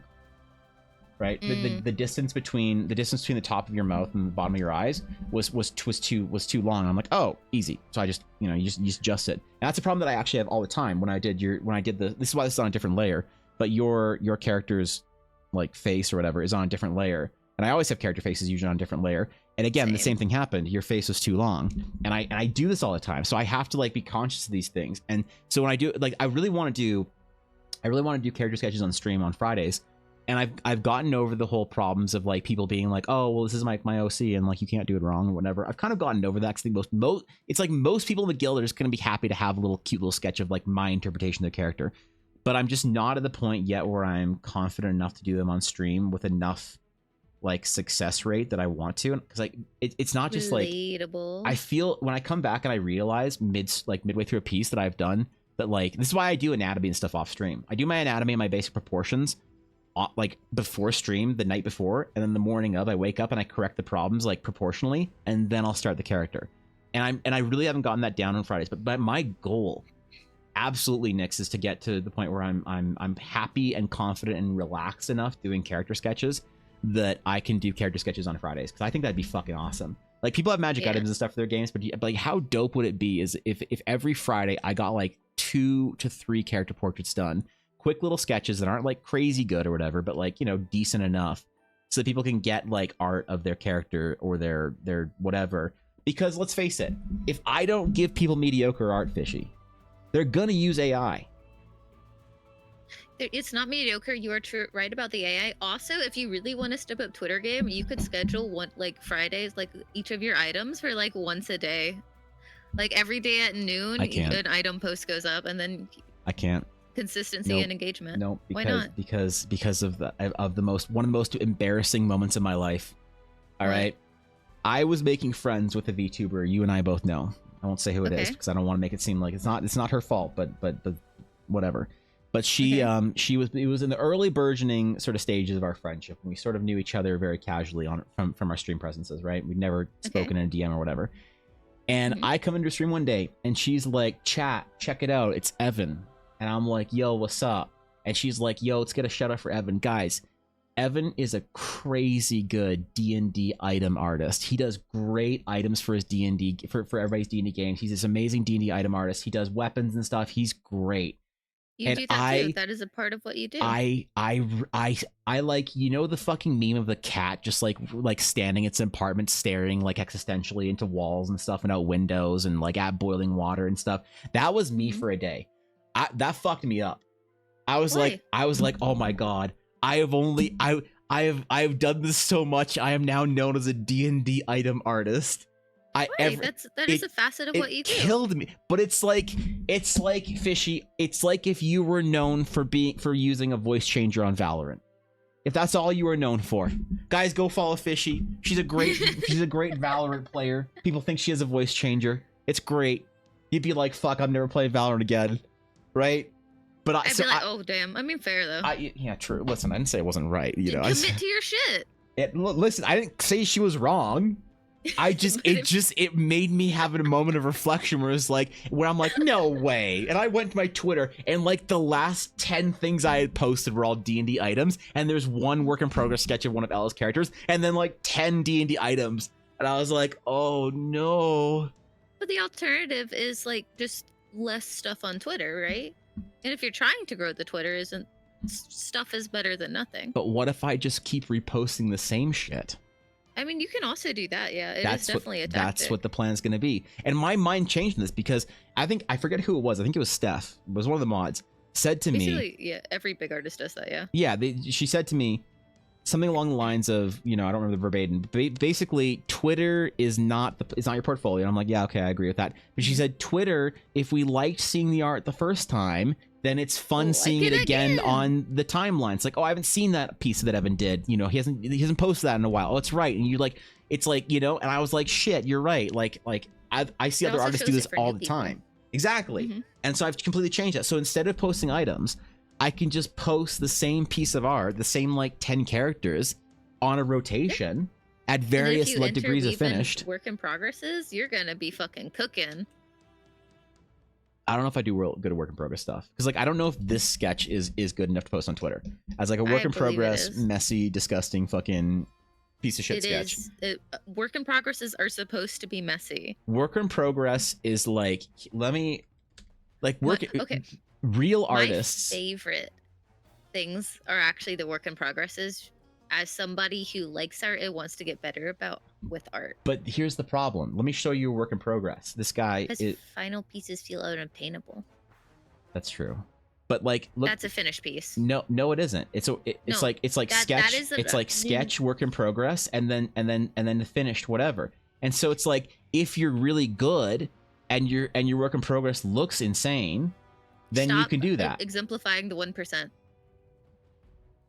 That's a 1% person. To me, those work in progresses, those are basically just final pieces that they're going to refine even more. Oh my God, I'm going to get middle named again. Yeah, you are. I'm fucking scared. I'm actually a little nervous. This just heard the tone change and I feel like I'm going to get... Why I have 19... Okay. Yeah. I'm still upset that this Let's go, Withers lovers! I'm still upset. My people! But are people expecting sexy anime girl Withers, or are people expecting like sexy like Withers? They don't know. That's the thing. Is the mystery? Yes, it's the mystery. It's the sheer monkaness, the what the fuck even. What is this gonna be? That's why. They want to see what you come up with. Half of all people on this site who have seen this are intrigued enough to see what sexy Withers would look like. Exactly. But people know what sexy shadow honey looks like, but what the fuck does sexy Withers But the thing is, they know, and yet they still want it. Of course, because they want it in your style. God damn, bro. What if they want to see what you can do with it? You know how sometimes you hear like the whole take on success where it's like some like dude is dramatically talking about it and be like, man, our greatest fear is not that we are a failure, but our greatest fear is that we will succeed, or some shit, like some fucking, I don't know, quote or whatever. Yeah, you do that. Yeah. What if I draw sexy Withers and I like double my follower count? Then congrats, gamer. Keep that shit up. Sometimes it's about the memes. What if I'm not ready for that burden? Also, I would like to say that post has been up for 50 minutes and there are 3 comments. You should reply to one of them. Okay. Sticking out the gat for Withers. Am I doing beans correctly? People are voting for not Withers. I would just say I hate it here. Yeah. Yeah. Oops. Wait. How do I post? I don't think you guys know what you're asking for. All right. Yeah. Okay. Thanks. Thanks for the reminder on that. Wait, you've been yelling at me for nearly an hour? Yeah. Dude, do you know how much I'd have to pay for this in therapy? You're welcome. The price of friendship. Yeah, thanks, bro. That's what I'm saying. Mm-hmm. That's what I'm saying. I'll yell at you for free in front of other people. Some people are really into that. I'm just saying. Yeah. Okay. Man, this is what a VTuber marketing angle that people don't take here. You know, there's an entire vector that nobody realizes they're giving up on, right? I don't know. Mm-hmm. Talking about that artist graph, I don't draw enough to be consistent. Yeah, the one from before. So I don't draw enough to be consistent. So I'll do this thing where I just like, I don't know if ADHD hyperfocus, what the fuck, but like the planets will align and I'll make something that I just go, holy shit, that's amazing. I like that. And then I just can't recreate it. Do you want to see the last time I did that? Yes. You cannot share this. Oh. Okay. Okay. All right. Wait, Nix, you animated your avatar on Discord? That's fucking sick. What? Nix has an animated avatar on Discord. Oh, that's really cool.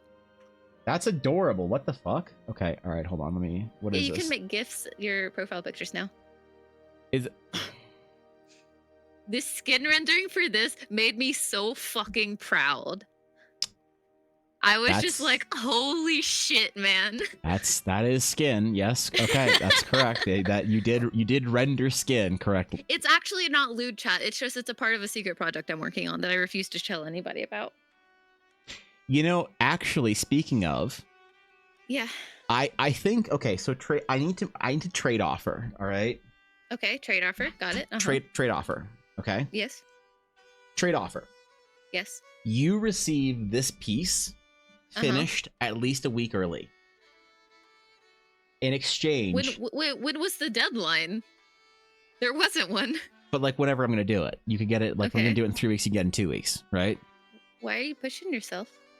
In exchange, I get to cover her feet, as to not farm weird champs on Twitter. No, I'll wait. I get nothing out of this. You get the piece early. But I'm happy to wait. Okay. So the last... Okay. So, do you remember when I post... Do you remember Evangeline? Mm-hmm. Okay. So... I got... When I did... Somebody asked me... Somebody sent me a DM when I did this. Mm-hmm. And they said, just so you know, a cat girl monk would not wear shoes. Uh-huh. And I got a DM the other week asking somebody asked me if they could lick my feet. What of it? Well, here's the thing. I'm not a girl on the internet. I'm not used to this. Okay. So listen, they were like, a cat girl monk would not wear shoes. And I was like, yeah. I'm not worried about it. She's got little slippers on. She can still kick. They're like, well, it wouldn't make sense. She'd want to have more like ability to sort of like grip the surface, because like cats use, and they like explain, it's like a paragraph about how cat paws worked or something. I'm like, and then you say she doesn't have paws because she's not that kind of anthro. Sure. I was like, yeah, I'm not going for the furry route, so don't worry about it. He's like, well, I think I really strong. The last dia, I strongly suggest you redraw this character without the shoes on. And I was like, oh no. Did you say LOL? No, I'm good. Oh no. Oh no. You're supposed to farm that shit, man. No, you know what I said to them? I said check DeviantArt. And I just never replied. So I just You literally just said type morph. Yeah, I checked the I've gotten a little toxic. A little bit. Because in League of Legends. Mm-hmm. Because like people are just so like they're so naggy. Yes. And typing means you're not doing the shit you're supposed to be in game, and so I've just started saying type more. Is this why you're so yelling at me funny. more? Is because you've been playing League of Legends? Maybe. Is this where it's coming from? No, part of it is just I keep saying these things to you and you just don't listen. I completely forgot to put the pattern on the other side of her. Oh my god. Nobody noticed. You got away with it. Good job. I am fucking trash, dude. No, you're not. You're not trash. That doesn't mean you're trash. Stop saying mean things about yourself. Holy shit. I'm gonna send you a gift one day. And I fucking forgore. It's fine. Dude, I forgore. And I hate this. I see a piece like months later or a year later. You're not a robot. You're not perfect. And Stop I realize, like, I'll look at perspective. I'm like, oh, this, you know, the thumb on this doesn't look correctly. But it's like, okay, fair enough. You learn, you live and you learn, you do whatever. Like, oh, the hair looks a little like whatever. It doesn't, not an issue. I will but when start I see something to like say this, nice things about you if you keep this up. I am not adding a receive compliment channel point. No, I'm not Redemption. saying receive. I'm just going to implore them to start doing it right now. If you keep saying mean things about yourself. It's not. Obviously, it's not mean if it's true. It's obscured. Okay, intentionally asymmetrical. Yeah, hidden from sight. I don't know if I can farm that, Azalea. I appreciate you guys trying to give me like reasons as to why it works out. Even if it doesn't, it's fine. Y'all try to hook me up with some seriously good flavored copia, but I appreciate that. They're your guys. They got you. And even if you're like rejecting all of that, it's good. No reason to have anxiety about it. It's a little mistake. Shit happens. You can fix it if you want. You don't have to. I normally, You're good. I normally don't say it when I see a problem, but like it's funny because I see a big problem with this piece that I really don't like. A really big problem. Okay. That's like a technical issue that I kind of fucked up on really badly. That's like bothering me way more than something that's like kind of funny and stuff like this. But I will never say what it is because I don't want people to. It's like the FedEx logo. You just can't unsee it. I don't want people to see the art and then only see the mistake. You know. But it's funny. But you realize how often it is that the artist who drew it is the only person who does that. Which is fine. Yeah, I agree. It's you know, clearly the mistakes aren't that big. But it is funny sometimes when I'll say something along the lines of like, oh yeah, I see there's a big mistake with this that I made that I'm really unhappy with. And then people will start speculating. And they'll be like, oh yeah, the leg perspective's wrong. Ah yes, her torso is too small or whatever. Like her tail isn't coming out of the right way, you know, like it's just like you'll hear like you'll say like one thing's bothering you, so it's just like, oh teehee, this like strand of hair doesn't like whatever, like this small thing that's bothering you, and people will just like tell you the 50 things you didn't see wrong with it. You're like, oh fuck, you guys are right. But see, like, how many people in chat are like professional artists? So stop.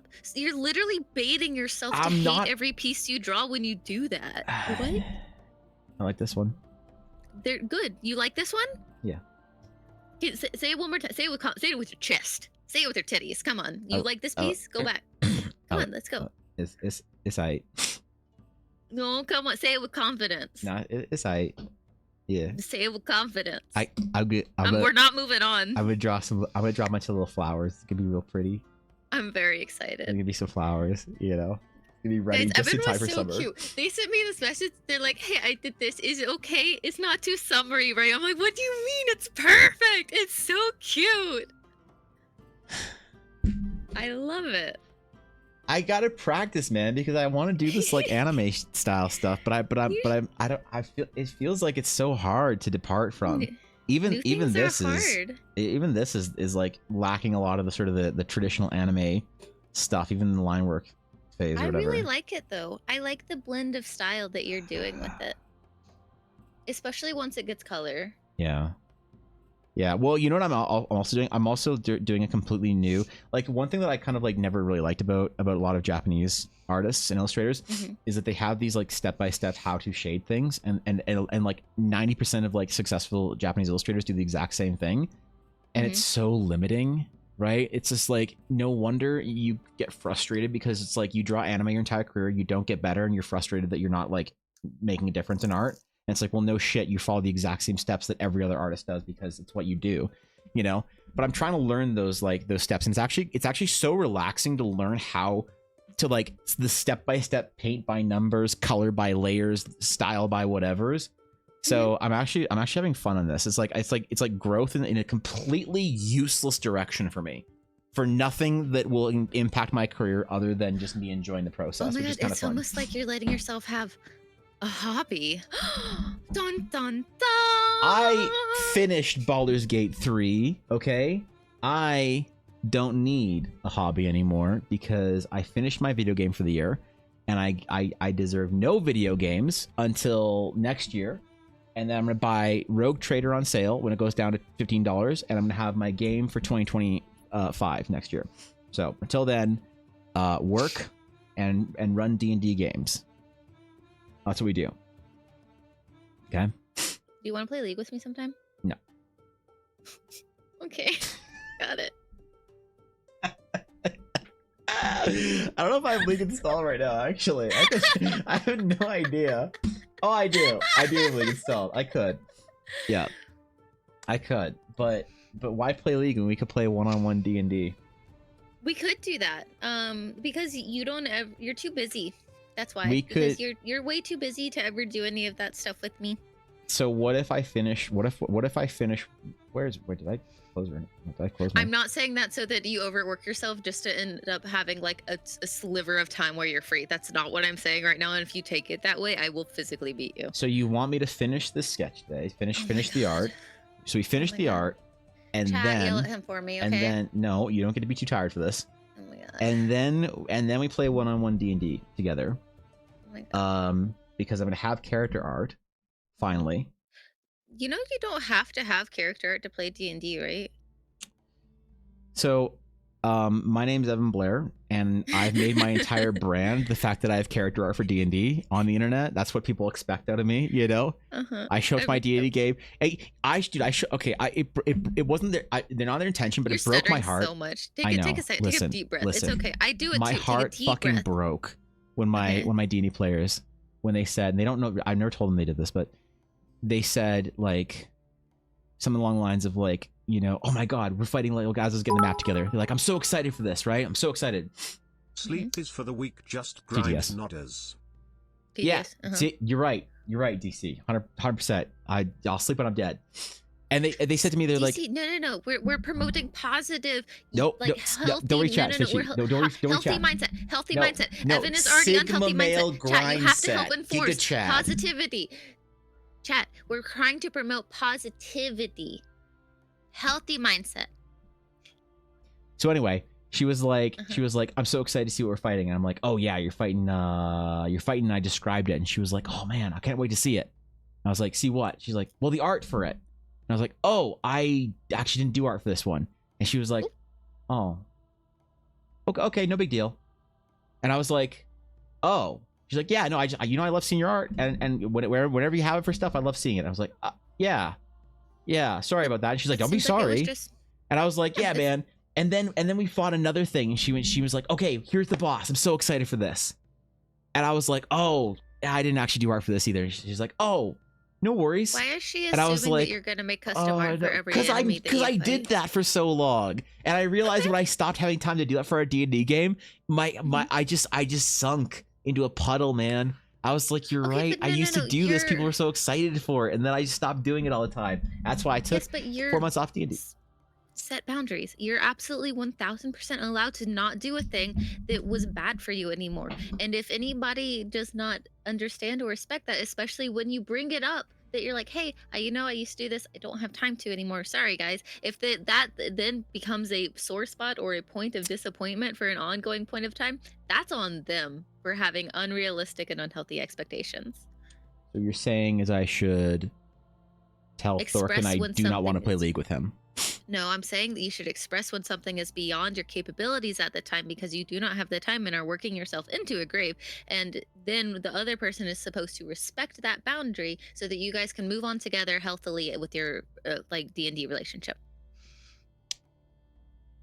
Instead of just perpetuating a cycle of not talking about it, expectation letdown, disappointment, feel bad about self.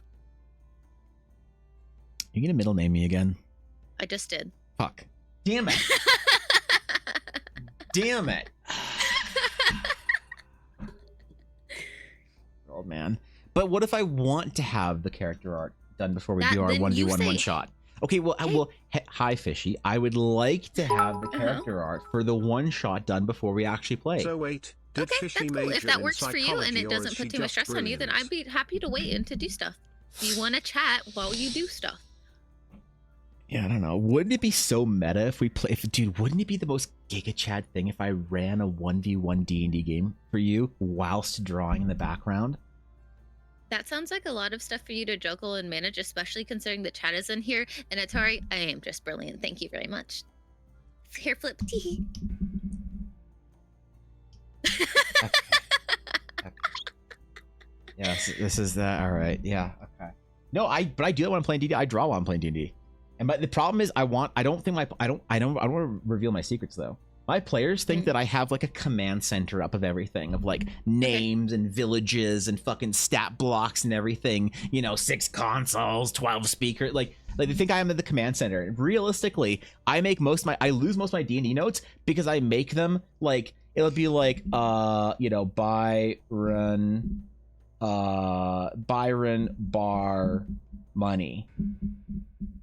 And that'll be my D&D note on some random fucking document because I'm drawing like I'm rendering like important things before my D&D, you know, whilst I'm playing my D&D game, and my players have no idea. That's the perfect place to zoom in. Thank you. They have no idea. I said important. I'm focusing on the plot, okay?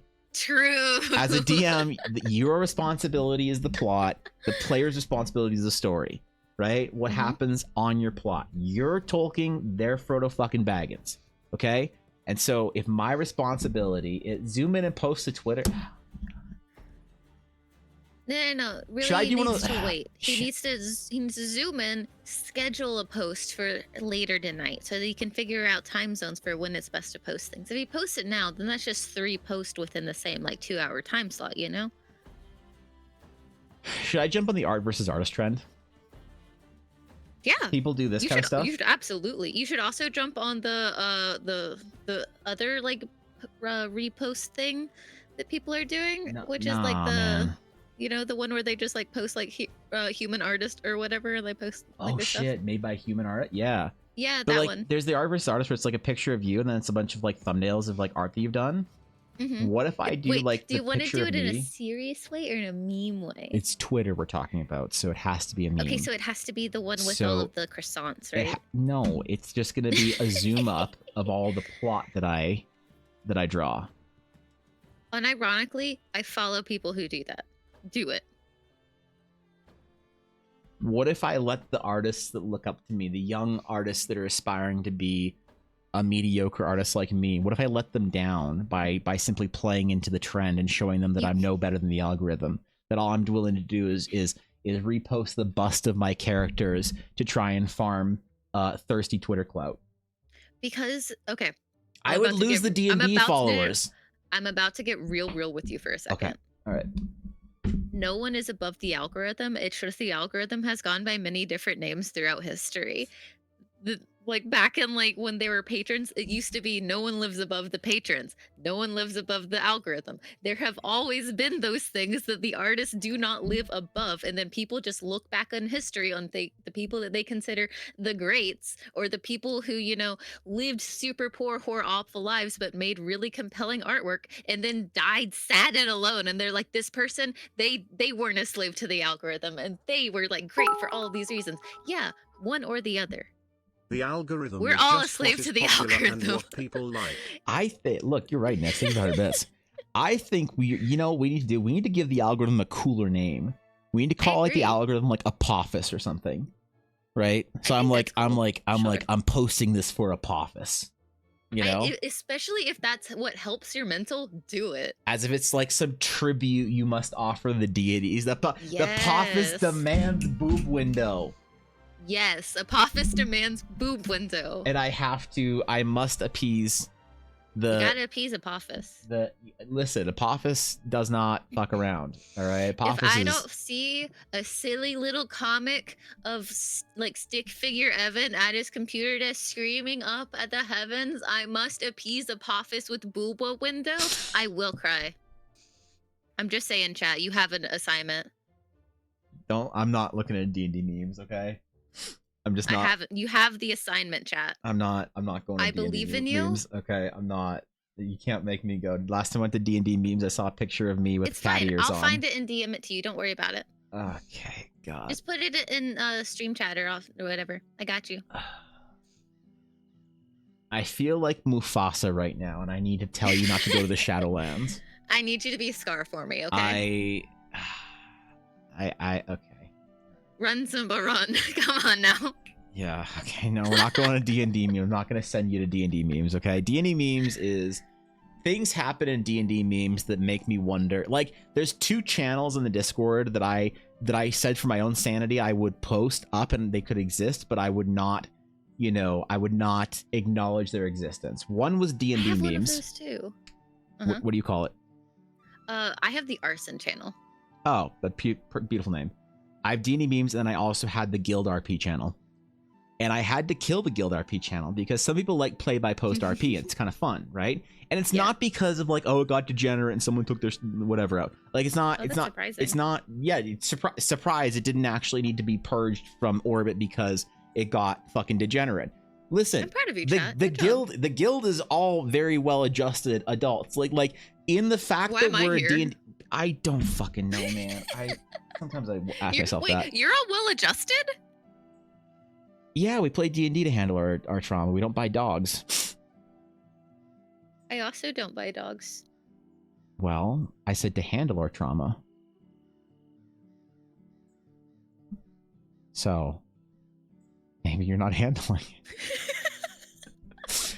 So the reason we had to purge it is because on stream one day, somebody said to me, when I said like somebody had subbed and I was like, yo man, hey, thanks for subbing, welcome to the guild, you know, the guild tavern's open, bro, guild repairs are free, but the guild blacksmith's missing, the fucking don't eat the mystery. So like I did my kind of jokey like welcome to the guild like his thing, and I got actually'd by someone in my chat. He said actually, Evan, we decided that the guild now has a chef, and it's whatever, this like ogre something or another, blah blah blah. And I was like, haha, yeah, okay, anyway, yeah, the guild does not have a chef. And I got actually like 4 or 5 times like people being like, actually we decided it's a guild RP, and I'm like, the new people don't know this, and this is bad for the brand. And they kept trying to tell the new people that like, they tell like a new person coming, they'd be like, you can come like do whatever. And I just said, you know what?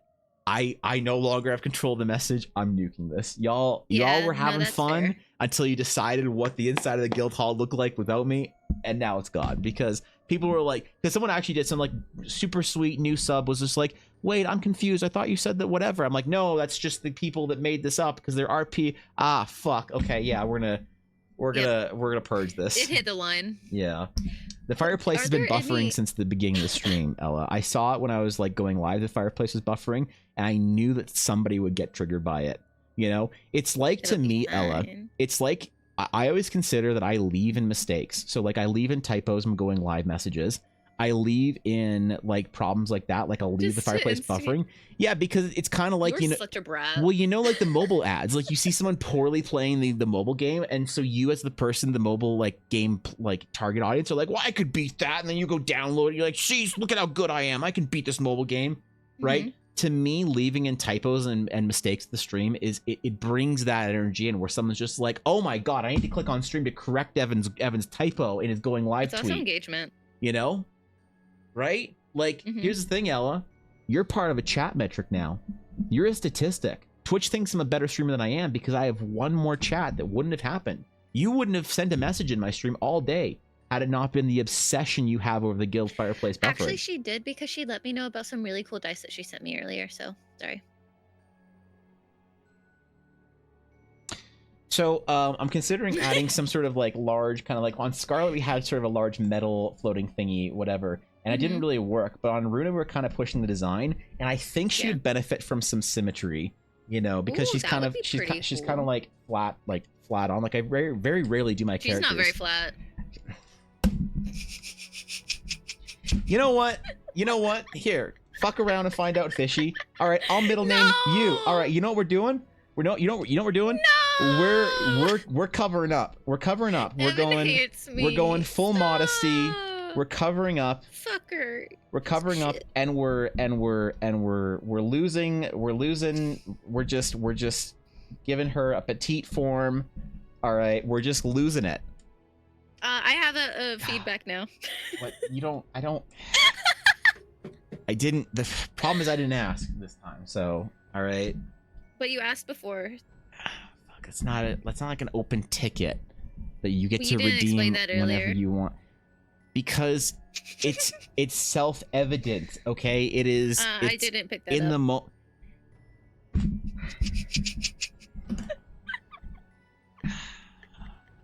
I just wanna go. I just wanna eat some cereal and watch like Baldur's Gate 3 lore videos. Okay, that's what I want to do. Do it. I can't.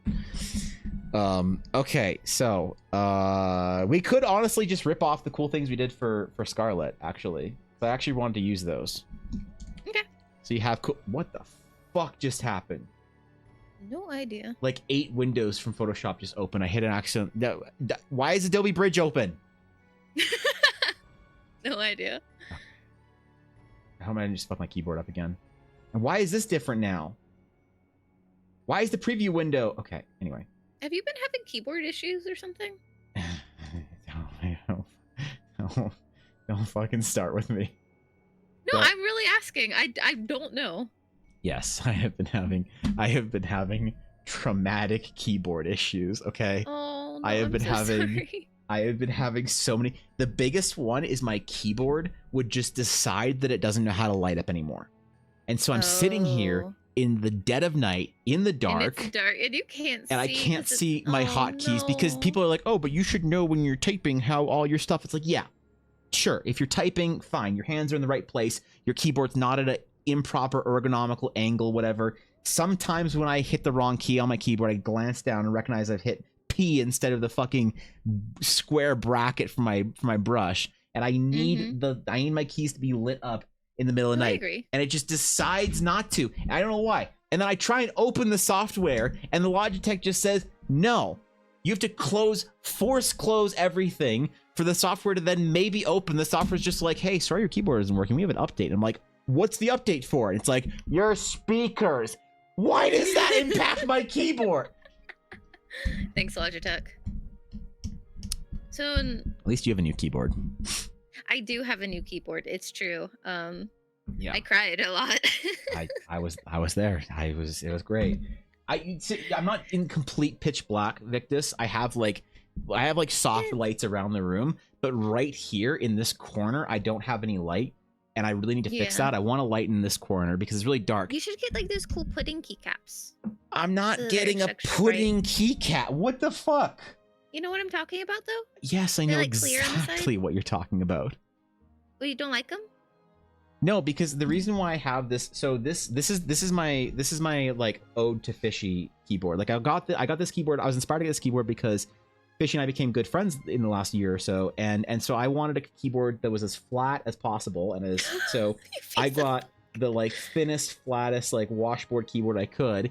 Okay. So no, because I don't want actual keycaps on this because I got a low profile keyboard because the keyboard, since I'm low in, like I sit low at my desk to have my elbow on my desk while I'm drawing. When I'm typing or gaming, I'm much higher up at my chair. My chair's a lot higher up. So ergonomically, I am reaching up over my table for my keyboard. So I want my keyboard and keycaps as low as possible. That's why I wanted the low profile. And actually, wait, are you a keyboard guy? I enjoy keyboards, but it's not part of my identity. So no. That's fair. Yeah. But you do you know stuff about keyboard stuff? Because like I really don't know anything. I used to know a lot. I used to really be into switches and stuff. And then I realized what kind of switches? Oh man. I just learned about switches. Wait, I want to see if I actually know anything. So it depended. I had 2 keyboards when I first started streaming. I had one for art that were very heavy switches and very like quiet switches because I want heavy and quiet for streaming, and so that I would rest my hand on my keyboard, right? But for gaming, I wanted the clickiest, fucking lightest pressure optical keyboard switches available. And now I don't care, because what I realized is that when people who are keyboard people with like keyboards mounted on their fucking wall and shit like that have special keyboards, they're all software engineers that make 6 figures. That's fair. And I'm super stoked when I get 100 bits. So like, I'm not a keyboard guy. I don't think I can call myself a keyboard guy, right? That's fair. It's like saying you're a car guy. The only thing that I know about switches is based more on like sound versus like, because like I know there's like tactile and linear, but I don't really, and like people have described what it means, but I don't actually really know what it means. But I like the creamy keyboard sounds.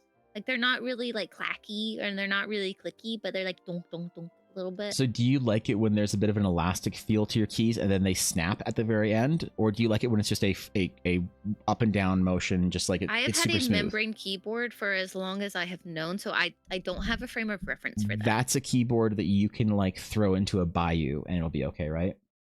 Yeah, it's like it doesn't have switches. It has like a plastic film, and when it clicks when like the little metal dinky thing underneath the keyboard like touches the actual board. So you needed that. I'm guessing you needed that keyboard because you kept It was spilling. all I had or could afford. Okay, because I thought it was going to be that you kept spilling G Fuel powder all over your keyboard. No, I don't mix my G Fuel in my room. I'm just broke. It was like a 2012 Lenovo keyboard. That's good shit. Yeah. That's what I've had forever. Okay. All right. Yeah, so like when people say that kind of stuff, I'm like, I've never experienced that one way or the other. All right. I dig it. Yeah. Okay, let me grab the sketch. So this is what I'm thinking of. Something kind of like this for Runa. Something sort of like this behind her. Mm. Cool, like fucking Gundam funnels or whatever. Yeah. You don't care. You're just happy to get art. What am I? Why am I? I'm very happy to get art. I think it's really cool. Why am I asking for specifics? I'm gonna do something a little more pedally though, I think. I think pedals would be cool because it kind of leans into like the anime, like Sakura kind of thing. Yeah. Right. Yeah. See, look, actual feedback. Hey, we did it. Are you proud of me? I am. We did it. Custom moon lamp. I could do what I want is I want a custom like laser lamp like this. My pineapple is not good enough light source. All right.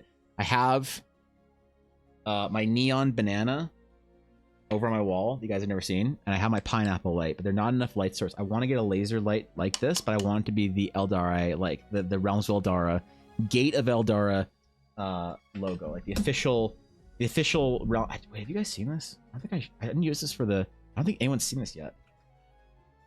Oh,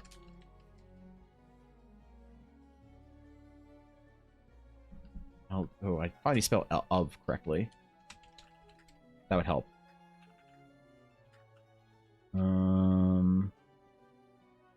Brand? Is this it? This might be something complete. Oh no, this is it. The official logo. So I want to get like a lamp or something with this logo on it. All the projects in besides the album didn't quite make it for get the whole logo on it because, you know, we already had an Eldari ring on it, so I didn't want to do the logo and the word mark. But this is the official sort of like logo branding of the Realms of Eldara. So I want to get like a lamp with this on it. And when I do my Kickstarter, I'm gonna get this tattooed on me. I'm gonna get this tattooed on my arm. Ooh, get it. That's cool. It's gonna be my first big project. I'm gonna get it tattooed on me. It's gonna be dope. I'm gonna walk around like a handsome man with tattoo. Just handsome man with tattoos. I support it. Yep. Like a pro logo. Tattoos are very cool. What would you get a tattoo of? Would you be a D&D character? I have a moon tattoo on my hand.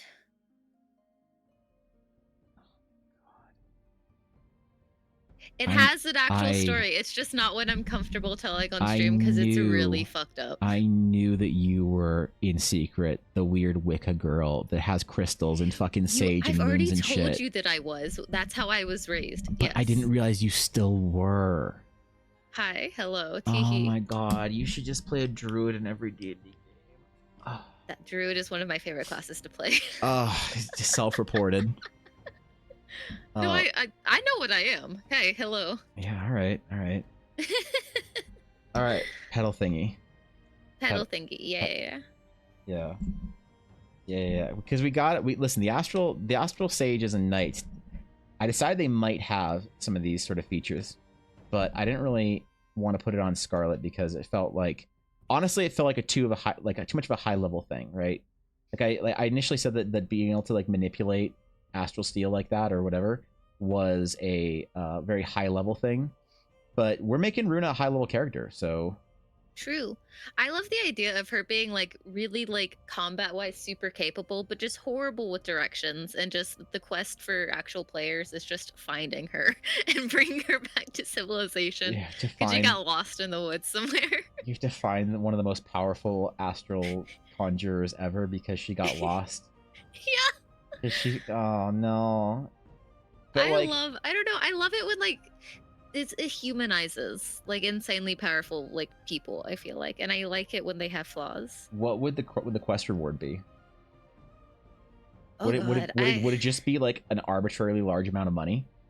No, it needs to be something that's like woven into what they're doing. They're like, oh yeah, like in order to like open this like ancient fast travel gate, you need a gem from the blah blah blah. It's like, oh wait, the only person on this side of the continent that has one of those is this person, but we haven't seen them in a while. They were last seen going off and doing this. Like, it needs to like be a part of the quest. Okay. Like just some random obscure thing that's like just really hard to find, but they could go off to go find one themselves, or they do know someone who has one that they could borrow it from. Piece of Eldarite obsidian. Yeah, exactly. A key for the gates. She just likes to collect random things on her travels. What if, did you ever see the okay, why am I asking? Okay, No. Did you ever see the anime The Melancholy of Haruhi Suzumiya? I haven't. Okay. Can I spoil it for you, or is it on your like list of formative anime to watch? I've never heard of it. Tell me. Really? Chad, if you don't want a spoiler, let me know. This is your time. This is like one of the most important anime, I think, in like top 10 important anime in like the history progression of anime. What's it called again? The Melancholy of Haruhi Suzumiya. Oh my god, I typed in The Melancholy and it popped up. There you go. Oh, this is the one that. Okay, yeah. I'm fine with you telling me. It put KyoAni on the map. All right. So basically, the TLDR is that Haruhi doesn't realize that she's like actually like a creation deity. Oh, that's really cool. And those. I love those. And so she has like, the reason she has like an alien, a time traveler, and like a Esper around her is because they're all trying to like make sure that her like consciousness sort of like stays even. Because if she were to ever become like super distraught, it would like destroy reality itself. So that like integrates with the main. I don't remember the exact story, but basically like the relationship she has with the main character, they're like, hey, don't fuck this up, because if you like upset her, all of reality will be destroyed, you know? It's like Useless Goddess adjacent type of thing. Sure, yeah. And so a similar thing happens in Madoka Magica, yeah. Right. And so what if Runa is actually just like the most important character in all of Eldar, and like 20 years later I reveal this, that she's the most important, you know? Do you want to give me that power though? I feel like if anyone, if they're gonna have it, it should be you.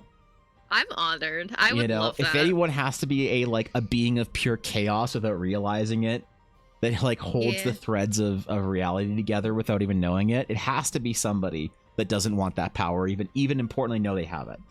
Yeah, no, I like that. I think that kind of stuff is really fun. Yeah. I'll catch you later, Azalea. Thanks for chilling today. Reminds you of Mag from Phantasy Star Online. Yeah, there you go. Exactly. The old school games, all right?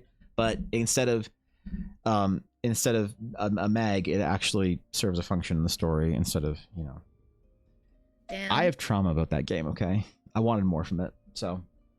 I think my Goblin Artificer is just a whole cart full of everything she finds. Yeah, exactly. But more intentional and maybe powerful, I guess. It's like, that might be handy later. Into the tower it goes. Oh my god, her fucking bag. Yeah, she needs an interdimensional bag. No, I'm just saying she has too she's many the things. one to get it. You listen. Convince me your party deserves interdimensional or extra dimensional storage space. No, I just want a tiny little pouch for all of her knickknacks. I mean, it just holds all of her knickknacks. It's just a little pouch. I did hear a concept that my friend Mary introduced me to in D&D. She said that if you're wearing a bra, you actually get interdimensional or extra dimensional storage space. And I was like, what do you mean? It's true. And she was like, you true. have no idea how much stuff I have in my bra right now. I'm like, what are you talking about? And she just reached in her hoodie and started pulling shit out, man. And I was like, what the fuck? No, it's true. Like, she had her calculator in there. I had an aunt who could hide 3 pistols in her bra. That's fucking, that's some southern shit right there. That's what, God bless the south of this country. You know, that's why you say that that my dreams of going to the south and having beignets and like porch, you know, sweet tea and whatever and all that shit that isn't gonna come true. That, and all you're doing is convincing me that the dream is alive. Okay. I mean, fair. That's like some Waffle House shit. All right. That is some Waffle House shit. Elderly woman arrested after pulling out 3 pistols at Waffle House instead of credit card from bra. Oh, I hate it when the bra is also the wallet.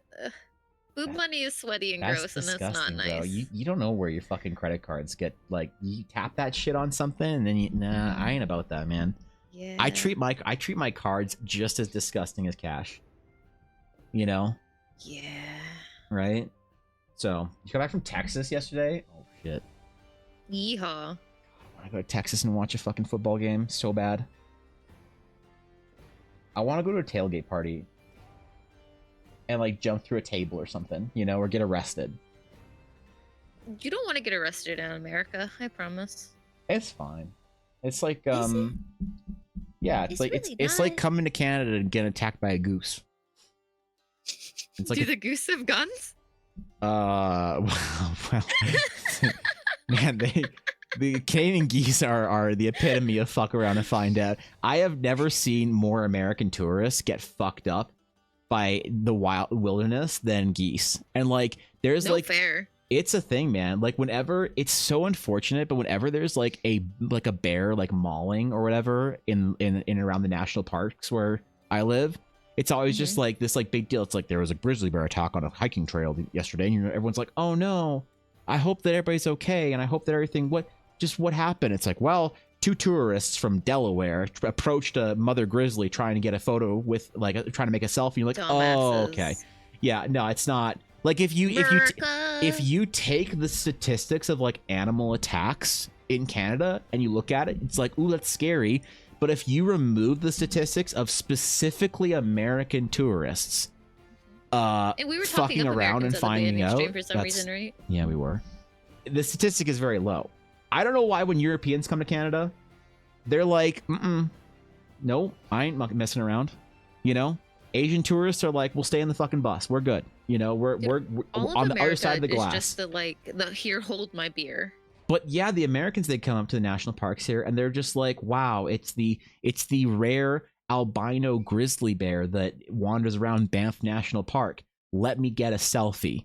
And suddenly, yeah, that's true. You know, suddenly it's in the news. They do be like that. So I don't know, man. I feel like it's a rite of passage. Like it's maybe like a, you gotta. Getting mauled by a bear definitely is a rite of passage. It's true. For an American coming up to Canada or whatever. Yeah. You know.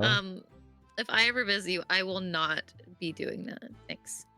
That's okay. You can also, like, somebody in your party can get mauled, and it's fine. Oh, okay. As long as like somebody that you were.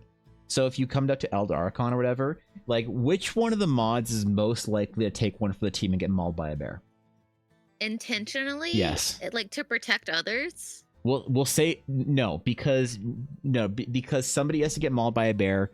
For risk getting mauled by a bear, they're just taking one for the team. There's different circumstances. Like when you say taking one for the team, that I assume that's a like, I'll distract it, you go. So that is like sacrificing. No, it's dumber than that. It's like one of us has to get a close-up photo of this bear, and I guess I'll be the one to go do it. That's what I like, taking one for the team in the way that a frat boy like breaks into the dean's house or something like that. Like doing the dumb thing.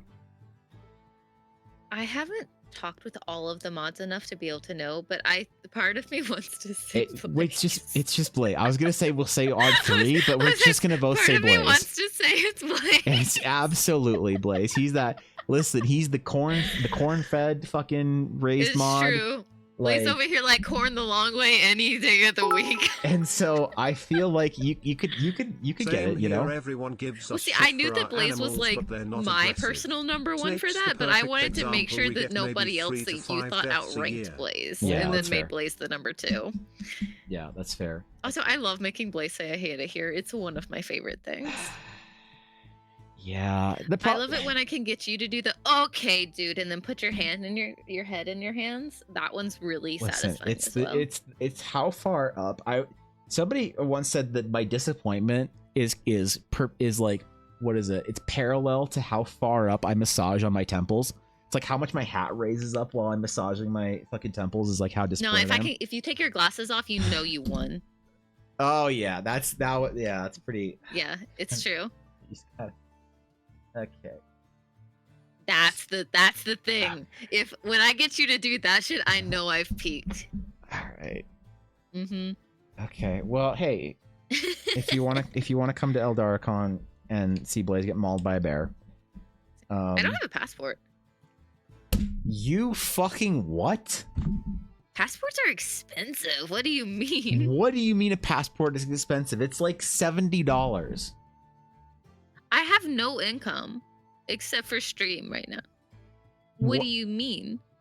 What the dude? What? I graduated. I'm looking for a job. But what is? You live in the place where your fucking privilege is showing. Imagine being able to go all the relevant places without needing a passport. I'm not disappointed in you, Fishy. I'm jealous. To the relevant places without needing a passport. I don't have the money to go anywhere, so what does it matter? You drove to like Disney fuck off and whatever, and you can go to the relevant places in North America. I can't. I have to have a passport to go take a shit. Okay, the Canadians, we need a passport to do anything. Okay, we want to go. Do you know it is less expensive for me to fly to Maui. A 6-hour flight to Maui. It's less expensive to fly there than it is to fly to the capital of my country. I can't go see the place where Canadian democracy is formed every single time. No, I'd rather go to Maui. But exactly. I would like to be. I would like to have the option. You know. Well, based on what you said, that money doesn't matter. You do have the option.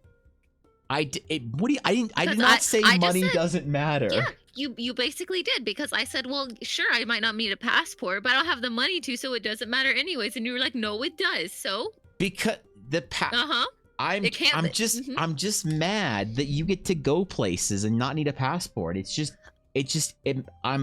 don't get to go places. Okay, but you in theory you can't. The reason you can't go places is because you're a VTuber, fucking. Indie art, whatever, before you graduate and go off to your fucking 6-figure contract. It's not because your government says you can't go anywhere. But for me, it is. It's both of those things. You just said that it was a money thing for your capital, right? I just want to go to Maui. I just want to go to Maui. Then go to Maui. You just said it's cheaper. I can't go to Maui. I can't go there right now. I will at some point. All right, leave me alone. I've never been to Maui. It's fine. I would never. It's too expensive for me. No, well, you can go to Maui. There you go. Listen. The only reason why I get to go to Maui is because Ella has family there, and so we go visit family. Fair. And but like, dude, we look at fucking hotels there. We're like, I ain't about the odds. We're never coming here unless we're staying with family. It ain't. Yeah, no fair. It's like, what's the cheapest hotel on this strip? It's like $700 a night. I'm like, holy shit. Okay. Maui is in your country, Fishy. Okay. Yeah, it is in your. You don't need a passport to go to Maui. I can't go there. I've never been outside of the country was a separate comment. It was not in relation to Maui specifically. Gosh. Yeah. Yeah, it's fine. We just what we do is we just hold a subathon. And it's the oh my god, dude! And this can be the fucking banner image. Dude. Fishy goes to Maui. Fishy goes to Maui. We take Fishy to Hawaii. Holy shit. Yo, there it is. Did you know Hawaii is also in my country? It's literally what it's Hawaii is literally it's the same fucking thing. It's the same place. I know. That's the point. No, it's not. It's not. No, but it's not the joke because the Europeans don't think that it's a joke when Americans don't know their own geography. I mean, it's understandable that we don't know our own geography. We literally get like 6 weeks of geography. That's it. For the whole world. All of it. Dude, I wonder if I fought you in the like American like state geography test, I wonder who would win. You would probably win. Oh shit. I tried the European one once and I swear they were messing with me and pretending that they were like, oh, this is a European country. I made and I'm like, that's not a real thing. That's a Pokemon. That's not a name of a country. That's not. You can't fuck with me. I made a European cringe because I told him I didn't know where Lithuania was. That's fine. No one. It's not a matter of like I don't know where Lithuania is. It's I don't care where Lithuania is. Damn. I think is the problem. Look. Apologies to your Lithuanian audience. I actually have Lithuanian viewers, so I should apologize for that. I'm sorry. Damn, I'm writing the twit longer now. Yeah. All right. You had 2 years of world history and geography in New York State. Well, I'm proud of you. We didn't. It's near Estonia. I don't know where that is either. Estonia's where Venus is. That does not help me. Oh, Estonia is lives by in bonus the most Russia. Isolated city in the world. Yep. It's actually cheaper to fly to South Asia than it is. To fly It to is the DC. Country are you calling bonus Russia? Closest is anything Russia says right at this point is bonus Russia. Let's face it. So just all of Europe, got it. Yeah, they want Finland, fine, bonus Russia. It's fine. That must suck, DC. I do feel for people who live in Australia because all you can do is more Australia. At least we have a Disney park close to us that we can reasonably get to. Tokyo Disney is not the right Disney experience because Tokyo Disney offended me because you couldn't be unhealthy in Tokyo Disney. Right? Why not? They don't have churros? No, they had like one churro cart. Elle and I had to go looking for it. Like we were like, okay, you know in Disneyland or whatever, every checkout cash counter whatever is just stocked with candy and shit. True, you know, and there's American like every 5 meters there's like soda and popcorn stands and churros and whatever. And there's no in Tokyo Disney Sea there's no candy store. There is a confectionery store that is all designed as gifts because you know in culturally in Japan when you go on a trip you bring back like usually some sort of gift or snacks for people like your coworkers or your family or your class or whatever. So you have all these like gift things no matter where you go in Japan because travel is so like I don't know they travel within their own border a lot different prefectures. So wherever you go there's like gift stores everywhere in every prefecture or every big place or whatever of interest where you buy these like boxes that are full of like individually wrapped little like cookies or something like that. And so Tokyo Disney and Tokyo Disney Sea both had a store that had lots of that, but nowhere that you could go consume more calories than you need in your day, like easily.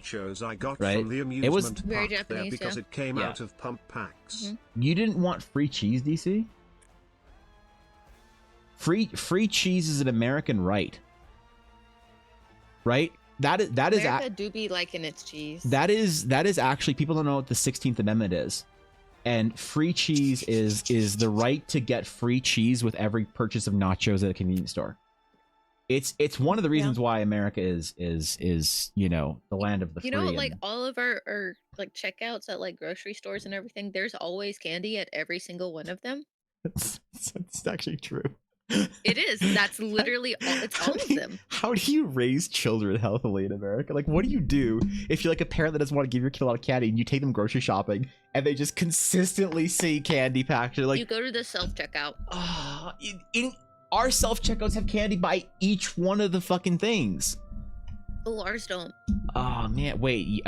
America's doing it better than Canada's health-wise? Holy shit. Seems like it. Damn. Apparently. It was disappointing. I couldn't be unhealthy and fat in Disney World or sorry Tokyo Disney. They wanted to be like healthy or whatever some shit. It was so disappointing. Distraction free checkouts. I don't think we live in the same country next. Wait, really? If candy too, yeah, they usually do. That's not a thing down here. Maybe Nick's lives in like, I don't know, a progressive place, probably. Yeah. There's like this. There's like the South, and then there's the rest. I live in the South. That is as close as I'm willing to talk about. Yeah. So maybe, I don't know. 16th Amendment is about taxes, but that said, if I shouldn't pay my taxes in delicious cheese, I'm gonna have a cheese. How do you know that's the 16th Amendment? I just picked an irrelevant, arbitrary sounding number for the amendment. God damn it! I've been called out of this. Victus researched me. Shit. I got. It's okay. I don't remember shit about it. I got citation needed. Fuck, man. You've seen Travis I've always No Candy, found really? American history to be really boring. I love it, man. I know more about American history than I know about Canadian history. It's always just about a bunch of old white guys. It's like, Yeah, but so is World of Warcraft, and yet we play that, so. I don't. Well, okay. Anyway, hey guys, thanks for hanging out today. You can't end it on that. So basically, Fishy is not happy with Runa. What do you mean? I don't know. God. I don't know what to do, guys. I'm gonna try and work really hard. Hey, go buy the album on Bandcamp if you want to support Dashto, and if you want to listen to the album, then you can go listen to the album on Spotify, YouTube, Apple Music. Hey, is it on YouTube Music? It is, yeah. Let's go. And some weird European service that started with a Q.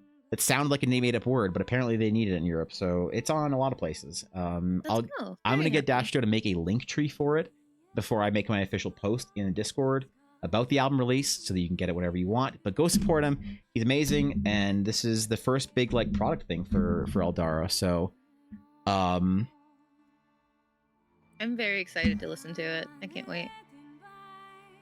Yeah, I'm just wait. Hold on, before we end stream. What? Hold on, before we end stream. Oh. Yeah, are you good? Are you having a moment? It's just like it's a lot of votes for Sexy Withers. Hasn't even been a day, man. It hasn't even been a day. Chat, I'm proud of you. I want you to know this is all thanks to you. I haven't even voted yet. This is you guys. Look at your accomplishments. I'm so proud of you.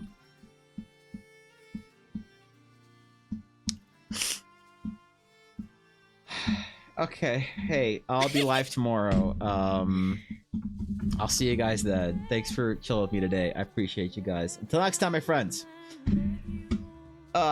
Farewell. Okay, bye.